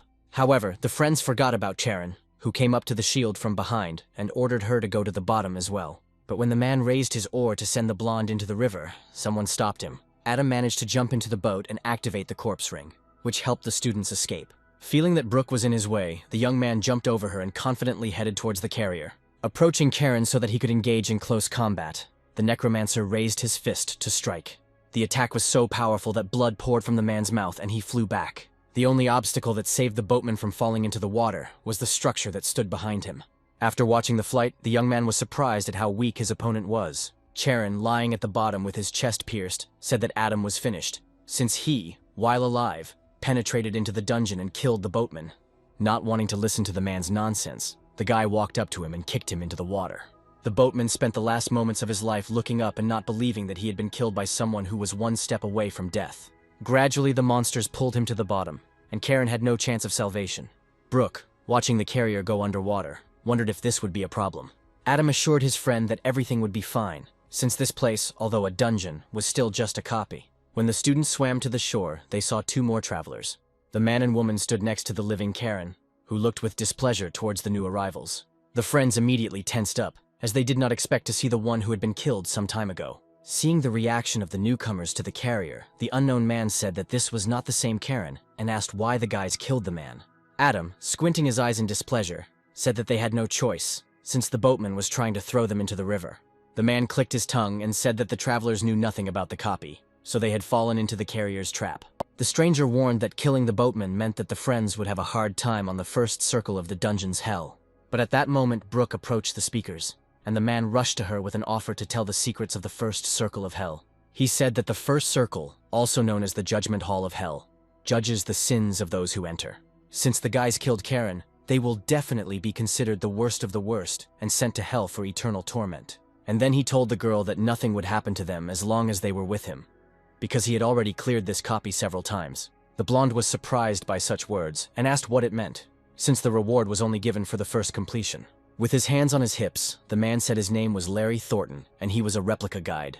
Adam remembered that there was this shady job where you took money from people to lead them through copies. Pointing his hand at the woman, Larry said that she was his client for this visit and asked Brooke if she wanted to join them. The stranger, her eyes wide with amazement, asked why the guide was so kind to the crooks, since she was currently paying him. Larry told the woman that his job was only to guide her through the copy, not to monitor her mood. Feeling anger rising inside her, the client agreed with the guide's words and said that they needed to move on. Watching her partners walk away, Brooke asked what they were going to do, and Adam said that they would have to follow them. Eventually, the small group reached the courtroom of the first circle of hell after some time. Walking ahead, Larry inquired about the impressions of his charges. Turning to the group, the man announced that everyone was to keep their mouths shut once they entered. After making sure everyone had heard him, the guide opened the wooden doors, revealing a view of the hall. The room was large and solemn, and in front someone sat on a throne, hiding his face behind paper. Brooke walked a little closer and stared at the creature sitting in front of her with confusion. The girl was about to discuss this with Adam, but their conversation quickly ended as the sound of a hammer was heard. The local owner said that he was the judge of the courtroom of the underworld of the first circle of hell, and the trial was about to begin. Having already walked through the copy several times, Larry turned to the group and told them to watch carefully and do as he did. Coming closer, the man introduced himself and said that he had not committed any crimes in his life and asked the judge to see this. After listening to the man, the creature opened its huge book and began to read something attentively. The Talmud glowed with a bright purple light that filled the entire surrounding space. Having learned from experience, Larry was clutching a stone in his fist that clearly had useful properties. As a result, the judge issued a verdict that the guide had no criminal past and was found not guilty. When the creature called the next person, the girl to whom the fat man had previously given the magic stone went. Sometime later, after the stranger approached the throne, the judge again returned a verdict of not guilty. Just as it was Brooke's turn, Larry announced that his stone had one more charge left and offered her the opportunity to use the item. Looking sternly at the guide, the shield said that she did not need any help from him and proudly turned away. Having finished dealing with the woman, the judge looked up from his book and called the next one. Deciding not to risk the girl, Adam stepped forward and said that before he had no choice, but now he wanted to become good. Larry chuckled and said that he would definitely come next year to remember the guy, because he would be sent to hell for killing the boatman. The creature said the main character's name out loud and then stared at its book. A few seconds later, the judge roared in displeasure that one could not be so sinful. The master of the courtroom called the first sin disrespect for the remains of the deceased, and then showed how Adam went through his first mission. The second sin was disrespect for the peaceful existence of the inhabitants of the Nightmare Village. The third sin was cruelty to animals, and a cloud of memories showed the boy's battle with the Hive Queen. The man standing behind him listened to the list of his companion's sins and thought that a monster was following him. The judge named the murder of one of the heads of Cerberus and the boatman Karen as the most serious sins. The creature extended its hand forward, pointed at Adam and announced that it was sentencing him to fall into the first zone of the seventh circle of hell. When a red circle began to form around the Necromancer, the judge said that the player would suffer in a sea of blood forever. Gradually, the circle began to gain depth, from which bony hands reached out, wanting to get Adam. The monster roared for the sinner to let the boiling sea of blood scorch his skin, melt his flesh, and cleanse him of his sins. But the young man was not going to accept his fate, so he activated the corpse ring. The next moment, the guy had already jumped up and was running straight towards the judge, swinging his weapon. The boy asked if this NPC really thought he was the real judge of the dungeon. Adam warned that he was going to add another sin to his list, and this time it was beating up a judge. Due to the force put into the attack, the creature flew far from its original point into the wall. Larry's mouth dropped open in shock. He couldn't believe that some newbie dared to attack a judge. The man wondered why the hero didn't have the guts to do something like that. The judge laughed and said it had been ages since anyone had the courage or strength to do such a thing. After speaking, the creature activated a weapon in its hand that appeared from the purple room. The head of the courtroom announced that he would sentence the sinner to eternal torment in hell. The next moment, he rushed towards Adam, wanting to repay him for everything he had ever done. When the monster struck with such force that the weapon shattered the floor, the protagonist was able to dodge and jump back. Watching the player's actions, the referee realized that he was able to steal his speed. With a predatory grin, the Necromancer reported that his agility had been very useful to him. Suddenly, the judge jumped up, leaving behind a web of cracks and an energy trail on the floor. The next moment, a purple pillar of magic struck the place where Adam had recently stood, which could harm him. However, the young man managed to jump back, thereby saving his life. Larry, watching the fight, announced that the boy would get hurt, which surprised his client. The young man, straightening up, thought that he had not expected such a powerful shockwave, which still managed to hit him. Suddenly, a warning from the queen sounded in his head, telling him about the armor-piercing effect of the judge's weapon.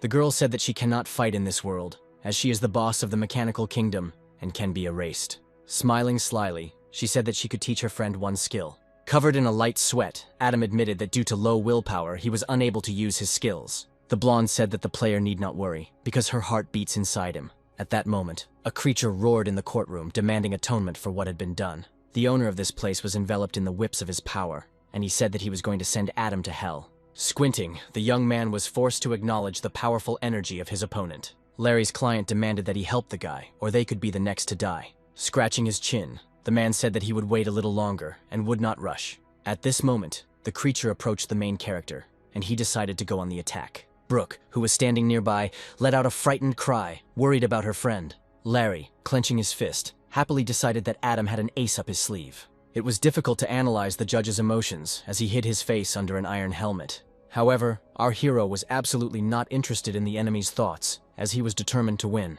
From the outside, things didn't look so smooth, and the fat man thought he would have to intervene. But then something happened that was a complete surprise to the guide, and made him change his mind.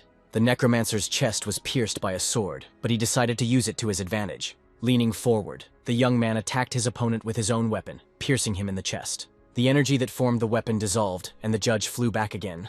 Larry watched the fight with his mouth open and did not understand why the guy's strength had increased so much. Adam mentally thanked the queen for the skill, but admitted that it was exhausting. Wrath of the Mechanical Queen. Goes into berserker mode when injured, increases strength and speed. The young man admitted that he felt amazing and that the skill suited him perfectly. The judge was an epic level 26 NPC with a large amount of health. Jumping to its feet, the creature growled in injustice that the vile criminal had managed to wound it. Adam's opponent extended his hand and activated an 8-pointed halberd in it. Seeing that the monster had taken the weapon, the Necromancer took out the mechanical brass knuckles from his inventory. Within moments, the two powerful weapons clashed in battle, and neither was inferior to the other. Not wanting to lose to the sinner, the judge ordered his strength to reach its maximum. After that, Adam felt himself moving back, but not as far as the master of the courtroom had planned. The girl, seeing how her friend was starting to lose, began to blame herself for what was happening, since she believed that she should have blocked the blow. The young man watched with tension as his knuckles barely withstood the onslaught of his opponent. Feeling superior to the man, the creature announced that it was sentencing him to death. The next moment, the monster sent a wave of energy at Adam, which carried the guy back. Brooke immediately jumped up from her seat, wanting to help the young man in at least something. The system notified the player that his mechanical brass knuckles were damaged and could no longer be used. The enemy approached the protagonist to finish what he started and send him to hell. Feeling a slight tremor in her body, the girl began to blame herself for what had happened, since she had been useless as a shield on this mission. Turning his gaze to the rest of the people, the judge warned that they were next in line for destruction. But suddenly a young man's voice was heard from the side, accusing the owner of the hall of daring to break expensive equipment. Straightening up, Adam said that if something good happened to the judge, he should watch out, and activated berserker mode.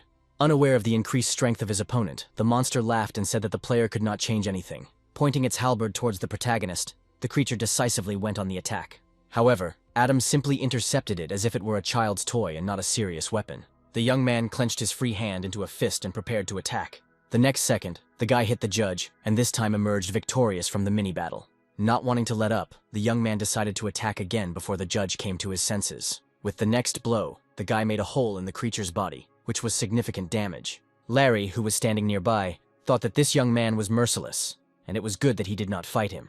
The judge could not believe that he was dying at the hands of a criminal, because this should never have happened. The system reported that Adam received 26 stat points for killing the epic NPC. Weakened after the battle, the main character sank down. But since the berserker mode had not disappeared, he broke through the floor beneath him. Larry, moving smoothly to the side, praised the young man and said that he was no slouch.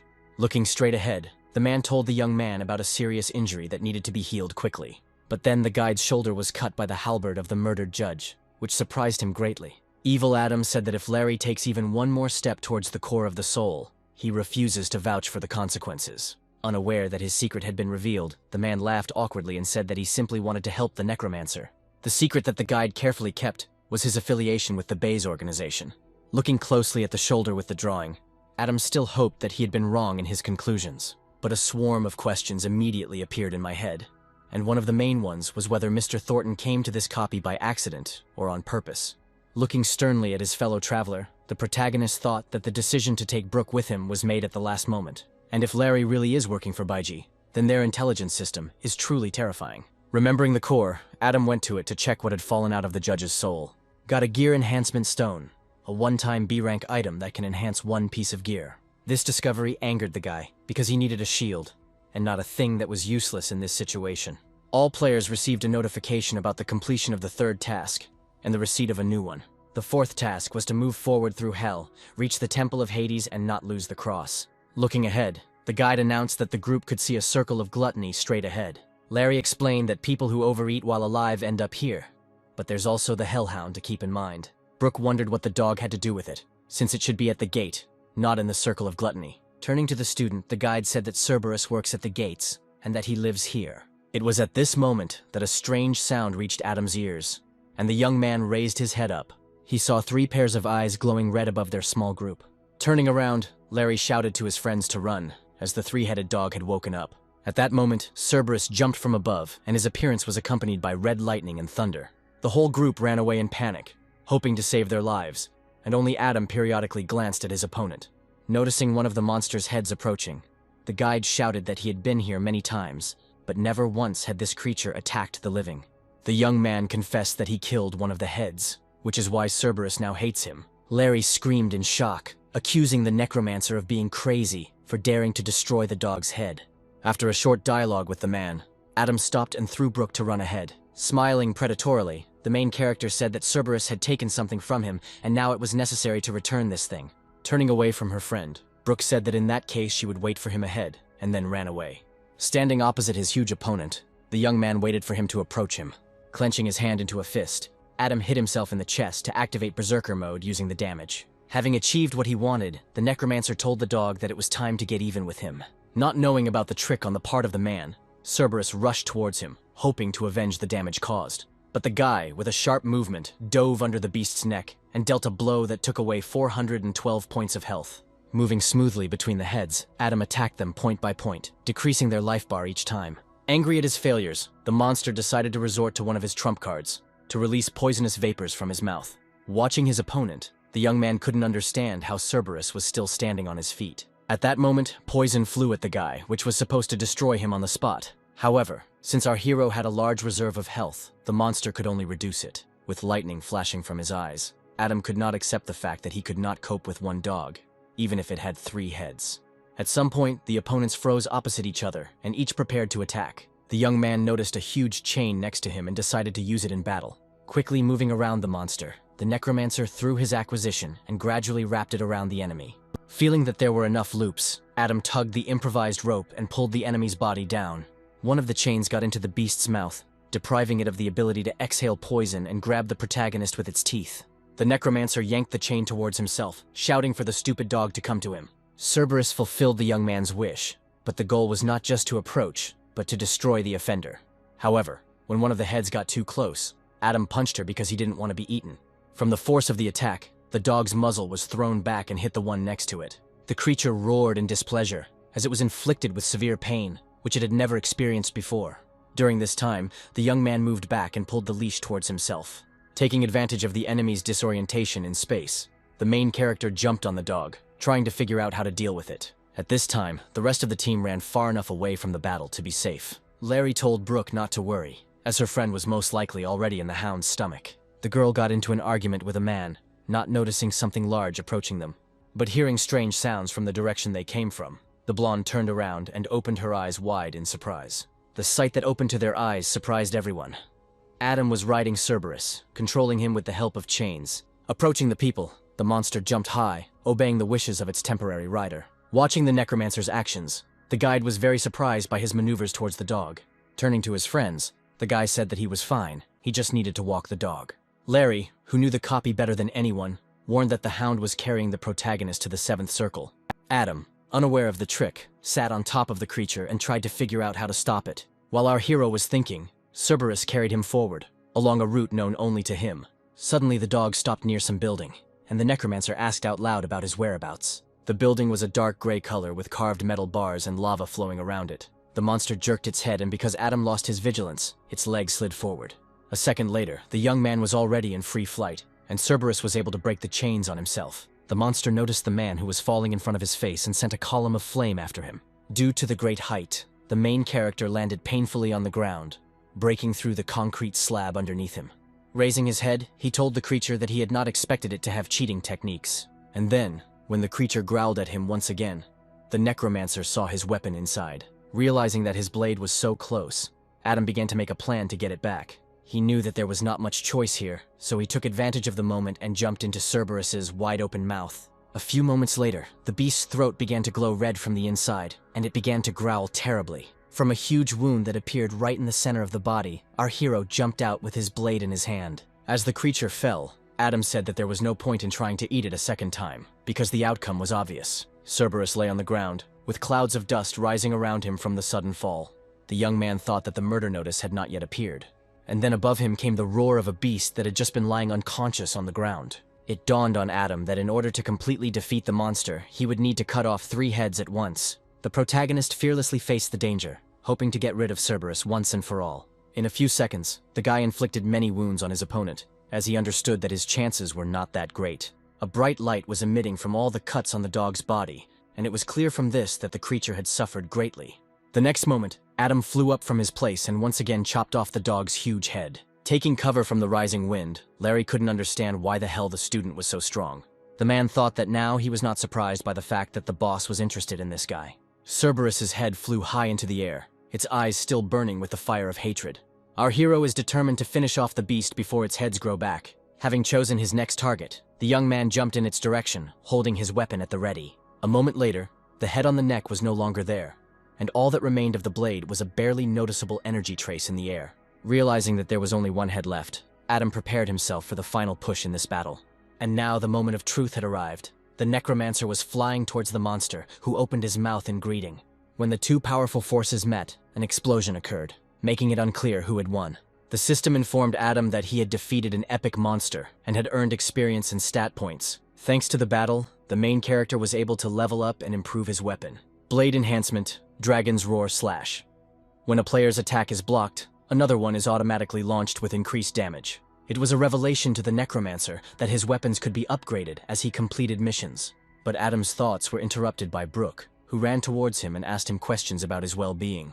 The young man hastened to reassure his girlfriend, saying that he was fine because his opponent was just a dog. Without wasting time on conversations, the Necromancer reached for the soul core, hoping to get a shield at least this time. But he got the soul-stealing recovery pill, a one-use item that increases all stats by 100. However, the thing had a side effect. It worked for 10 minutes, and after it, the mind dropped by 10%. Larry's voice was heard from the side, asking what his friend had gotten, and Adam said that there was nothing worthwhile. At that moment, a girl approached her friend and said that she needed to tell him something. Brooke said she asked the guide about the crosses, and he said he had never seen one. The guy raised an eyebrow and asked if that meant they were the only ones in the copy who received such pendants. The system reported the completion of the 4th task and the transition to the main task of the copy. The main task is to place 2 crosses in the hole in the Temple of Hades and destroy the pseudo-dungeon. A pillar of blue energy struck in front of the students, which greatly frightened Larry and his companion. Turning to the man, Adam asked him what the copy's previous mission was. The fat man reported that in the past, it was enough to go into the temple and the mission was considered complete. After Larry's story, our hero realized that he and Brooke were able to change something in this inner world. The client, having lost her patience, demanded to move on, saying that she did not want to be there for another second. The guide said that since he had been here several times already, he would easily take the group straight to the temple. Larry cursed as he tried to push the wooden door, since it had opened without any problem before. But at that moment, Brooke drew the Necromancer's attention to 2 holes in the wall that were next to them. Looking closer, Adam realized that the slits were shaped like the very pendants that were on their necks. The man said that on previous occasions he had not noticed anything like this in this place. The students removed their crosses from their necks and inserted them into a special hole. After this, the door to the temple began to open smoothly, and air began to flow inside in smooth streams. The travelers froze at the entrance, trying to see from their point what lay ahead of them. Suddenly there was a noise in Adam's head, like thousands of bells ringing around him. Overcoming himself, the young man opened his eyes and saw rivers of blood and human remains all around. Looking up, the protagonist saw a stranger standing on a mountain of bones, with red lightning appearing around him. As if noticing the movement, the stranger turned halfway and grinned unpleasantly. Realizing that he had been noticed, the necromancer fearfully awaited the consequences, since this could not pass without a trace. However, the next moment Adam was again next to his friends, and it turned out that they were approaching the coffin. The guy realized that in front of him lay the man who was in his vision, and assumed that he saw the last seconds of his life. Noticing his girlfriend's worried look, the young man asked if she had just seen anything strange. After a negative answer, the young man thought that he might have just imagined it. Larry said that he had been to this place several times and it was always empty, and where he got the sarcophagus from was unclear. Adam, being the bravest, approached the coffin a little closer to examine the creature in it. Suddenly, the man inside opened all three of his red eyes and grinned toothily. Stepping back, the protagonist realized that the stranger was rising from the dead. A blue glow erupted from the sarcophagus, as if someone had turned on the lights inside. A ghost suddenly burst out of the coffin and headed towards the young man. Adam prepared to defend himself, as he saw a strong opponent in the spirit, and his expression was especially terrifying. But the stranger only flew through the guy's body, and the system reported that the player had received the Seed of Hades. The Seed of Hades was an S-rank item, a one-use item, and had no effects yet. Upon seeing the notification, the necromancer was dissatisfied with the item he received, as its purpose was unknown. Suddenly, Adam started calling Brooke from the side, who kept repeating his name. Finding himself on the floor, he asked what had happened, and the girl said that after the coffin was opened, he had not responded to anyone. After this explanation, the young man realized that this vision was created especially for him by that man. Stone sarcophagus has a rank of B. Lying inside the player loses the ability to move, but his corpse will never decompose. Larry said that there is a legend that says that the real dungeon can be entered through a pseudo-copy. The man said that many would like to enter there, even though it is deadly, because of Hades' legacy. Our hero wondered if Hades' legacy was connected to the seed he had just received. But then the guide drew the attention of everyone present to the holes that were made on the sarcophagus. Looking closely, the young people realized that the holes on the coffin had the same shape as those at the entrance to the temple. Without hesitation, the students took the crosses in their hands, inserted them into the holes, and without any delay they entered there. Suddenly the entire temple shook, making it clear that the boys' actions would have serious consequences. The system notified about the completion of the main task, and announced that the copy would be destroyed within 10 minutes. After the mission awards were presented, Brooke happily said that she was given a shield, and the guy was happy for his friend. The man angrily asked what was going on and what the students were wearing. The guide said that this copy was his livelihood and they had deprived him of his source of income. Having tried to calm his comrade down, Adam suggested that they first get out of here and then sort out the situation. But Larry, as if he had become deaf, kept repeating about the destruction of his business, and said that now it made no difference to him whether he got out or not. When his client tried to object, she only received a powerful blow to the stomach and a few curse words. Since the woman did not expect such a setup from her hired worker, she flew far away to the wall. Adam suggested that Larry hadn't stopped them because of the copy, to which he received a blank look. Turning completely towards the guy, the man began to wait for what else they would tell him. Without taking his eyes off the guide, the young man confidently stated that he worked for Baiji. Smiling, Larry said that he was not surprised by the boss's desire to get the young man, and asked at what point he found out about everything. Surprised by the man's question, Adam pointed his finger at him, and admitted that he saw a tattoo on his shoulder. When Larry heard the answer, he felt incredibly awkward at how easy it was to solve. Throwing the pendants at the guide's feet, the necromancer assumed that they were also the work of Baiji. The man's face changed to a more serious one, and he admitted that his interlocutor was indeed smart. Adam wondered why Larry would destroy the copy if his goal was to catch the player. Preparing for the attack, the villain announced that destroying the copy would ensure that the dungeon would not be able to track the young man. The former guide said that if the student were to disappear, Edgar Lambert would not let it go and would mobilize all resources to search for him. When Larry said that the rector couldn't find anyone in the collapsed copy, Adam said that the weakling wouldn't catch them. Activating his powers, the villain suggested that the necromancer not worry about this problem. Approaching the young man, the Baiji organization member struck him, slightly lowering his health bar. The necromancer thought with displeasure that his opponent was too fast, and even the corpse's ring could not track his movements. Suddenly a man came up from behind and asked where Adam's self-confidence was, but Brooke didn't let him strike, putting up her new shield to protect her friend. It was an unpleasant discovery for Larry that the opponents had such an inventory as an A-rank shield. He said that the students' luck was incredible, as they were able to clear out the D-rank copy and leave with A-rank equipment. The girl decided that this time she would not be a burden for the young man, but on the contrary, she would act as his protector.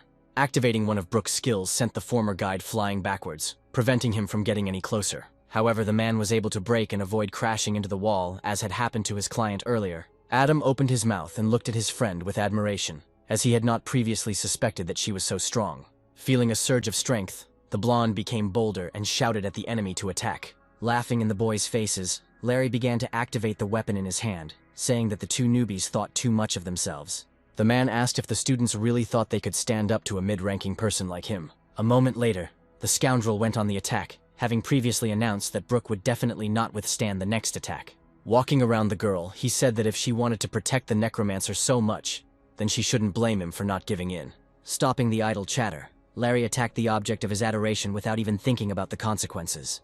Adam, who was standing nearby, shouted his friend's name in fear as her body lifted off the ground and flew backwards. Not wanting to surrender to the enemy, the protagonist bit the pill, and the system notified him of an increase in characteristics by 100%. After which, the guy harmed himself and activated the skill Wrath of the Mechanical Queen. Even the former guide, unaware of the danger, tried to deal with his former victim. The next moment, Larry paid for his carelessness and was attacked by the Necromancer.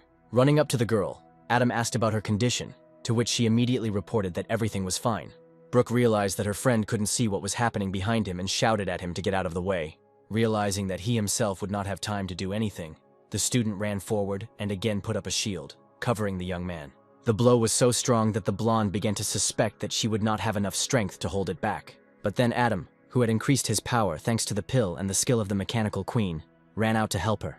Beiji, who had not expected such a rebuff from the newcomers, opened his mouth in surprise. Deciding to give up some ground, the man jumped back, not wanting to be defeated in a matter of minutes. The Necromancer turned to his friend and suggested that she rest, since it was obvious from her appearance that she was wounded and tired. The guy himself activated the Staff of Wisdom in his hand, which increases the power of the mind by 20% and rank C. Moving towards the enemy, Adam told Brooke that he would deal with the fat man himself. Larry, looking at the young man, asked what kind of equipment he had, which was clearly not typical for a Necromancer. But the main character did not think that he should waste his time talking to the criminal and confidently attacked him. The man chuckled and asked if the Necromancer really intended to sneak attack the killer. Once again ignoring the enemy's chatter, Adam activated Dragon Roar Slash. Larry was able to parry the blow, but it wasn't as easy as it had been before when fighting those students. The guide could understand what was happening, since the Necromancer's strength and speed increased several times. Flying back after an unsuccessfully repelled attack, the villain thought that Necromancers must have the weakest bodies. Adam understood that with his skills, weapons, and pill, as long as he continued to stack cut, he should be able to suppress the enemy. As an average player, Larry couldn't understand how he could lose to some college kid. Due to the activation of the corpse ring, the criminal's agility was reduced by half, and he did not have time to dodge. Hoping to somehow defend himself from the attack, the man thrust his sword forward, blocking the blade's path. Barely able to withstand the onslaught, the former guide was forced to admit to himself that the attacks were becoming more difficult. The young man, wanting to finish off his opponent, activated Dragon Fang Slash again. Larry found it harder and harder to withstand the guy's blows each time. However, the Necromancer also understood this, and did not take a break between his attacks for even a moment. As a result, Adam achieved that his opponent's weapon shattered into small pieces. Larry stared at the guy in fear, thinking that he couldn't even imagine how a newbie could beat him. Deciding to take his last chance, the guide asked the young man to tell him about Beiji and his parents. But our hero had already begun the attack, and it was rapidly catching up with the criminal. The man shouted at the student to think carefully, because if he died, Adam would lose the opportunity to obtain this information. A second before the blade reached the guide, he reported that Beiji had connections in the dungeon. Larry, cut in half, told the boy in his last second of life that his organization would never let the Necromancer go. Approaching the place where he had struck, the young man looked there with longing. A moment later, the boy burst out indignantly because Larry had not reported this earlier, since the cut could not be undone. Suddenly, a grin was heard from behind our hero, and then a female voice accused the former guide of being useless. Turning around, Adam saw that the girl, who had never introduced herself, was holding a dagger to Brooke's neck. The Necromancer had a hunch that this scoundrel was also related to Beiji, just like the man. Slightly waving her weapon to the side, Larry's former client confirmed the young man's guess and asked if he was surprised. Pulling at the skin on her face, she said that this meeting was not the first for their company. After the woman completely removed her mask, Adam instantly recognized her. In front of him stood the same kidnapper, Vivian Brown, who had once already managed to kidnap a group of students. Holding a knife to the captive's throat, Vivian said she was surprised that Adam still remembered her. Trying to smile carefreely, the main character said that of course he remembered her, and offered to let Brooke go, and then talk. Deciding to play along with the guy, Miss Brown also smiled and said that this was impossible, since she was not stupid. The woman admitted that the Necromancer knew how to surprise, because last time he helped all the students escape. The young man thought that he was planning to do the same thing this time, because compared to the previous time, he had become stronger. Seeing Adam begin to move the weapon into his hand, Vivian advised him to think carefully. The villainess demonstrated her characteristics, and they were able to impress the guy. The 35th level alone was worth something. The woman noticed the student's confused look and asked if he wanted to give up right now. Vivian said that as long as Adam obediently followed her, she was willing to leave the past in the past. In the midst of all the events, the company forgot about the destruction of the copy. But when the ceiling began to collapse, everyone remembered it. Huge chunks of concrete fell near the opponents, but the tension between them was so great that no one moved. The young man said that he had no choice but to accept his fate. Adam asked why Baiji would go all the way and destroy the copy to capture such a low-level player. But then the guy unexpectedly received news that he was not an ordinary low-ranking player. Vivian said that a newbie necromancer who can physically defeat mid-rankers is definitely worth it. She said that once the player witnessed the great vision of Baiji, he would join them without hesitation. Pretending to listen attentively to his rival, the young man was trying to summon the mechanical queen. But the villain did not know about the student's plans, and urged him to join her organization. But it was all in vain, as the queen heard her friend and gave him a weapon, and Adam shouted at Brooke to act. The girl glanced at her friend and in a split second understood what he wanted from her. The blonde broke free from her opponent's grip and tried to run away from the place where she was being held as far as possible. Taking advantage of the chance, the protagonist reached Vivian and attacked her. But the woman dodged the blow and said that since the guy had not changed his mind about fighting her, she would break his limbs and drag him away. The next moment, the villainess hit the young man, but Brooke jumped out in front of him and was able to protect her friend with a shield. Vivian chuckled and guessed that Adam was quite popular with the girls. Without losing her momentum, the woman suddenly struck the student from the side, and it achieved its goal. While the Baiji organization member was distracted by Brooke, the young man decided to attack her from behind. Worried about his classmate, Adam glanced in the direction where the blow had taken her. Realizing that he didn't have time to check on the blonde's well-being, he decided to take revenge on her offender. The player relied on his Dragon Roar slash skill, but the opponent was not so simple and dodged every time. At some point, Vivian waited until Adam's attention was focused elsewhere and decided to attack. The villainess threw her hand forward and was able to inflict damage on her opponent. Feeling pain in his shoulder, the young man screamed loudly and pulled his healthy hand to the wound. Seeing that her enemy was weakening, the woman said that she had managed to hit one, of course, but now there were 4 more left. Smiling obscenely, the protagonist suggested that Vivian not touch his 5th limb. Giggling, the rival promised that she would think about the young man's proposal. The next moment, the villainess jumped up, ran up to Adam and wounded him again.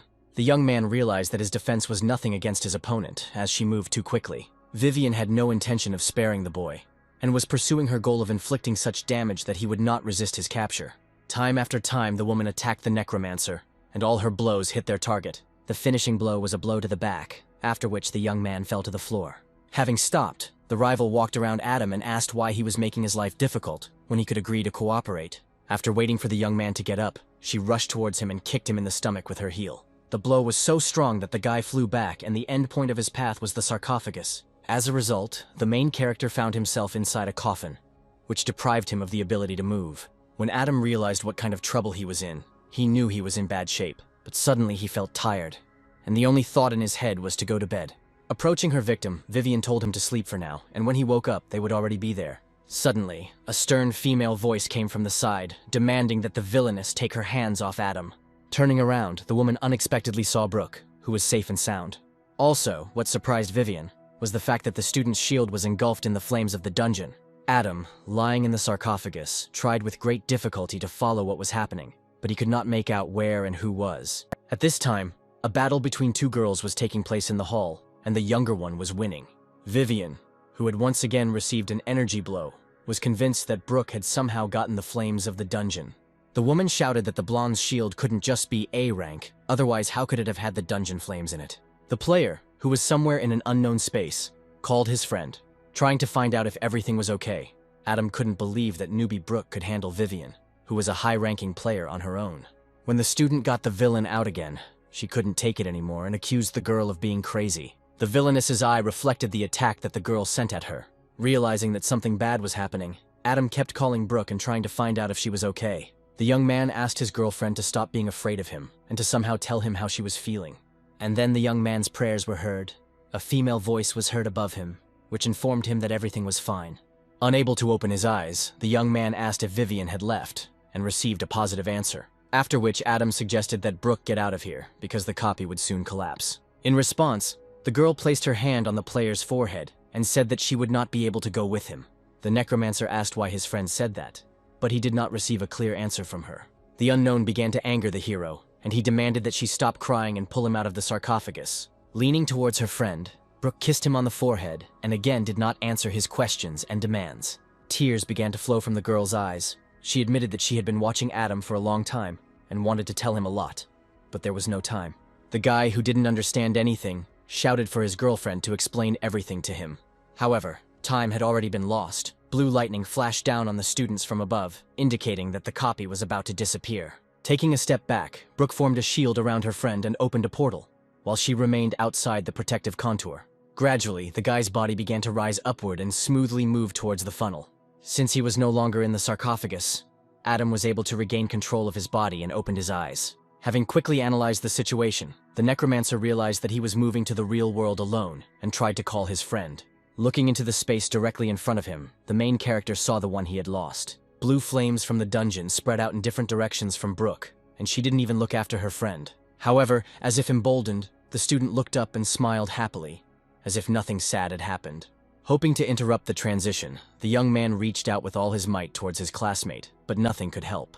The last thing the boy heard from Brooke was advice to live a good life. Sometime later, Adam could be found in the hospital room, where she was unconscious. Friends were found around him, who were having a heated argument about whether or not to tell the player something. It was at this moment that the main character opened his eyes, sat up, grabbed his head, and asked what had happened to him.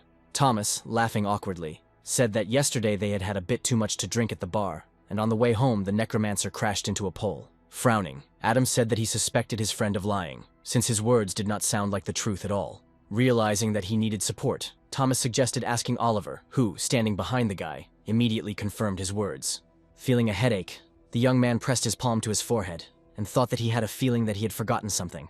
At this time, a conversation was taking place between two people at the Baijie organization headquarters. With his back to his subordinate, the man scolded her for failing her second chance to capture the boy. Vivian, sitting on the floor and looking down, tried to justify herself, blaming everything on the girl who lit the fire of the dungeon.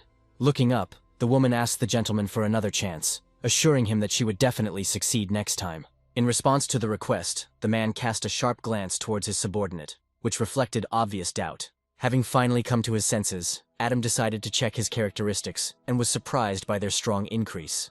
The guy especially focused on rising to level 17 and improving his weapons. Looking out the window, the hero felt as if he was missing some memories, as if he had forgotten something or someone important. Suddenly the door opened and Louis Wood walked into the room with a bag of fruit.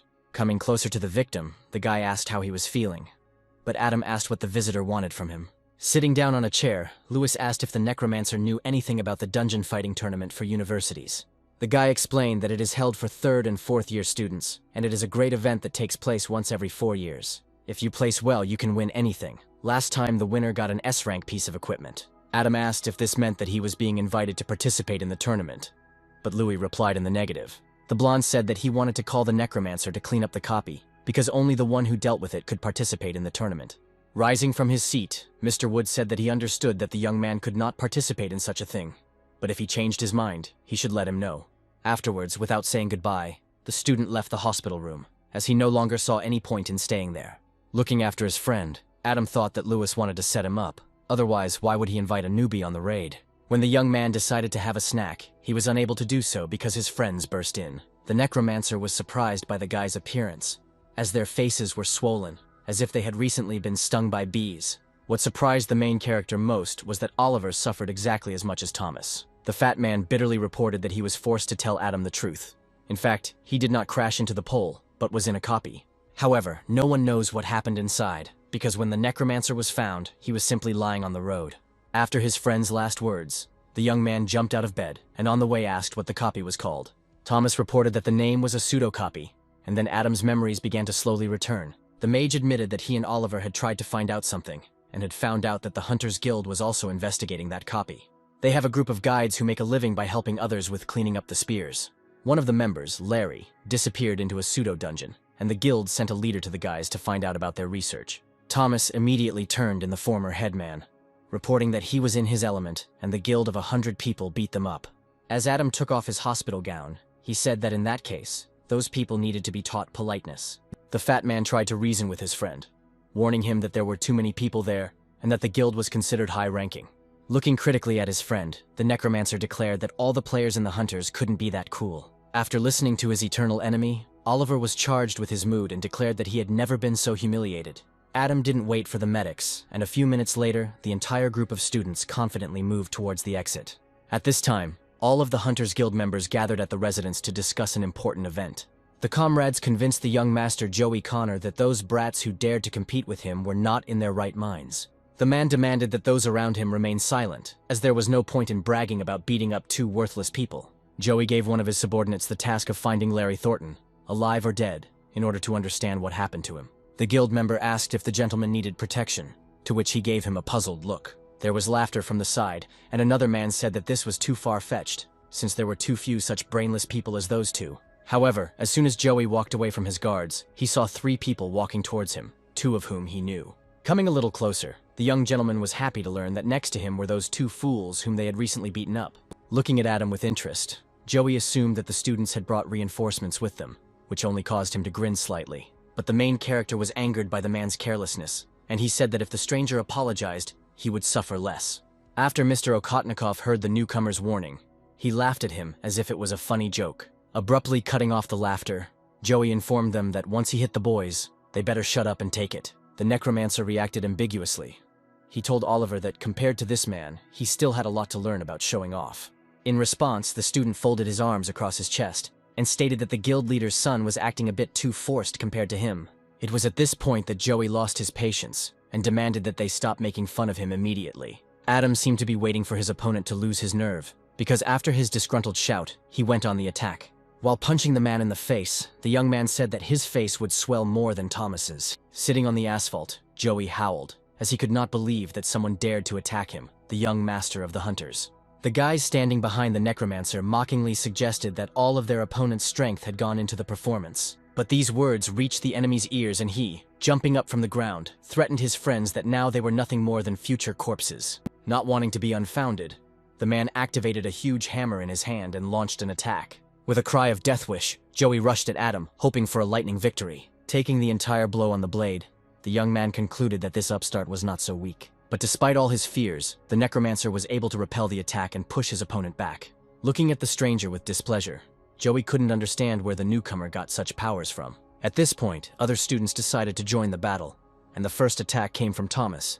He activated the underground mire. Oliver was the next to enter the battle, getting a little closer and using the slash through the arrows.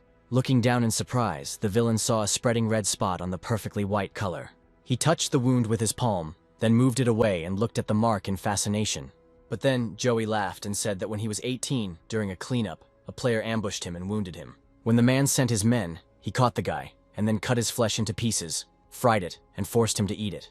The impudent man declared that the player had gone crazy, and now it was time to take care of the current opponents. Not impressed by the speech of the son of the head of the Hunters, Adam suggested that he not threaten him, but think about how to escape from here. But Joey didn't take the newcomer's warning seriously and said that 3 idiots couldn't keep him here, and then attacked. The main character, prepared for such a development of events, did not remain standing still and also ran forward. Having attacked his opponent from above, the young man hit him with such force that the asphalt beneath them collapsed into crumbs. And then the young master admitted that he had underestimated the power of your friends. But now he would have to show his true strength. After these words, the opponents continued the fight, and each tried to think through their moves in advance. After a couple of attacks, Joey raised his hammer up and it glowed red. The next moment, a column of red energy rose up from the man, but it did not cause any harm to Adam. Thomas was the first to understand what was happening and warned his friend that the enemy was calling for help. Wanting to interrupt the scoundrel's attempts to get help, the fat man sent sand shackles at him.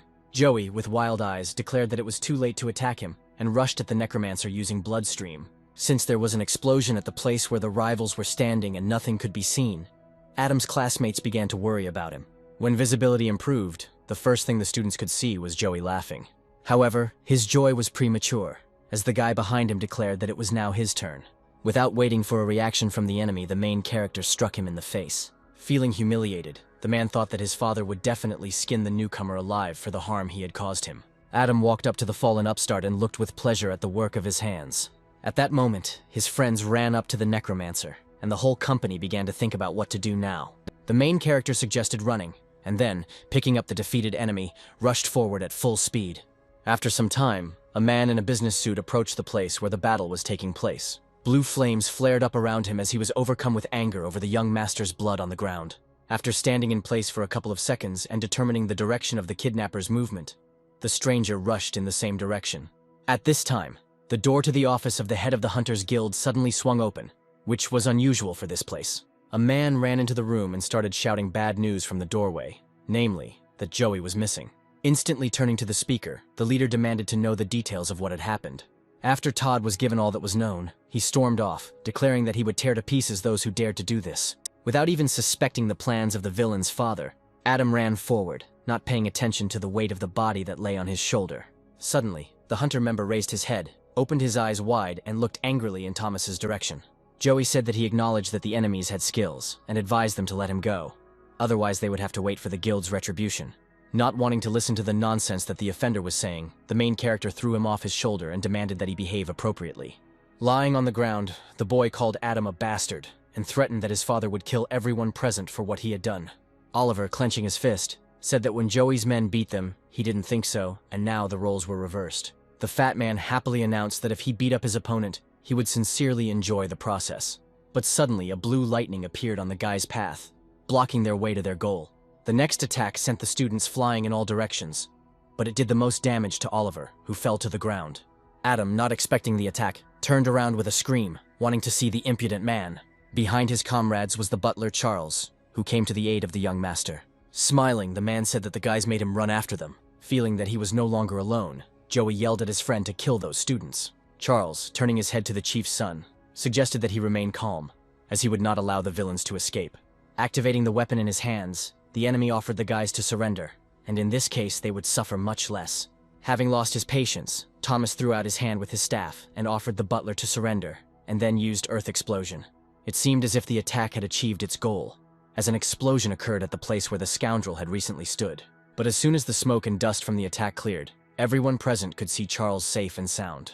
It was shocking for Thomas, as he used one of his most powerful moves. Observing everything from the side, Adam concluded that if the old man did not belong to a high rank, then he was certainly close to it. After a pause of several seconds, the butler realized that no one would surrender to him and warned about the beginning of retaliatory actions. The young people decided not to wait for the old man to get to them and attacked first. Thomas decided to use Earth Serpent Bullet since the enemy didn't know the effect of this attack yet. While the guys were getting to the man, he managed to summon the Holy Light and directed it at his enemies. A yellow light began to spread out in all directions from Charles's staff, which at first glance looked harmless. However, as soon as he reached the guys, he did not give them the opportunity to advance further and begin a counterattack. The hunter allowed himself to stand for a while, rest and admire the student's helplessness. Tired of this activity quite quickly, the man took the golden holy sword in his hands and prepared to attack. By swinging his weapon in a specific pattern, Charles would send out waves of light towards his enemies that had to be dodged. But our heroes failed to cope with this task, so in this case the victory remained with the butler. The butler's power terrified Adam, as he was able to suppress all three in one blow. The opponent admired how only beginners could withstand one of his skills. Looking at the boys emotionlessly, Charles said that their victory over their master was not surprising, but it would all end here. The man's last phrase aroused excitement in Thomas, who wanted to prove to his opponent that they were not so weak. Turning to Oliver, the fat man began to anger him, calling him pathetic and useless, while at the same time praising Adam. The player reported that the elder would never be able to catch up with the Necromancer and was not even fit to hold a candle to him. Thomas asked where the blonde man was when humanity evolved, and then suggested becoming Adam's servant. Suddenly, a roar and explosion were heard from the place where Oliver lay after the attack. A few moments later, when the aftermath of the explosion had cleared, everyone could see the angry swordsman. Even Charles admired the guy's appearance, since he knew that things would not be easy from now on.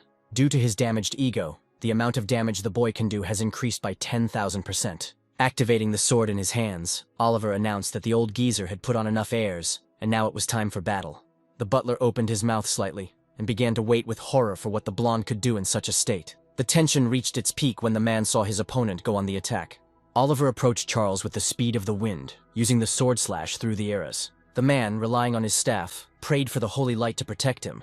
On the other hand, using his reserve in the form of fat deposits, Thomas attacked the old man. The earth blast from the mage tore up all the asphalt that was underneath Charles. When Oliver reached his enemy, his sword could only reach the golden shield.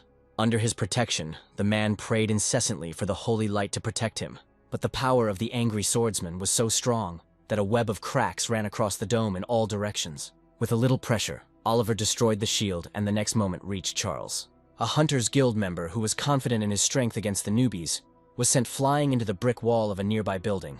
The friends who ran up to the swordsman asked whether the old man was dead or not, to which he responded that he was unsure of such a statement.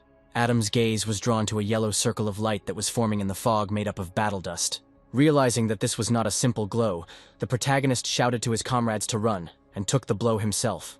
After a successful attack, a battered butler appeared from a cloud of dust, his face expressing all his emotions. The man, standing with difficulty on his feet, told the students that he would kill them at any cost. Adam, watching his opponent, suspected that he was about to go crazy due to nervous tension. Suddenly, the boy felt as if his head was about to explode without the help of the butler. The image of a beautiful girl with sad eyes appeared in the main character's memories. Taking advantage of the student's weakness, Charles attacked him straight in the chest with the golden sword. But even though Adam felt pain, all his thoughts were concentrated on the pictures that popped into his head. Thomas managed to grab his friend by the arm so that he wouldn't get hurt by colliding with something hard. Throwing the Necromancer onto his back, the magician told Oliver that they wouldn't be able to deal with the butler, so it would be better to run away from here. Agreeing with his comrade, the swordsman said that if he were the old geezer's age, he wouldn't be able to defeat even a dog. Thomas, without waiting for the headman, suddenly jumped up and headed in a direction known only to him. Not wanting to let go of his defeated opponent, Oliver walked up to him and grabbed his tied hands. When the swordsman was sure that he had a firm grip on Joey, he, accompanied by the prisoner's cries, ran in the direction where the fat man had gone. Charles, fearing for the safety of the young master, began to persecute the students. It seemed like the race between the enemies was endless, and the butler never missed an opportunity to stop the guys with his strength. Turning back, Thomas was stunned by the old man's impudence. He dared to break into the territory of the educational institution. Some of the students, watching the race, recognized the man dragging along the ground as a young gentleman from the Hunters Guild. Realizing that his target was slipping away, Charles decided to use his last chance to stop them. He demanded that they stop. But then a young man rushed to intercept the stranger and demanded that he introduce himself. However, the guy was not a threat to the butler, so having caught up with him, the impudent fellow simply threw the university employee aside. Keeping an eye on the events behind him, Thomas commented on what had happened, calling the servant a madman. Due to the fact that the players were distracted by the enemy, they did not notice the obstacle that had appeared in their path. Ernest Stone. The man folded his arms across his chest in displeasure and asked Adam what they were doing here. The young people did not have time to answer, as the teacher heard the sound of footsteps approaching behind him. Turning around and seeing the stranger, Ernest was surprised by his impudence, because no one dares to pursue university students. Having repeated once again about the intruder's impudence, the strong man rushed into battle, not wanting to let his students be harmed. Charles noticed the new opponent and immediately activated the Holy Light Shield. But for Mr. Stone, this was not an insurmountable obstacle, and he attacked the dome from afar. From the outside, the battle looked incredibly impressive, and from the force of the blow, it was clear that the butler should not be able to withstand it. Charles was unable to withstand the attack of a player of his level. Ernest's power pushed the enemy back. Approaching the impudent fellow, the teacher asked who he was and why he was creating problems for Kyoto University. The man warned that if the butler did not answer, he would have to be sent to his forefathers, and then he put his fist forward. While Mr. Stone was distracted by the man lying down, interesting events began to happen behind him. Turning around at the call, the strong man saw new characters behind him. The stranger had an athletic build and a stern face that did not bode well. When the man demanded that Ernest let the stranger go, the teacher asked why he should do this. Todd Connor said that if the enemy does not let Charles go, he will go to the next world with him. But the university teacher was not impressed by such a threat, and he decided to attack first. However, Ernest decided to attack not the newcomer, but the light mage who was nearby. Fearing for his subordinate's life, Mr. Connor shouted his name, but no one answered. Turning to the head of the Hunters Guild, the man suggested that he attack, as he wanted to see the impudent fellow in action. Todd commanded the people around him to kill the strong man for him. But Mr. Stone was not only not scared, but also empowered. So with a predatory smile, he activated the power of Umiro. The teacher scattered the attackers like kittens, without even putting in much effort. One of the guild members recognized the enemy as a man who was considered missing, the battle maniac Ernest Stone. The morale of the defenders of Todd immediately fell, as Monka's glory went ahead of him and brought fear to the enemies. According to rumors, Ernest was born for battle, and at the peak of the intermediate stage, he single-handedly defeated a high-ranking swordsman. The guild leader heard the rumors that were spreading among his subordinates and asked Stone how he survived. The redhead reported that not only was he alive, but he was also grateful to Todd for the opportunity to fight for his own pleasure. Enraged by his opponent's words, the villain activated the sledgehammer in his hand and prepared to attack. The weapon thrown towards Ernest caught up with him, and together they flew out of the battlefield. The path along which the man had moved away from Mr. Corner left behind purple splashes and clouds of dust. The sledgehammer returned to its owner, and the strong man remained on the ground, looking at the villain with displeasure. The members of the Hunters Guild began to actively gossip about how the combat maniac was not actually that strong. But the stranger's conclusions turned out to be premature, as Adam's teacher decided to move on to more serious measures. Ernest activated the combat fist, causing everything around him to glow orange and a beast's face to appear behind him. The man ordered the tiger to attack, and the owner's command was carried out instantly. In a matter of seconds, Mr. Stone and his assistant reached their opponent.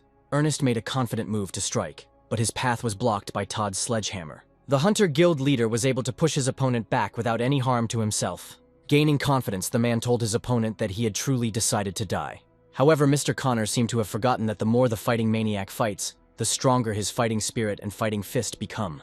As Ernest prepared to attack, he suddenly heard a loud heartbeat, but its source remained unknown.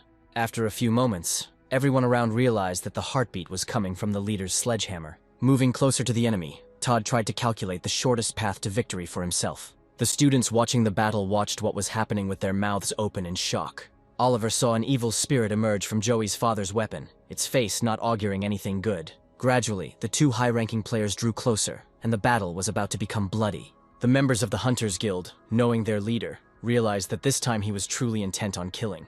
The only one who found the whole thing funny was Mr. Stone, who said that it was impossible to kill him with one blow. Wanting to fight a worthy opponent for the first time in several years, Ernest challenged him to start the battle, but the men's plans were not destined to come true, as a huge sword was thrust right in the center between the rivals. The players stared at the barrier in surprise, as the weapon did not belong to any of them. There was a commotion among those present, as everyone felt the approach of a terrifying aura. The teacher realized that there would be no fight, since after looking closely at the weapon, he correctly guessed its owner. Todd also slowly began to understand who had just interfered with the battle, because the owner of the Kunwu sword could only be one person. Adam, knowing the owner of the heavy aura personally, immediately guessed who stopped the fight. A few seconds after the sword, its owner, the rector of Kyoto University, Edgar Lambert, appeared on the square. Without preamble, the man demanded that the Hunters Guild explain their actions or be destroyed that very day. One of the organization's members' nerves gave out and he released his whip at the swordsman. Todd tried to stop the fool who didn't even understand who he was trying to attack, but it was too late. Mr. Lambert's body was bound by a strong thread, and it seemed as if nothing in this world could break it. Without even suspecting the danger, the stranger shouted to his leader not to worry, because now the old man would not be able to escape. A second later, everyone realized that the statement was reckless, since Edgar did not even move from his place. But the whip was already broken. The owner of the weapon was surprised and asked how this was possible, since it was a B-rank weapon. It was at this moment that the rector of the university decided to eliminate the offender, and he felt incredible pain. And a moment later, where the man had stood, there was only an empty space left, and only memories remained of the guild member. Once all the individuals interfering with the conversation had been eliminated, the swordsman turned to Todd and once again demanded an explanation. The man, deciding to take advantage of the opportunity, reported that the students had kidnapped his son, and he was forced to come to the rescue. Mr. Lambert asked if this was exactly the reason for the riots at the gates of his university. The head of the guild fervently assured that if his son was returned to him, he would turn a blind eye to what had happened and leave immediately. But all of Mr. Connor's words were interrupted by Edgard's condition, who said that there were two options. Either they leave or they die. Oliver, standing to the side, was amazed by the head of the school, who was demonstrating true skill. Todd, not expecting the conditions, asked why the man was acting so unreasonably.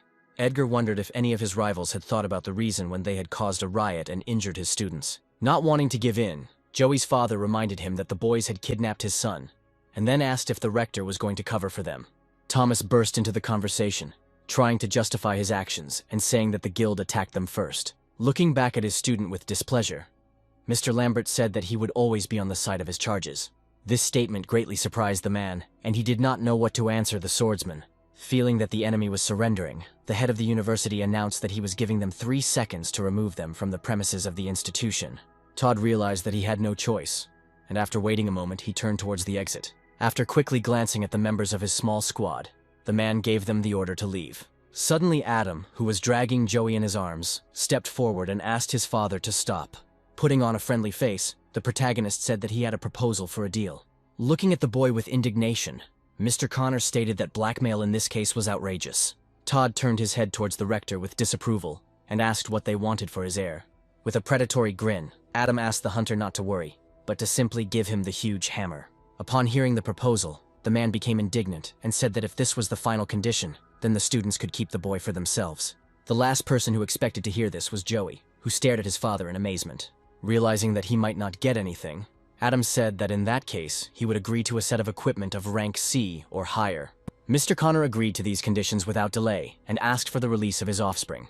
But the main character said that he would release the prisoner only after he received the equipment.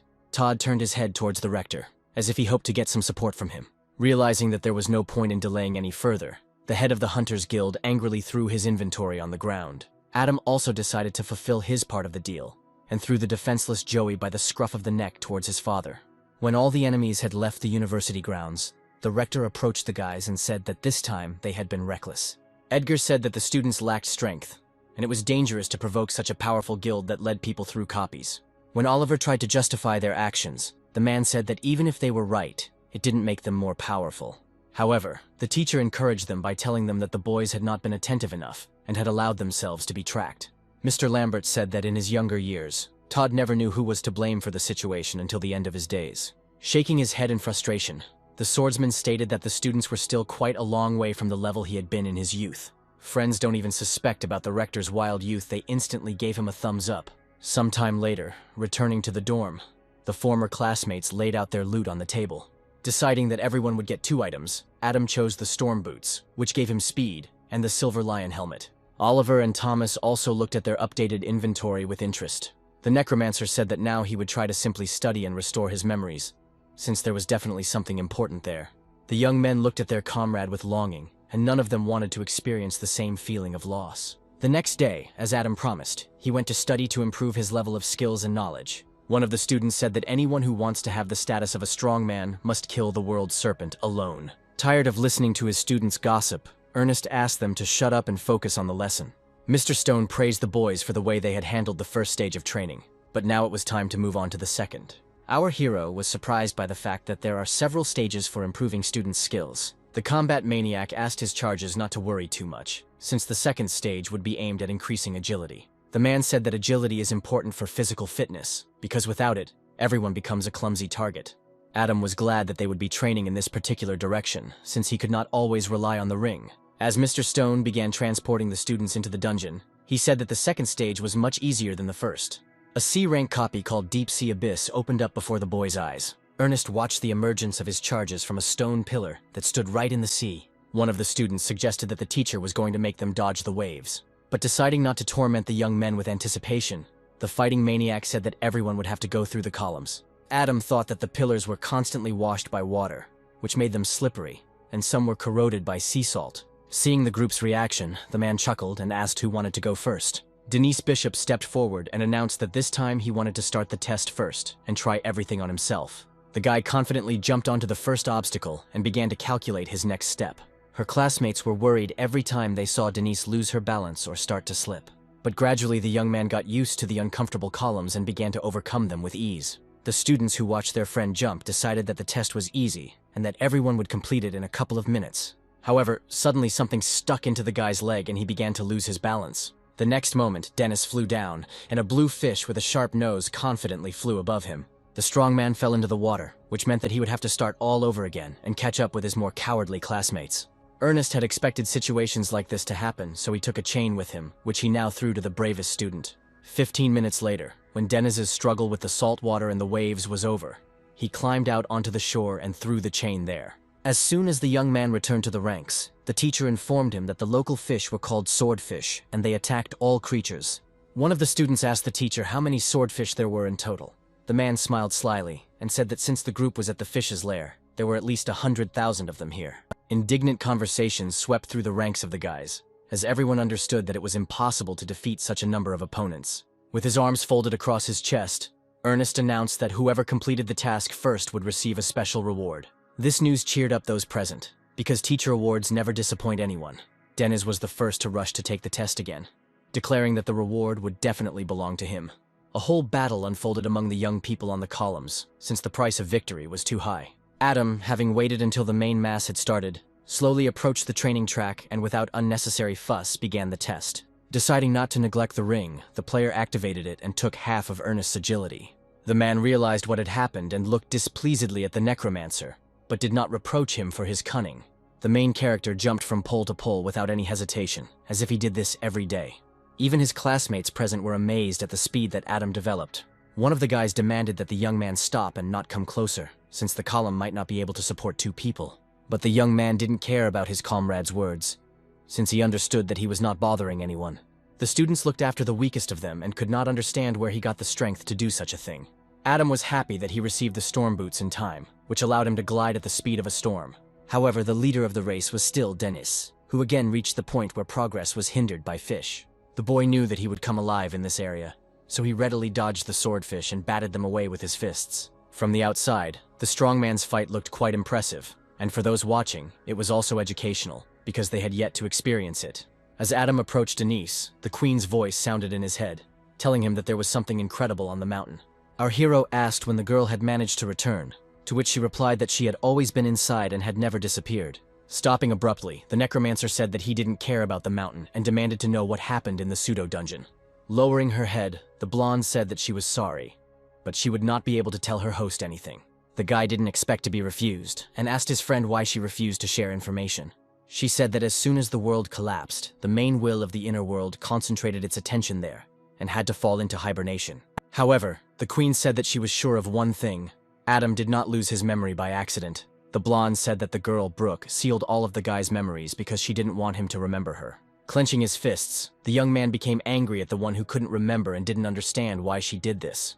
The entire time the player was lost in his thoughts, swordfish began to appear around his pillar. Realizing that the test was not over yet, the young man opened his eyes and turned his attention to his small opponents. As soon as they began their attack, they immediately received a powerful rebuff from Adam.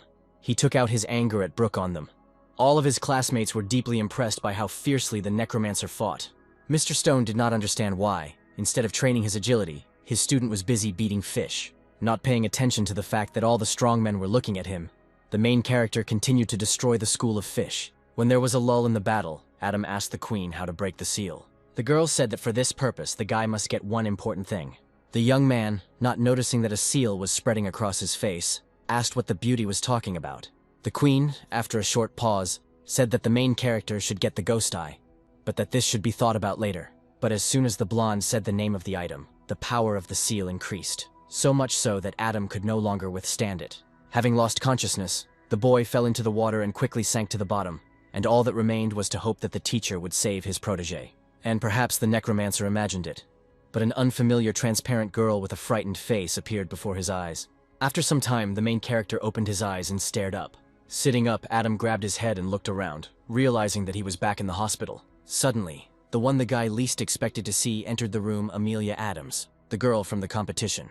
Having entered the room, the acquaintance began to pour water, and said that Thomas told her about what happened with the Necromancer. Handing the young man a cup, the student asked him to be careful, as it might be hot. But the idyll of the moment was broken, as the door suddenly swung open, and a stranger rushed inside. He stared in bewilderment at the couple, who were standing quite close to each other. The guy asked Amelia with displeasure whether she had come all this way for this handsome man.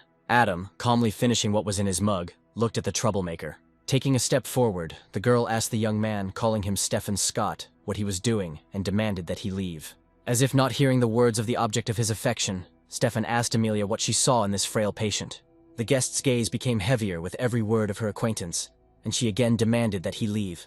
The blonde turned to Adam and said that if he was a real man, he should agree to fight in the dueling arena. Sighing with displeasure, the main character said that as soon as Stefan showed up, it became noisy and asked who he was. Smiling with white teeth, the player introduced himself and said that he was the strongest among the guys at the pedagogical university. The young man thought that even in their school, the ratio of boys to girls was 1 to 9. What was going on with the impudent fellow? Turning to the Necromancer, Amelia whispered to him not to argue, because even though Stefan was a fool, his strength was impressive. Nodding to the girl, the young man began to rise and explained that he had never tried to get close to the Ice Mage.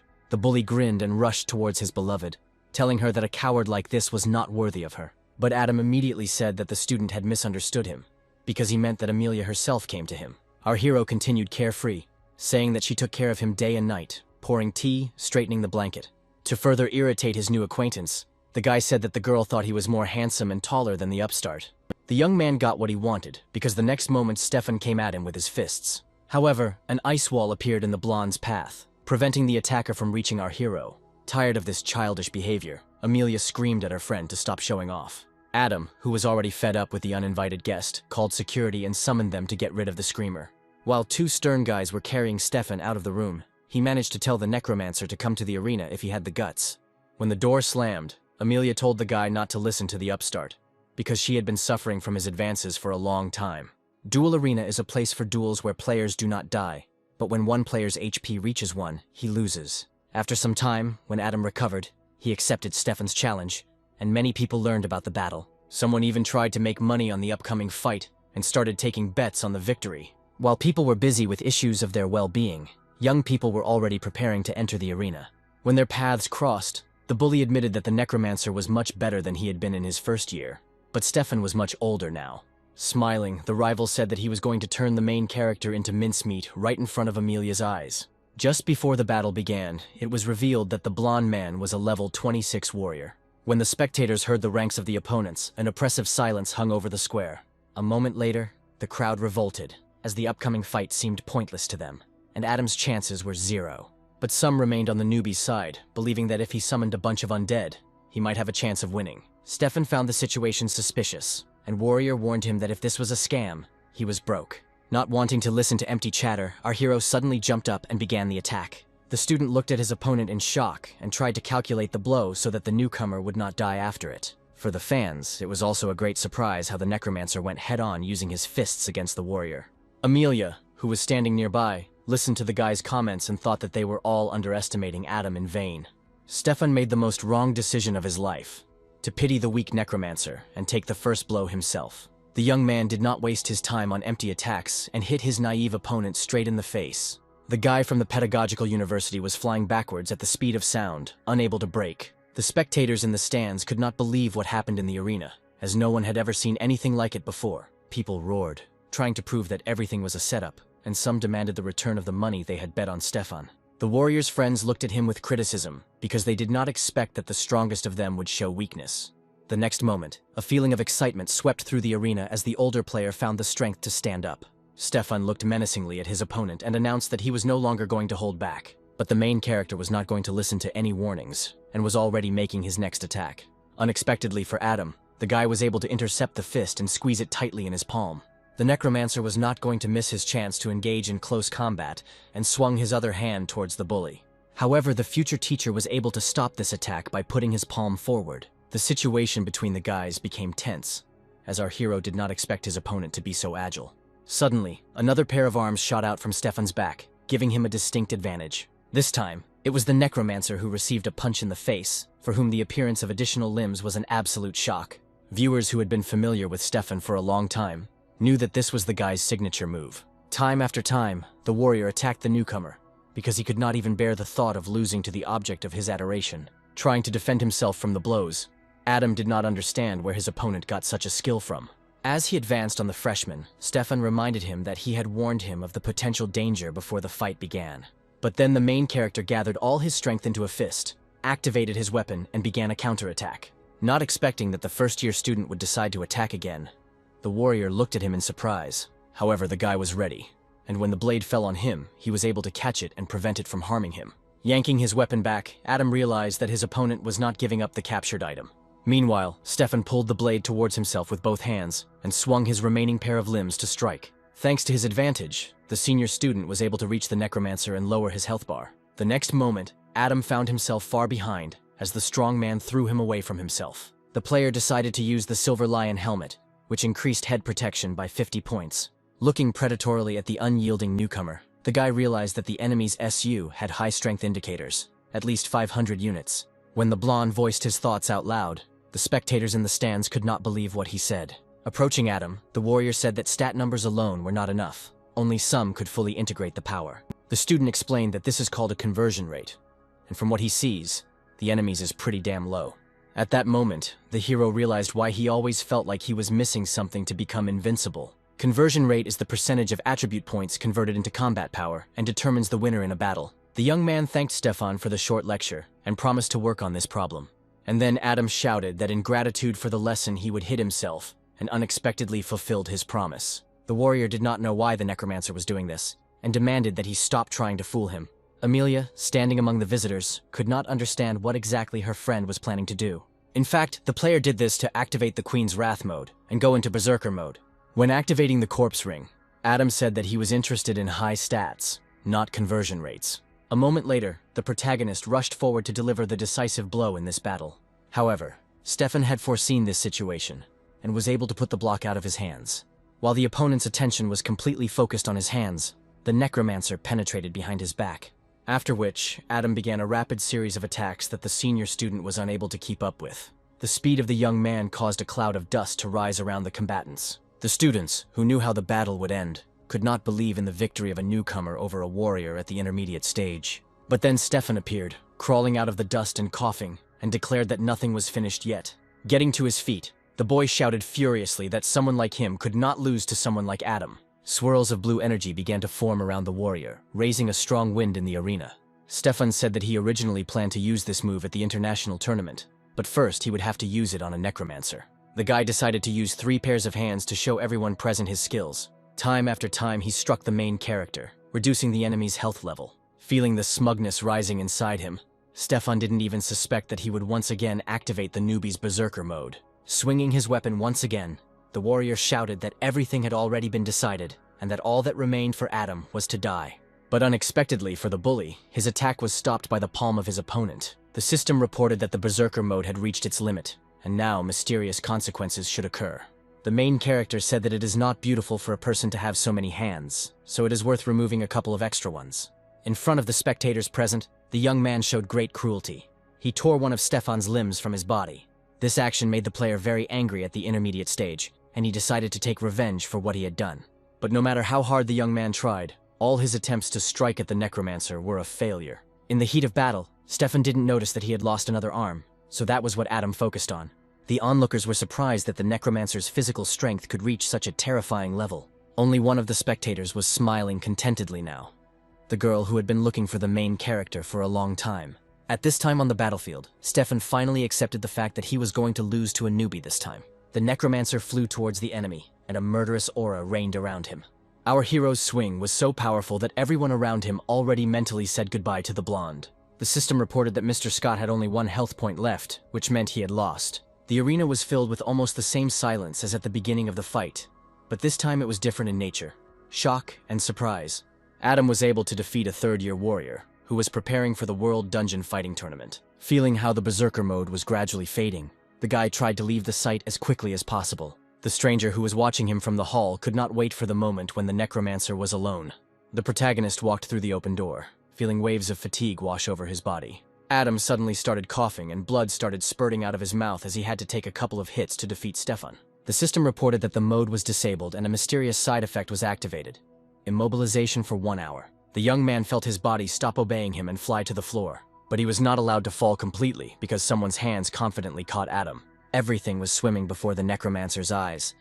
And even looking closely at the man, he could not discern the face of the savior.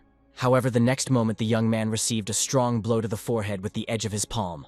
Before losing consciousness, the guy heard a female voice, which said that she was glad to meet again. When the Necromancer opened his eyes after an indefinite period of time, he did not understand where he was, since the place was unfamiliar. Sitting up, Adam tried to remember the thread of events that had taken place. Suddenly, 2 unknown girls appeared in front of him and called him Sir. Staring at the maids, the guy asked them who was the owner of this bedroom. Jumping abruptly out of bed, amid the indignant cries of the servants, Adam tried to break through to the exit of the room. On the way, he tried to find out who the mistress was, for which he received 2 uncomprehending glances in his back. One of the girls said that the young gentleman had no right to leave the room without the permission of the mistress. However, our hero was not going to listen to strangers and had already opened the door. but there was an obstacle to his freedom. Rosalind Taylor stood in the hallway and seductively asked the young man if he was awake. Memories from the lake copy where the girl tried to kill him surfaced in Adam's head. Smiling, Rosalind said that she had already promised to find the Necromancer back then. Turning her gaze to the maids, the kidnapper demanded that they leave the room. As soon as the door slammed shut, the young man asked Miss Taylor what she was up to. Activating her power, the blonde extended her hand towards the young man's neck and asked him to take his time. Suddenly, an unusually beautiful white flower grew from the guy's neck, and Rosalind immediately reached for it. When the girl plucked the sprout, Adam immediately felt the seed disappear from his body. Looking at his acquaintance with displeasure, the main character demanded that she explain what was happening. Smiling, Rosalind explained that she was the eldest daughter of the Tang family, and the Necromancer was her husband, so he was the young master. Taking a fighting stance, Adam recalled that he had beaten up a girl at the lake, and now she had kidnapped him and made him her husband. The player's words angered the kidnapper, and she shouted that the young man himself was to blame for everything that was happening, as he had ruined her plans.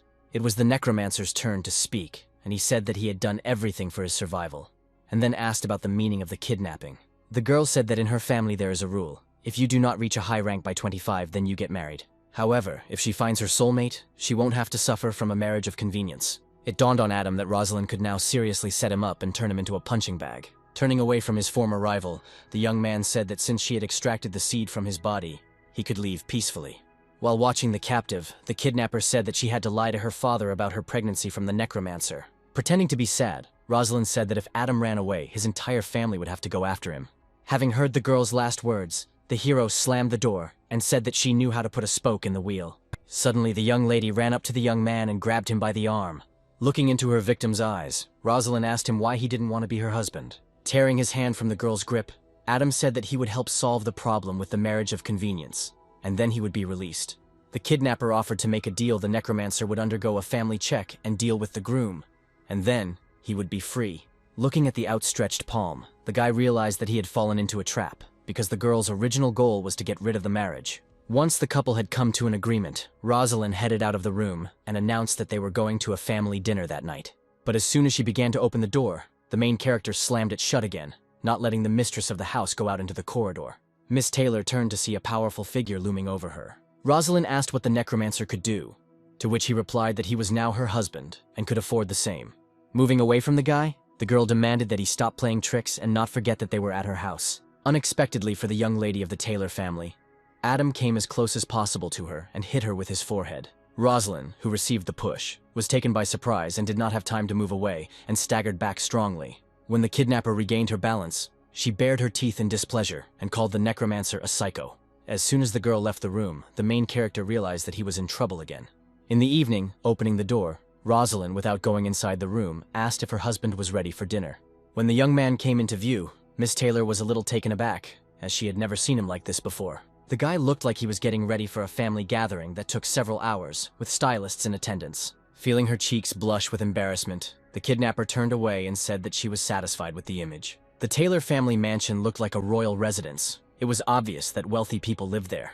Upon entering the main hall, the couple were met by maids who joyfully greeted their masters. Leaning towards the boy's ear, Rosalind demanded that he say nothing and obey her. Two people appeared ahead, a man and a woman, who looked expectantly towards the young people. Jessica Taylor, who was the girl's mother, happily greeted her relative. To maintain the rules of decency, the blonde said who was in front of them, and Adam greeted the woman. The main character, under the displeased glances of his wife, told Jessica with a smile that he thought she was Rosie's sister. Suddenly, a disgruntled male voice came from the side, accusing the young man of frivolity. Turning his head towards the speaker, the Necromancer assumed that the man was his wife's great-grandfather. Feeling deeply awkward, Rosalind revealed that the person standing in front of the boy was her father, Nicholas Taylor. Pretending to be sorry, Adam apologized and blamed it all on his eyesight, which had failed him this time. Mr. Taylor thought grimly that if the boy had not been the father of an unborn grandson, he would have killed him on the spot. Rosalind approached the young man and demanded that he behave decently. But then behind the assembled group a door creaked, and then light footsteps were heard. The head of the family, Gregory Taylor, entered the hall, radiating an aura of power. The clan members and servants bowed their heads before the man.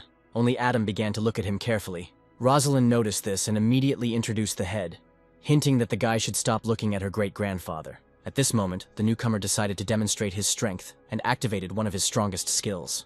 Air currents mixed with magic began to radiate out from Gregory in all directions. The show created for Adam had no effect on him when his family members were going through a tough time. Suddenly, the old man laughed loudly and declared that there was something of his old style in the young man. Stepping forward, Rosie tried to justify herself, saying that the Necromancer had never been to family dinners and didn't know the rules. When dinner began, Adam tried to behave as indecently as possible, in revenge for his kidnapping. Loudly chomping, waving his arms and trying to speak with his mouth full, the guy tried to figure out how much patience those around him would have. However, the space in the stomach ran out quite quickly, and the young man received only uncomprehending looks. After some time, the head of the family asked if everyone had eaten enough, and then said that he wanted to talk to Adam alone. Rosalind and her father tried to leave the man in fear, as they did not know what to expect from him. Instantly angry at his relatives, Gregory again told them to leave the room. After watching the Taylor family leave, Adam's attention turned to the old man sitting in front of him.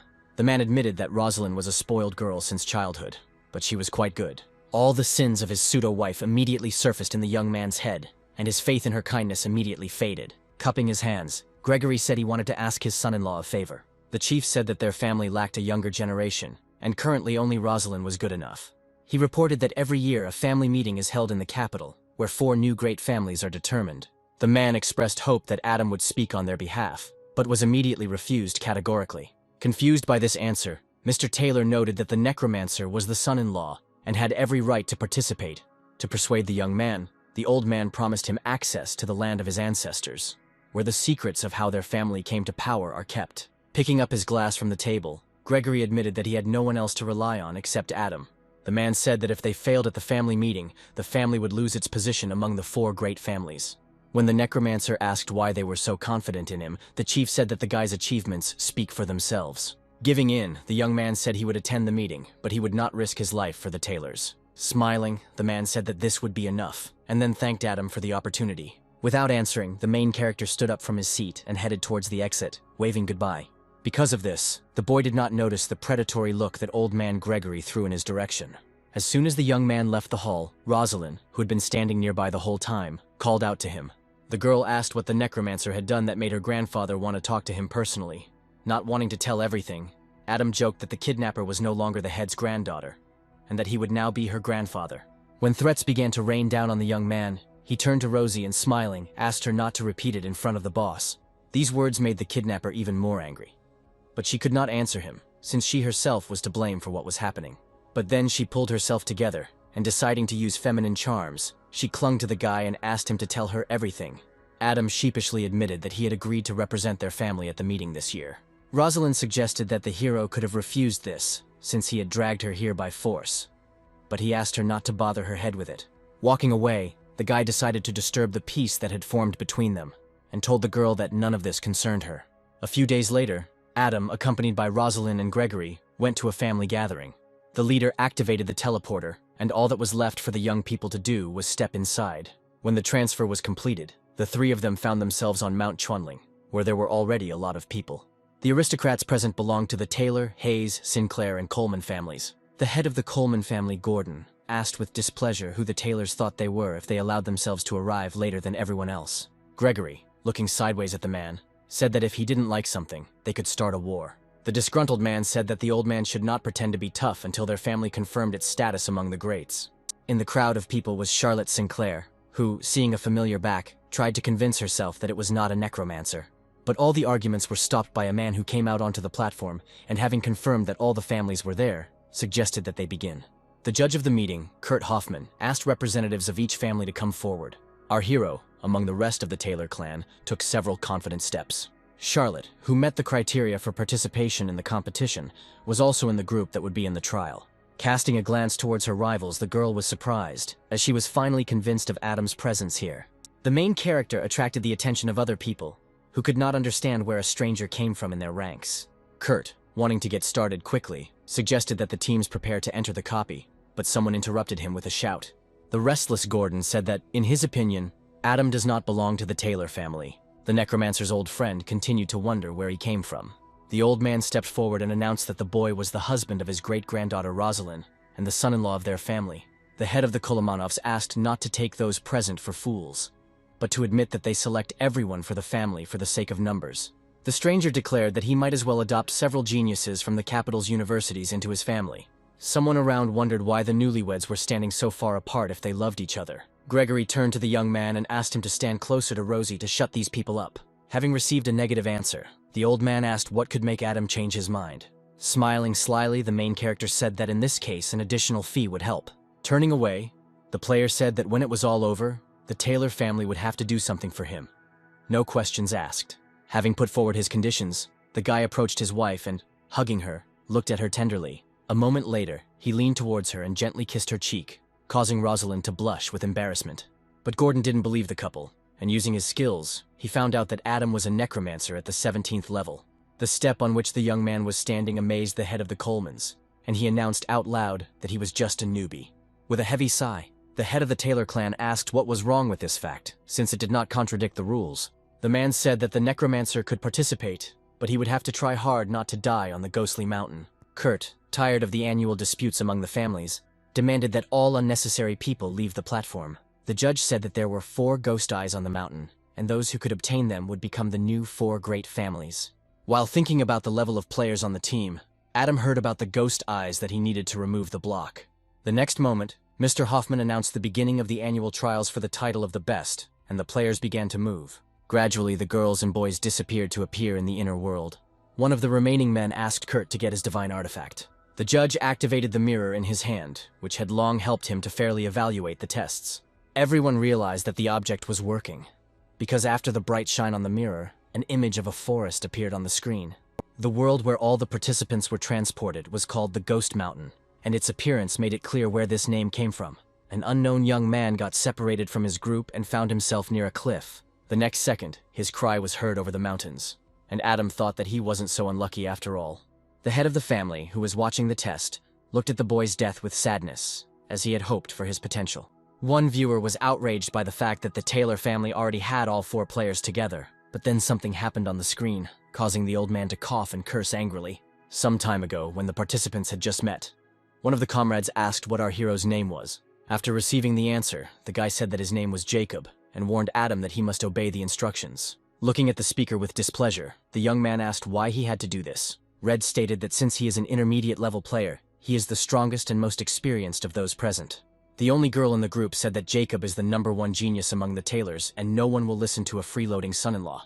Not wanting to argue with anyone, Adam said that in that case he would listen to his elder and, in case of danger, hide behind his back. On the other side of the screen, Gregory sighed with displeasure as he instructed Jacob to listen to the newcomer. Taking command, the new leader of the group gave the order to move forward, as they had to find the eye first. Following his partners, Adam tried to think of a way to get the ghostly eye, which was now needed not only by him. Suddenly, an old woman appeared ahead, sitting on a chair in the middle of an empty clearing. The group decided that this was an NPC of the Ghost Mountain, and it was better to avoid it. When 3 people had already passed by, the girl exhaled joyfully, saying that the stranger was too close. But then the creature opened its eyes and loudly announced that there was no place for the living on the ghostly mountain. Liana and Jacob turned to face their grandmother and looked at her in surprise. Rising abruptly from her seat, the NPC stated that she would not tell the group anything except that there were real ghosts on the mountain. Adam, who did not want to be hurt by the sudden attack, pulled out his weapon and activated it. Putting a blade to the old woman's neck, the guy said that everything she had said was nonsense, and demanded that she tell him everything she knew. The 3 members of the Taylor family looked on in confusion, and did not know how best to respond. In the real world, great-grandfather asked Rosalind if Adam had always been so brave. The stranger, who was actually a monster, decided to activate her powers, and then wait for the right moment and attack. But the main character did not give his rival such a chance, and, hitting her in the face with his fist, asked her not to pretend. The partners did not expect that the newcomer would hit a woman, so they recoiled in shock from the scene of the battle. The successful attack angered the villainess, and she began to shine an acid green color that reminded of evil spirits. Clenching his fist into his palm, the young man declared that since the old woman was not saying anything, he would have to beat the truth out of her. After a series of successful attacks, Adam grabbed the NPC by the scarf and lifted him off the ground, depriving him of the ability to resist. The woman, realizing that her condition was close to critical, promised to tell everything voluntarily. Having put the captive on the ground and straightened her clothes, the necromancer said that she should have immediately come forward and no one would have beaten her. The stranger said that the legend says that the world of the living and the underground intersect on the Ghost Mountain. It is for this reason that there are many vengeful ghosts wandering here who cannot leave for reincarnation. The old woman said that the spirits hide in the fog, but as soon as they sense the presence of the living, they jump out and attack. The woman seemed to hypnotize Adam, and until the queen called out to him, he could not distinguish between sleep and reality. The young man demanded that the captive tell him something else, but she said that she didn't know anything else. Looming menacingly over the monster, the protagonist asked her if she knew anything about where to look for the ghostly eyes. The heads of families who watched the test were surprised by how the Taylor family's son-in-law decided to complete the task. Gregory asked his granddaughter why the necromancer used a blade in his attacks. Adam grinned and said that if the NPC really didn't know anything, he wouldn't use a weapon against her. Putting her hands forward in a protective gesture, the woman said that she knew the location of only one eye. The old woman revealed her cards, saying that the boring item was in the possession of the ghost monk. The protagonist asked the villain if he had heard the name of the owner of the transparent eye correctly, and received a positive answer. The monk was once an enlightened being who vowed to rid all vengeful ghosts of their suffering. That day, he washed himself, lit incense, and holding a Buddhist staff made of lapis lazuli, he stepped onto the ghostly mountain. For a moment, a bright light shone on the ghostly mountain, revealing a giant golden Buddha, as if he had descended onto the mountain. But soon the Buddha was swallowed up by the ghostly mist, and later, when people saw the monk again, he became the ghost monk. The woman said that the temple was ahead, and if the group wanted to deal with it, the weapons would need to be more lethal. Turning away from the informant, Adam promised that this time he would believe her and go to the temple to verify what was said. Taking advantage of the fact that no one could see her, the witch began to build up her inner strength in order to take revenge for the way she was treated. Approaching the young man unnoticed, she raised her hand to attack. But the main character foresaw this outcome, so he immediately turned to his opponent and demonstrated his readiness for battle. The old woman's entire enthusiasm instantly disappeared, and she, unpleasantly surprised, screamed. Taking a swing, Adam attacked the local resident, leaving her no chance to cause even the slightest harm. The system reported that the Necromancer defeated a regular NPC and received 1 point of deadly energy as a reward. A notification appeared that if the player's blade gains 100 points of such energy, it will receive the Ghost Slayer enchantment. Turning to his comrades, the young man smiled at them, but for some reason this expression frightened them. Liana moved closer to Jacob and asked if someone had possessed Adam. Grinning even more, the protagonist tried to calm his partners and said that he was not going to turn them into energy. The guy's explanation, on the contrary, frightened the Taylor family members even more, and they unanimously took a step back. After some time, the guys overcame their fear and said that since Adam still saw them as comrades, there was nothing to be afraid of. For several hours now, the Taylor family group had been moving through the dense forest, and still had not found the desired temple.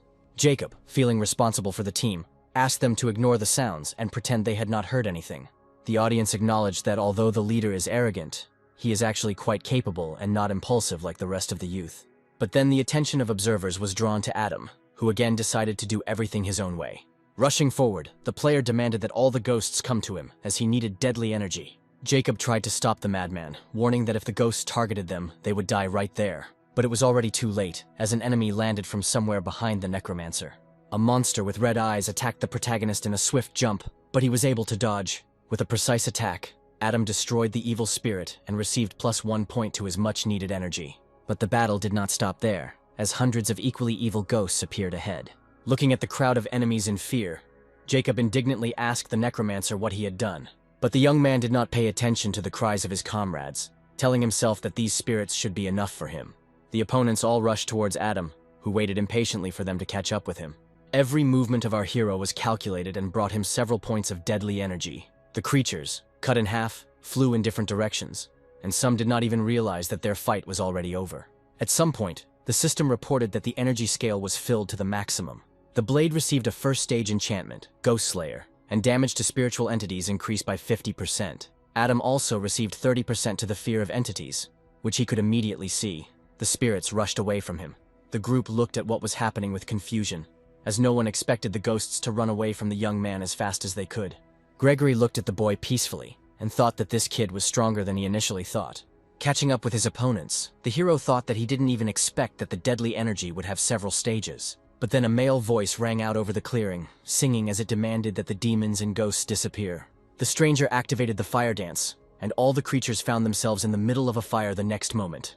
The only one who was upset about what was happening was Adam, who lost the opportunity to get energy points. In front of the group stood a man who had just destroyed a small army of spirits. People from reality immediately recognized the stranger as a monk of the Dong family, who is an important NPC and reduces the difficulty of the trial. Only Gordon was unhappy with what was happening, because the Taylor family could once again maintain its position among the great families. The monk addressed the rescued people, saying that the Ghost Mountain was a dangerous place, and they needed to leave quickly. Jacob said that their team, on the contrary, needed to climb the mountain and get a certain item. Alvin agreed to take the boys where they needed to go, but asked them to be extremely careful and rely only on themselves. For the leader of the group, this only meant that they no longer had to fear that Adam would ruin everything and drag them down. With the NPC, everything really went much easier, and the company's progress accelerated significantly. Liana, who was the most timid of those present, asked the elder if they really needed to climb the mountain. Hugging the girl and patting her on the head, the guy asked her not to be afraid of anything, as he would not let anyone hurt her. Adam watched the scene with his eyes rolled and thought that if something happened, these two would immediately start calling for help. The young man swung his blade to clear the grass from the path that led further into the mountains. Alvin looked at the Necromancer's weapon in surprise, as it felt like dense, deadly energy. The man approached the young man and asked him what he did for a living, to which he received the answer that Adam was a butcher. But the monk did not believe what was said, since such energy cannot be obtained from cutting up pigs. The power from the blade spread out in smooth waves, removing unnecessary plants and opening the way. Jacob looked closely at the place where the guy was and shouted that he saw a passage there, which meant that someone had gotten ahead of them. Noticing that the entire group of boys wanted to rush forward, Alvin asked them to stop in a worried voice. Having gained the attention of his comrades, the man raised his hand and pointed his finger forward, drawing their attention to something. A clearing opened up in front of the Taylor family representatives, where there was a pile of bodies. Liana reported that she saw familiar people among the dead. Therefore, these were people from another clan. Approaching the fallen, Alvin suggested moving on, since they could no longer help here.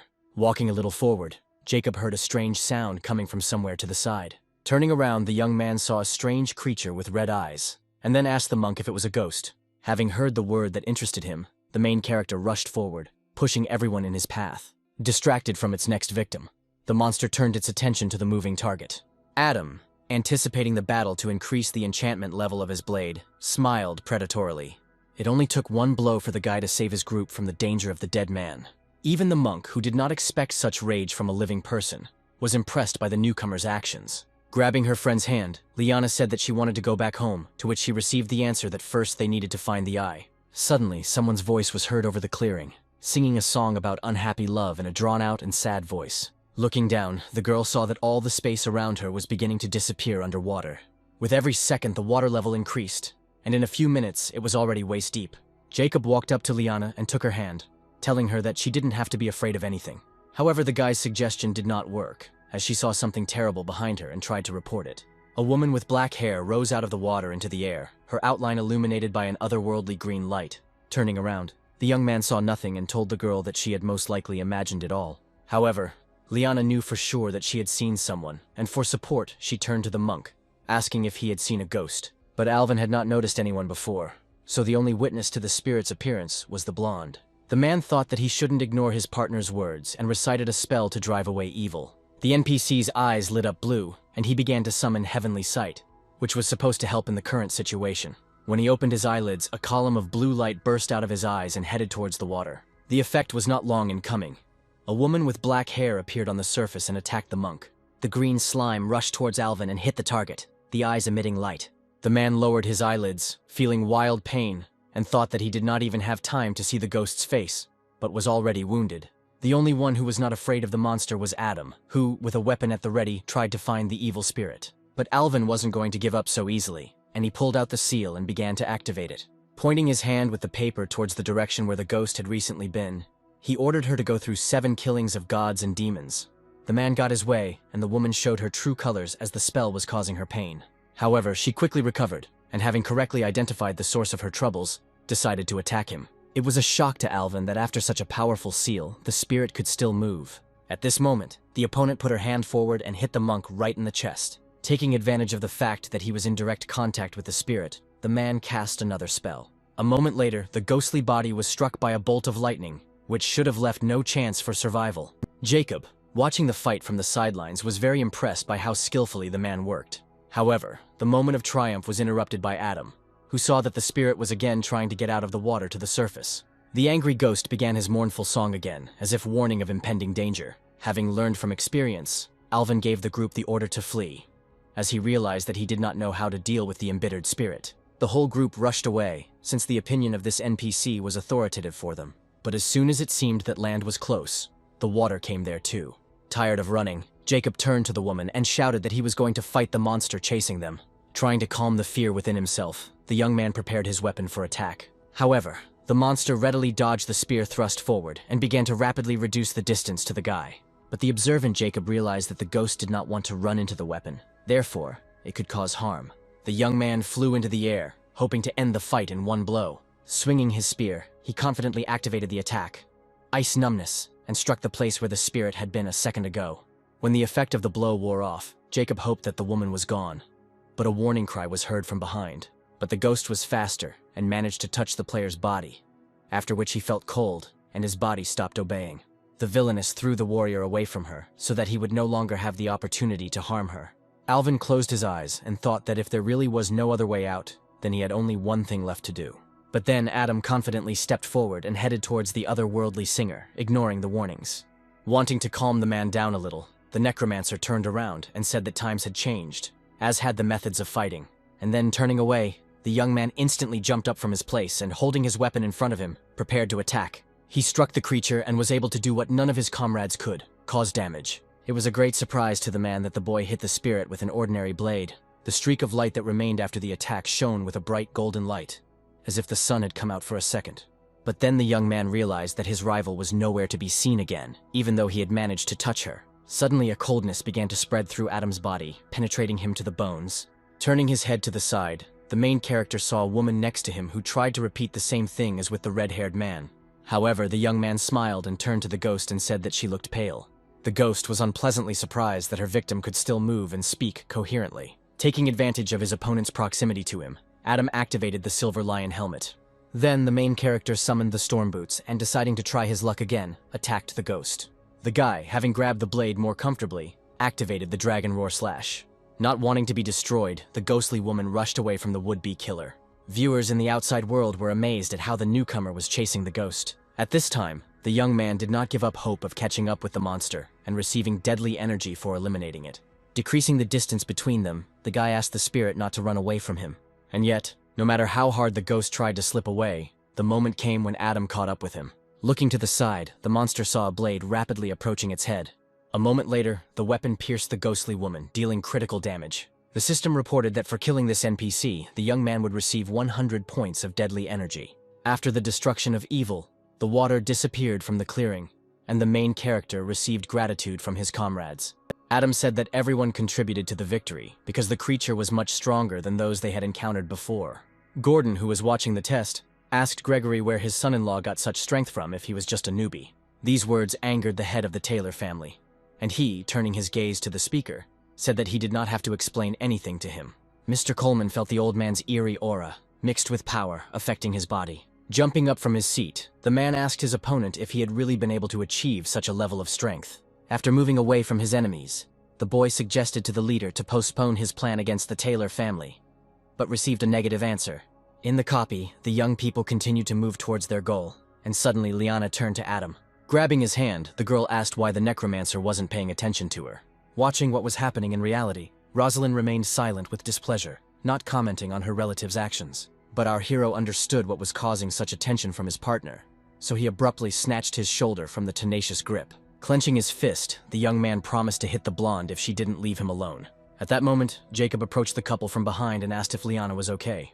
The girl suddenly changed her mind and told the player that she shouldn't have behaved like that, because he was the best for her. The conversation between the comrades was abruptly interrupted by Alvin, who reported that he felt a strong yin energy and the sounds of fighting ahead. Turning to the group, the man warned that he could not determine who was ahead, friend or foe. But then he noticed that there were only 3 players in the clearing, so he asked where Adam Miller was. Hearing a branch snap ahead, the monk turned his gaze to the source of the sound, but saw only the edge of the Necromancer's cloak. Without giving himself time to think, the main character was already running towards the battle, wanting to upgrade his weapon to be more lethal. As he jumped down, the boy shouted, announcing his approach and stating that he was an expert in exterminating evil spirits. Feeling a wave of excitement rising inside him, Adam was already mentally fighting the ghosts. The young man landed right in front of the spirit for which he had run to the family of his opponents. The people in danger belonged to the Coleman clan, and they were infinitely glad that help had arrived. Adam had a few seconds to take in the monster he was about to fight. At this time, the Taylors arrived at the edge of the cliff, and the monk said that in front of them was a ghost who removes the skin from the victim and wears it to her. The blonde introduced himself as Eric Coleman, and asked the Necromancer to help their family defeat the evil spirit. Having heard the name of the guy standing next to him, The main character said that he would not help him.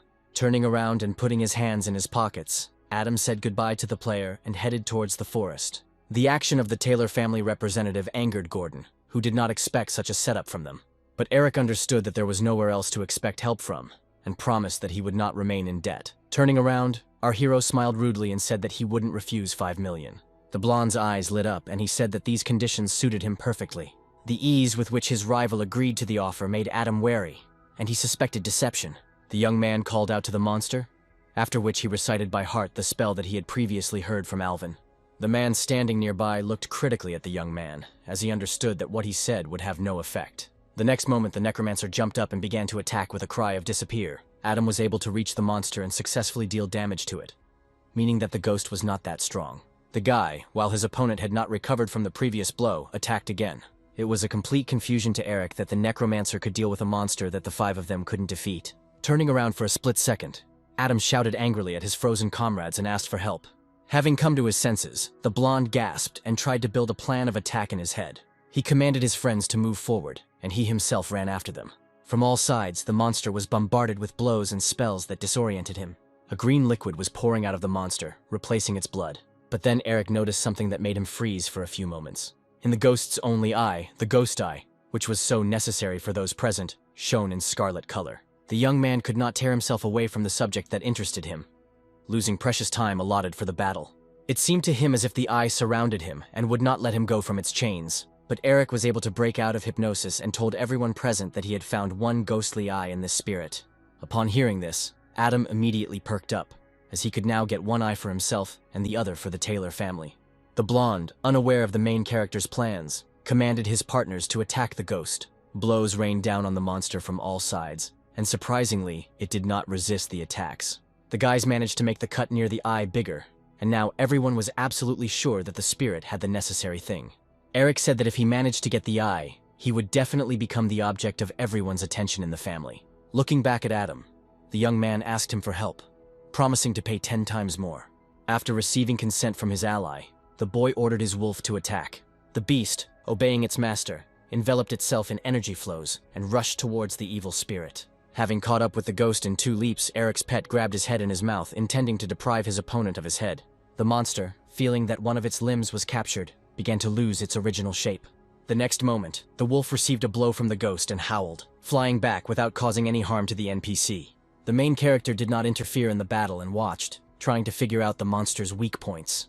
Now the spirit had acquired a diamond shape, with a huge red eye in the middle. Suddenly, the Wolf King appeared from the side again, attacking the monster with furious rage. But the eye had already seen the danger, and it was obvious that he would not ignore it. The spirit released black tentacles in the direction of its opponents, which looked dangerous even at first glance. Eric let out a frightened breath and informed Adam, who was standing next to him, that what was happening was dangerous. Alvin, who had been at the top of the cliff all this time, tried to shout to the Necromancer, but it was all in vain.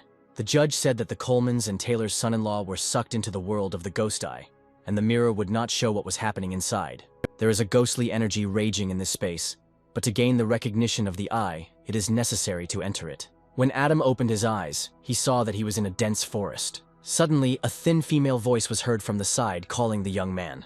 The girl said that she was afraid to be there and asked to be taken to a safe place. Smiling, Adam said that he would be happy to help, but warned that he would not do anything for free. Modestly lowering her eyes, the stranger said that she had nothing to repay for his kindness, and began to slowly unbutton her shirt. Running up to the guy, the girl pressed her whole body against him and said that she would give him all of herself. At that very moment she received a punch in the face, which was a big surprise. The impudent girl flew away from the main character a few steps, and apologies were heard after her. Rubbing the place of the blow and looking at the ground in confusion, the stranger asked why the young man was so cold towards her. Guessing that Adam didn't like damsels in distress, she raised her hand, and the next moment another lady appeared, putting her finger to her mouth and then licking it.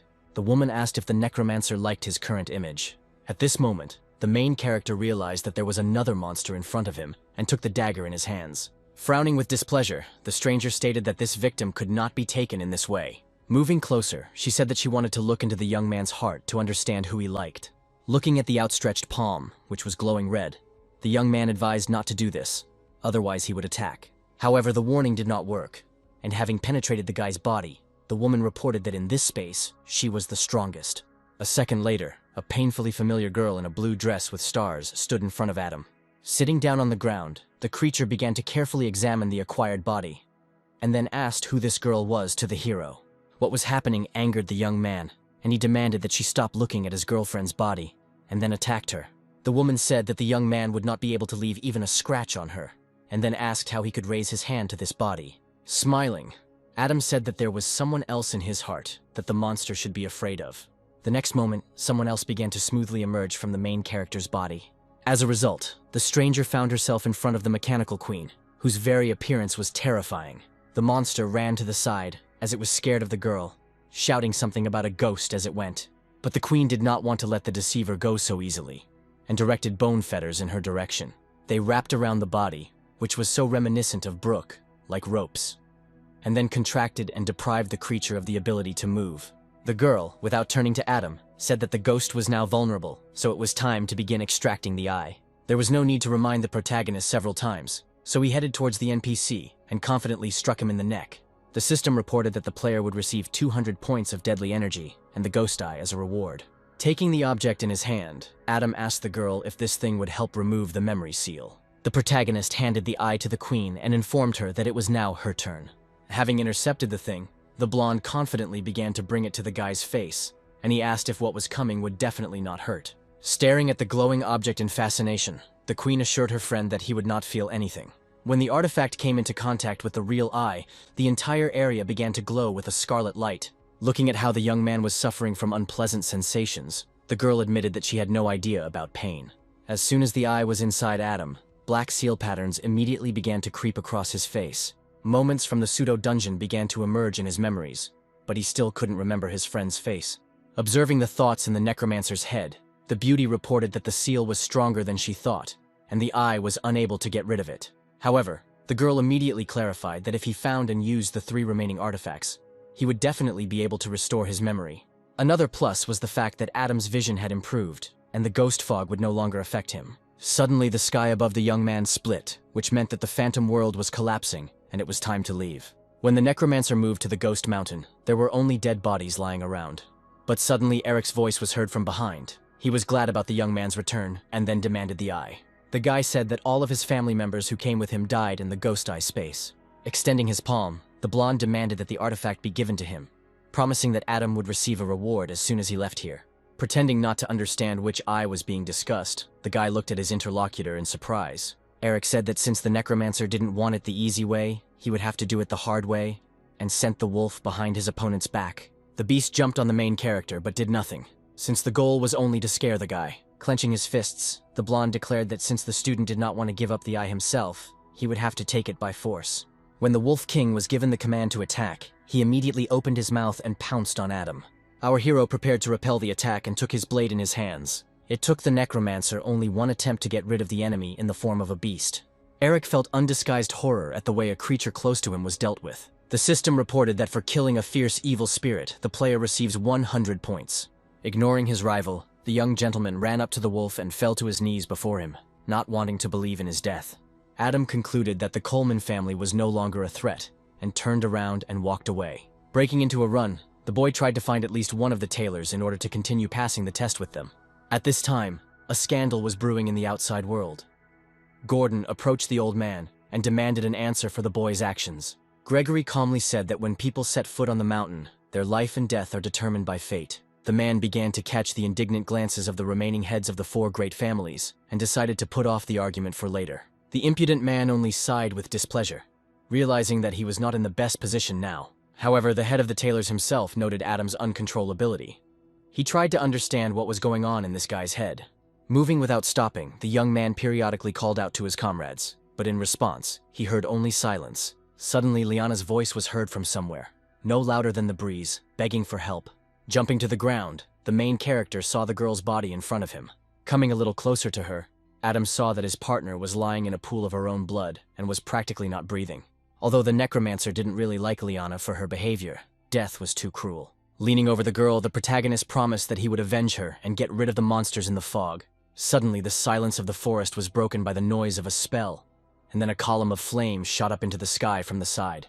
Adam quickly found himself at the scene of the battle, and met Jacob and Alvin there, who looked at him with joy. Without wasting time on greetings, The young man approached the group leader and asked where Liana was now. Seeing how the player's face changed, the Necromancer began to shout, demanding an answer. All the guy could say in his defense was that everything that happened was his fault. Then the fog was very thick, and the girl followed it, and then suddenly she screamed as if she was surprised and disappeared. However, frightened by the fog, Jacob did not immediately rush after her, and Liana disappeared without a trace. Clutching his head, the young man began to continually ask forgiveness for his carelessness. But Alvin took Jacob's side and said that it was not his fault that the girl had been killed by Baopigui. Noticing the newcomer's puzzled look, the monk explained that this creature was the most terrible ghost in existence. The Baopigu people are ugly by nature, so they hunt beautiful people and skin them. They originally wanted to wear the skin of the victims, but the human yin energy is too strong, so they make lanterns out of the skin. Jazzy, who had been silent all this time, turned to the monk with a question, but was never able to utter it out loud. But the man understood what the young man wanted to know, and confirmed that Liana had barely fallen behind the group when she was immediately killed. Looking fearfully behind Adam, the guy asked if these were the lanterns that Alvin had spoken of, and then pointed in their direction. Turning around, the main character saw that the entire space behind him was filled with yellow glowing objects. Suddenly, a man jumped forward in front of the young man, trying to cover him from danger. The lanterns didn't care who they destroyed, so they moved towards the monk without a single hitch. Having seen this more than once, Alvin began to read the banishing spell. It clearly had a positive effect, as the little killers scattered in all directions. However, Adam was not happy about what happened, as he had hoped to get some more deadly energy from the enemy. He rushed after the disappearing lanterns and began to chop with his blade in all directions indiscriminately. The monk warned that the lamps were just a trick. The real horror was Huapigui hiding behind the scenes. At that moment, the outline of one of the most dangerous ghosts in this world appeared behind the young man. Adam immediately sensed a catch, and turning around he realized what exactly had confused him. A gray hand with red claws was dangerously close to the young man, intending to grab him. At the last second before being captured, the player managed to dodge, and then cursed rudely. In the end, the monster missed its target, and the hand only hit a tree standing behind. After the first mistake, the ghost decided to show himself completely, and, freezing in front of Adam, began to stare at him intently. Smiling, the monster said that he really liked the Necromancer's skin, and then asked to give it to him. Slowly moving towards the guy, the NPC said that his skin was better than all the others, and since he was silent, it meant he agreed to give it to him. Not wanting to let the giant get any closer than it was now, the player swung his blade and ordered the enemy to get down. The lantern that was placed on the opponent's head flew apart in all directions, revealing to the world the true appearance of Huapigui. This angered the ghost, and its scarlet energy burst out, causing people to dodge it. Covering his face, the monster said that he always tries to treat his victims kindly, but no one appreciates it. Jumping sharply from his place towards Adam, the NPC said that he would remove his skin and then eat his flesh and soul. But the young man did not want to give up so quickly, and taking hold of the blade with both hands, he prepared to attack. When the Necromancer struck the first blow, he concluded that he had a very strong opponent. However, the deadly energy obtained during the test was of great help in the fight against this monster. Seeing the paw raised above itself, the guy concluded that he could defeat this creature only by entering a berserker state. To activate the special mode, Adam began to wait for the blow that would help him rebuild his body. But then an ice shield grew in front of the ghost's limb, preventing him from reaching the newcomer. Suddenly a small group of people appeared from somewhere in the forest and announced that they were going to provide support. They began to confidently strike at Huapigui, leaving the main character in a safe zone. There were 5 people in total who came to help, and they all looked absolutely healthy and unwrinkled. Adam recognized the guy who was their leader, Peter Sinclair, the junior sword god of the Sinclair family. The Necromancer was impressed by the young man's high attack power. But then the time for a short respite passed, and the ghost again rushed at the people. The stranger from the arriving company used her magic and countered the monster with ice cover. The opponent's hand hit the ice and he was unable to harm Peter. The protagonist was impressed by how his partners worked together and chose their timing well. The next moment, the player came to the conclusion that Baopigui had a ghostly eye, otherwise why would his opponents help him? Alvin came up from behind and reported Jacob's disappearance, and then offered to continue dealing with the ghost. When Adam said that he would arrive a little later, the monk said that he would wait for him. The player came to the conclusion that the Sinclair family team was too powerful, so Baopigui's escape from them was not surprising. Peter repeatedly used various powerful sword-fighting techniques that were difficult for the ghost to counter, and yet the moment of truth came. The monster's head was cut into 2 parts. The leader gave the command to his comrades to attack so that the ghost eye space could not open. All the Sinclairs began to act as if they were a single mechanism, attacking the NPCs from all sides. While the other guys were preventing the portal from opening, one guy jumped up so as not to miss the valuable item. After a few moments, He saw that the ghost eye was at his face level, and he could grab it with his hand outstretched. Rejoicing at such good fortune, the stranger slowly and carefully extended his palm towards the artifact. However, the item disappeared from under the player's nose while he was hesitating and trying to be extremely careful. Peter glanced towards the forest and saw the newcomer running away and ordered his men to catch up with him. Ahead of everyone ran the guy who was responsible for the eye going to the other team. Adam was happy that he had the second eye. He only had to collect 2 more. Peter threw his partner a sword, which was supposed to help catch the fugitive. The young man, without slowing down, grabbed the handle and immediately understood why their leader had handed over the weapon. The sword, feeling that it had once again entered the palm, pulled its bearer forward, giving him acceleration. A few moments later, the enemy caught up with Adam, who was unhappy with the current situation. With a little more effort, the Sinclair family member jumped up and blocked the Necromancer's path further. The strong man said that the newcomer could not escape now, since Peter would soon arrive here. But life had its own plans for life. A pair of strangers in black cloaks that hid their faces emerged from the forest.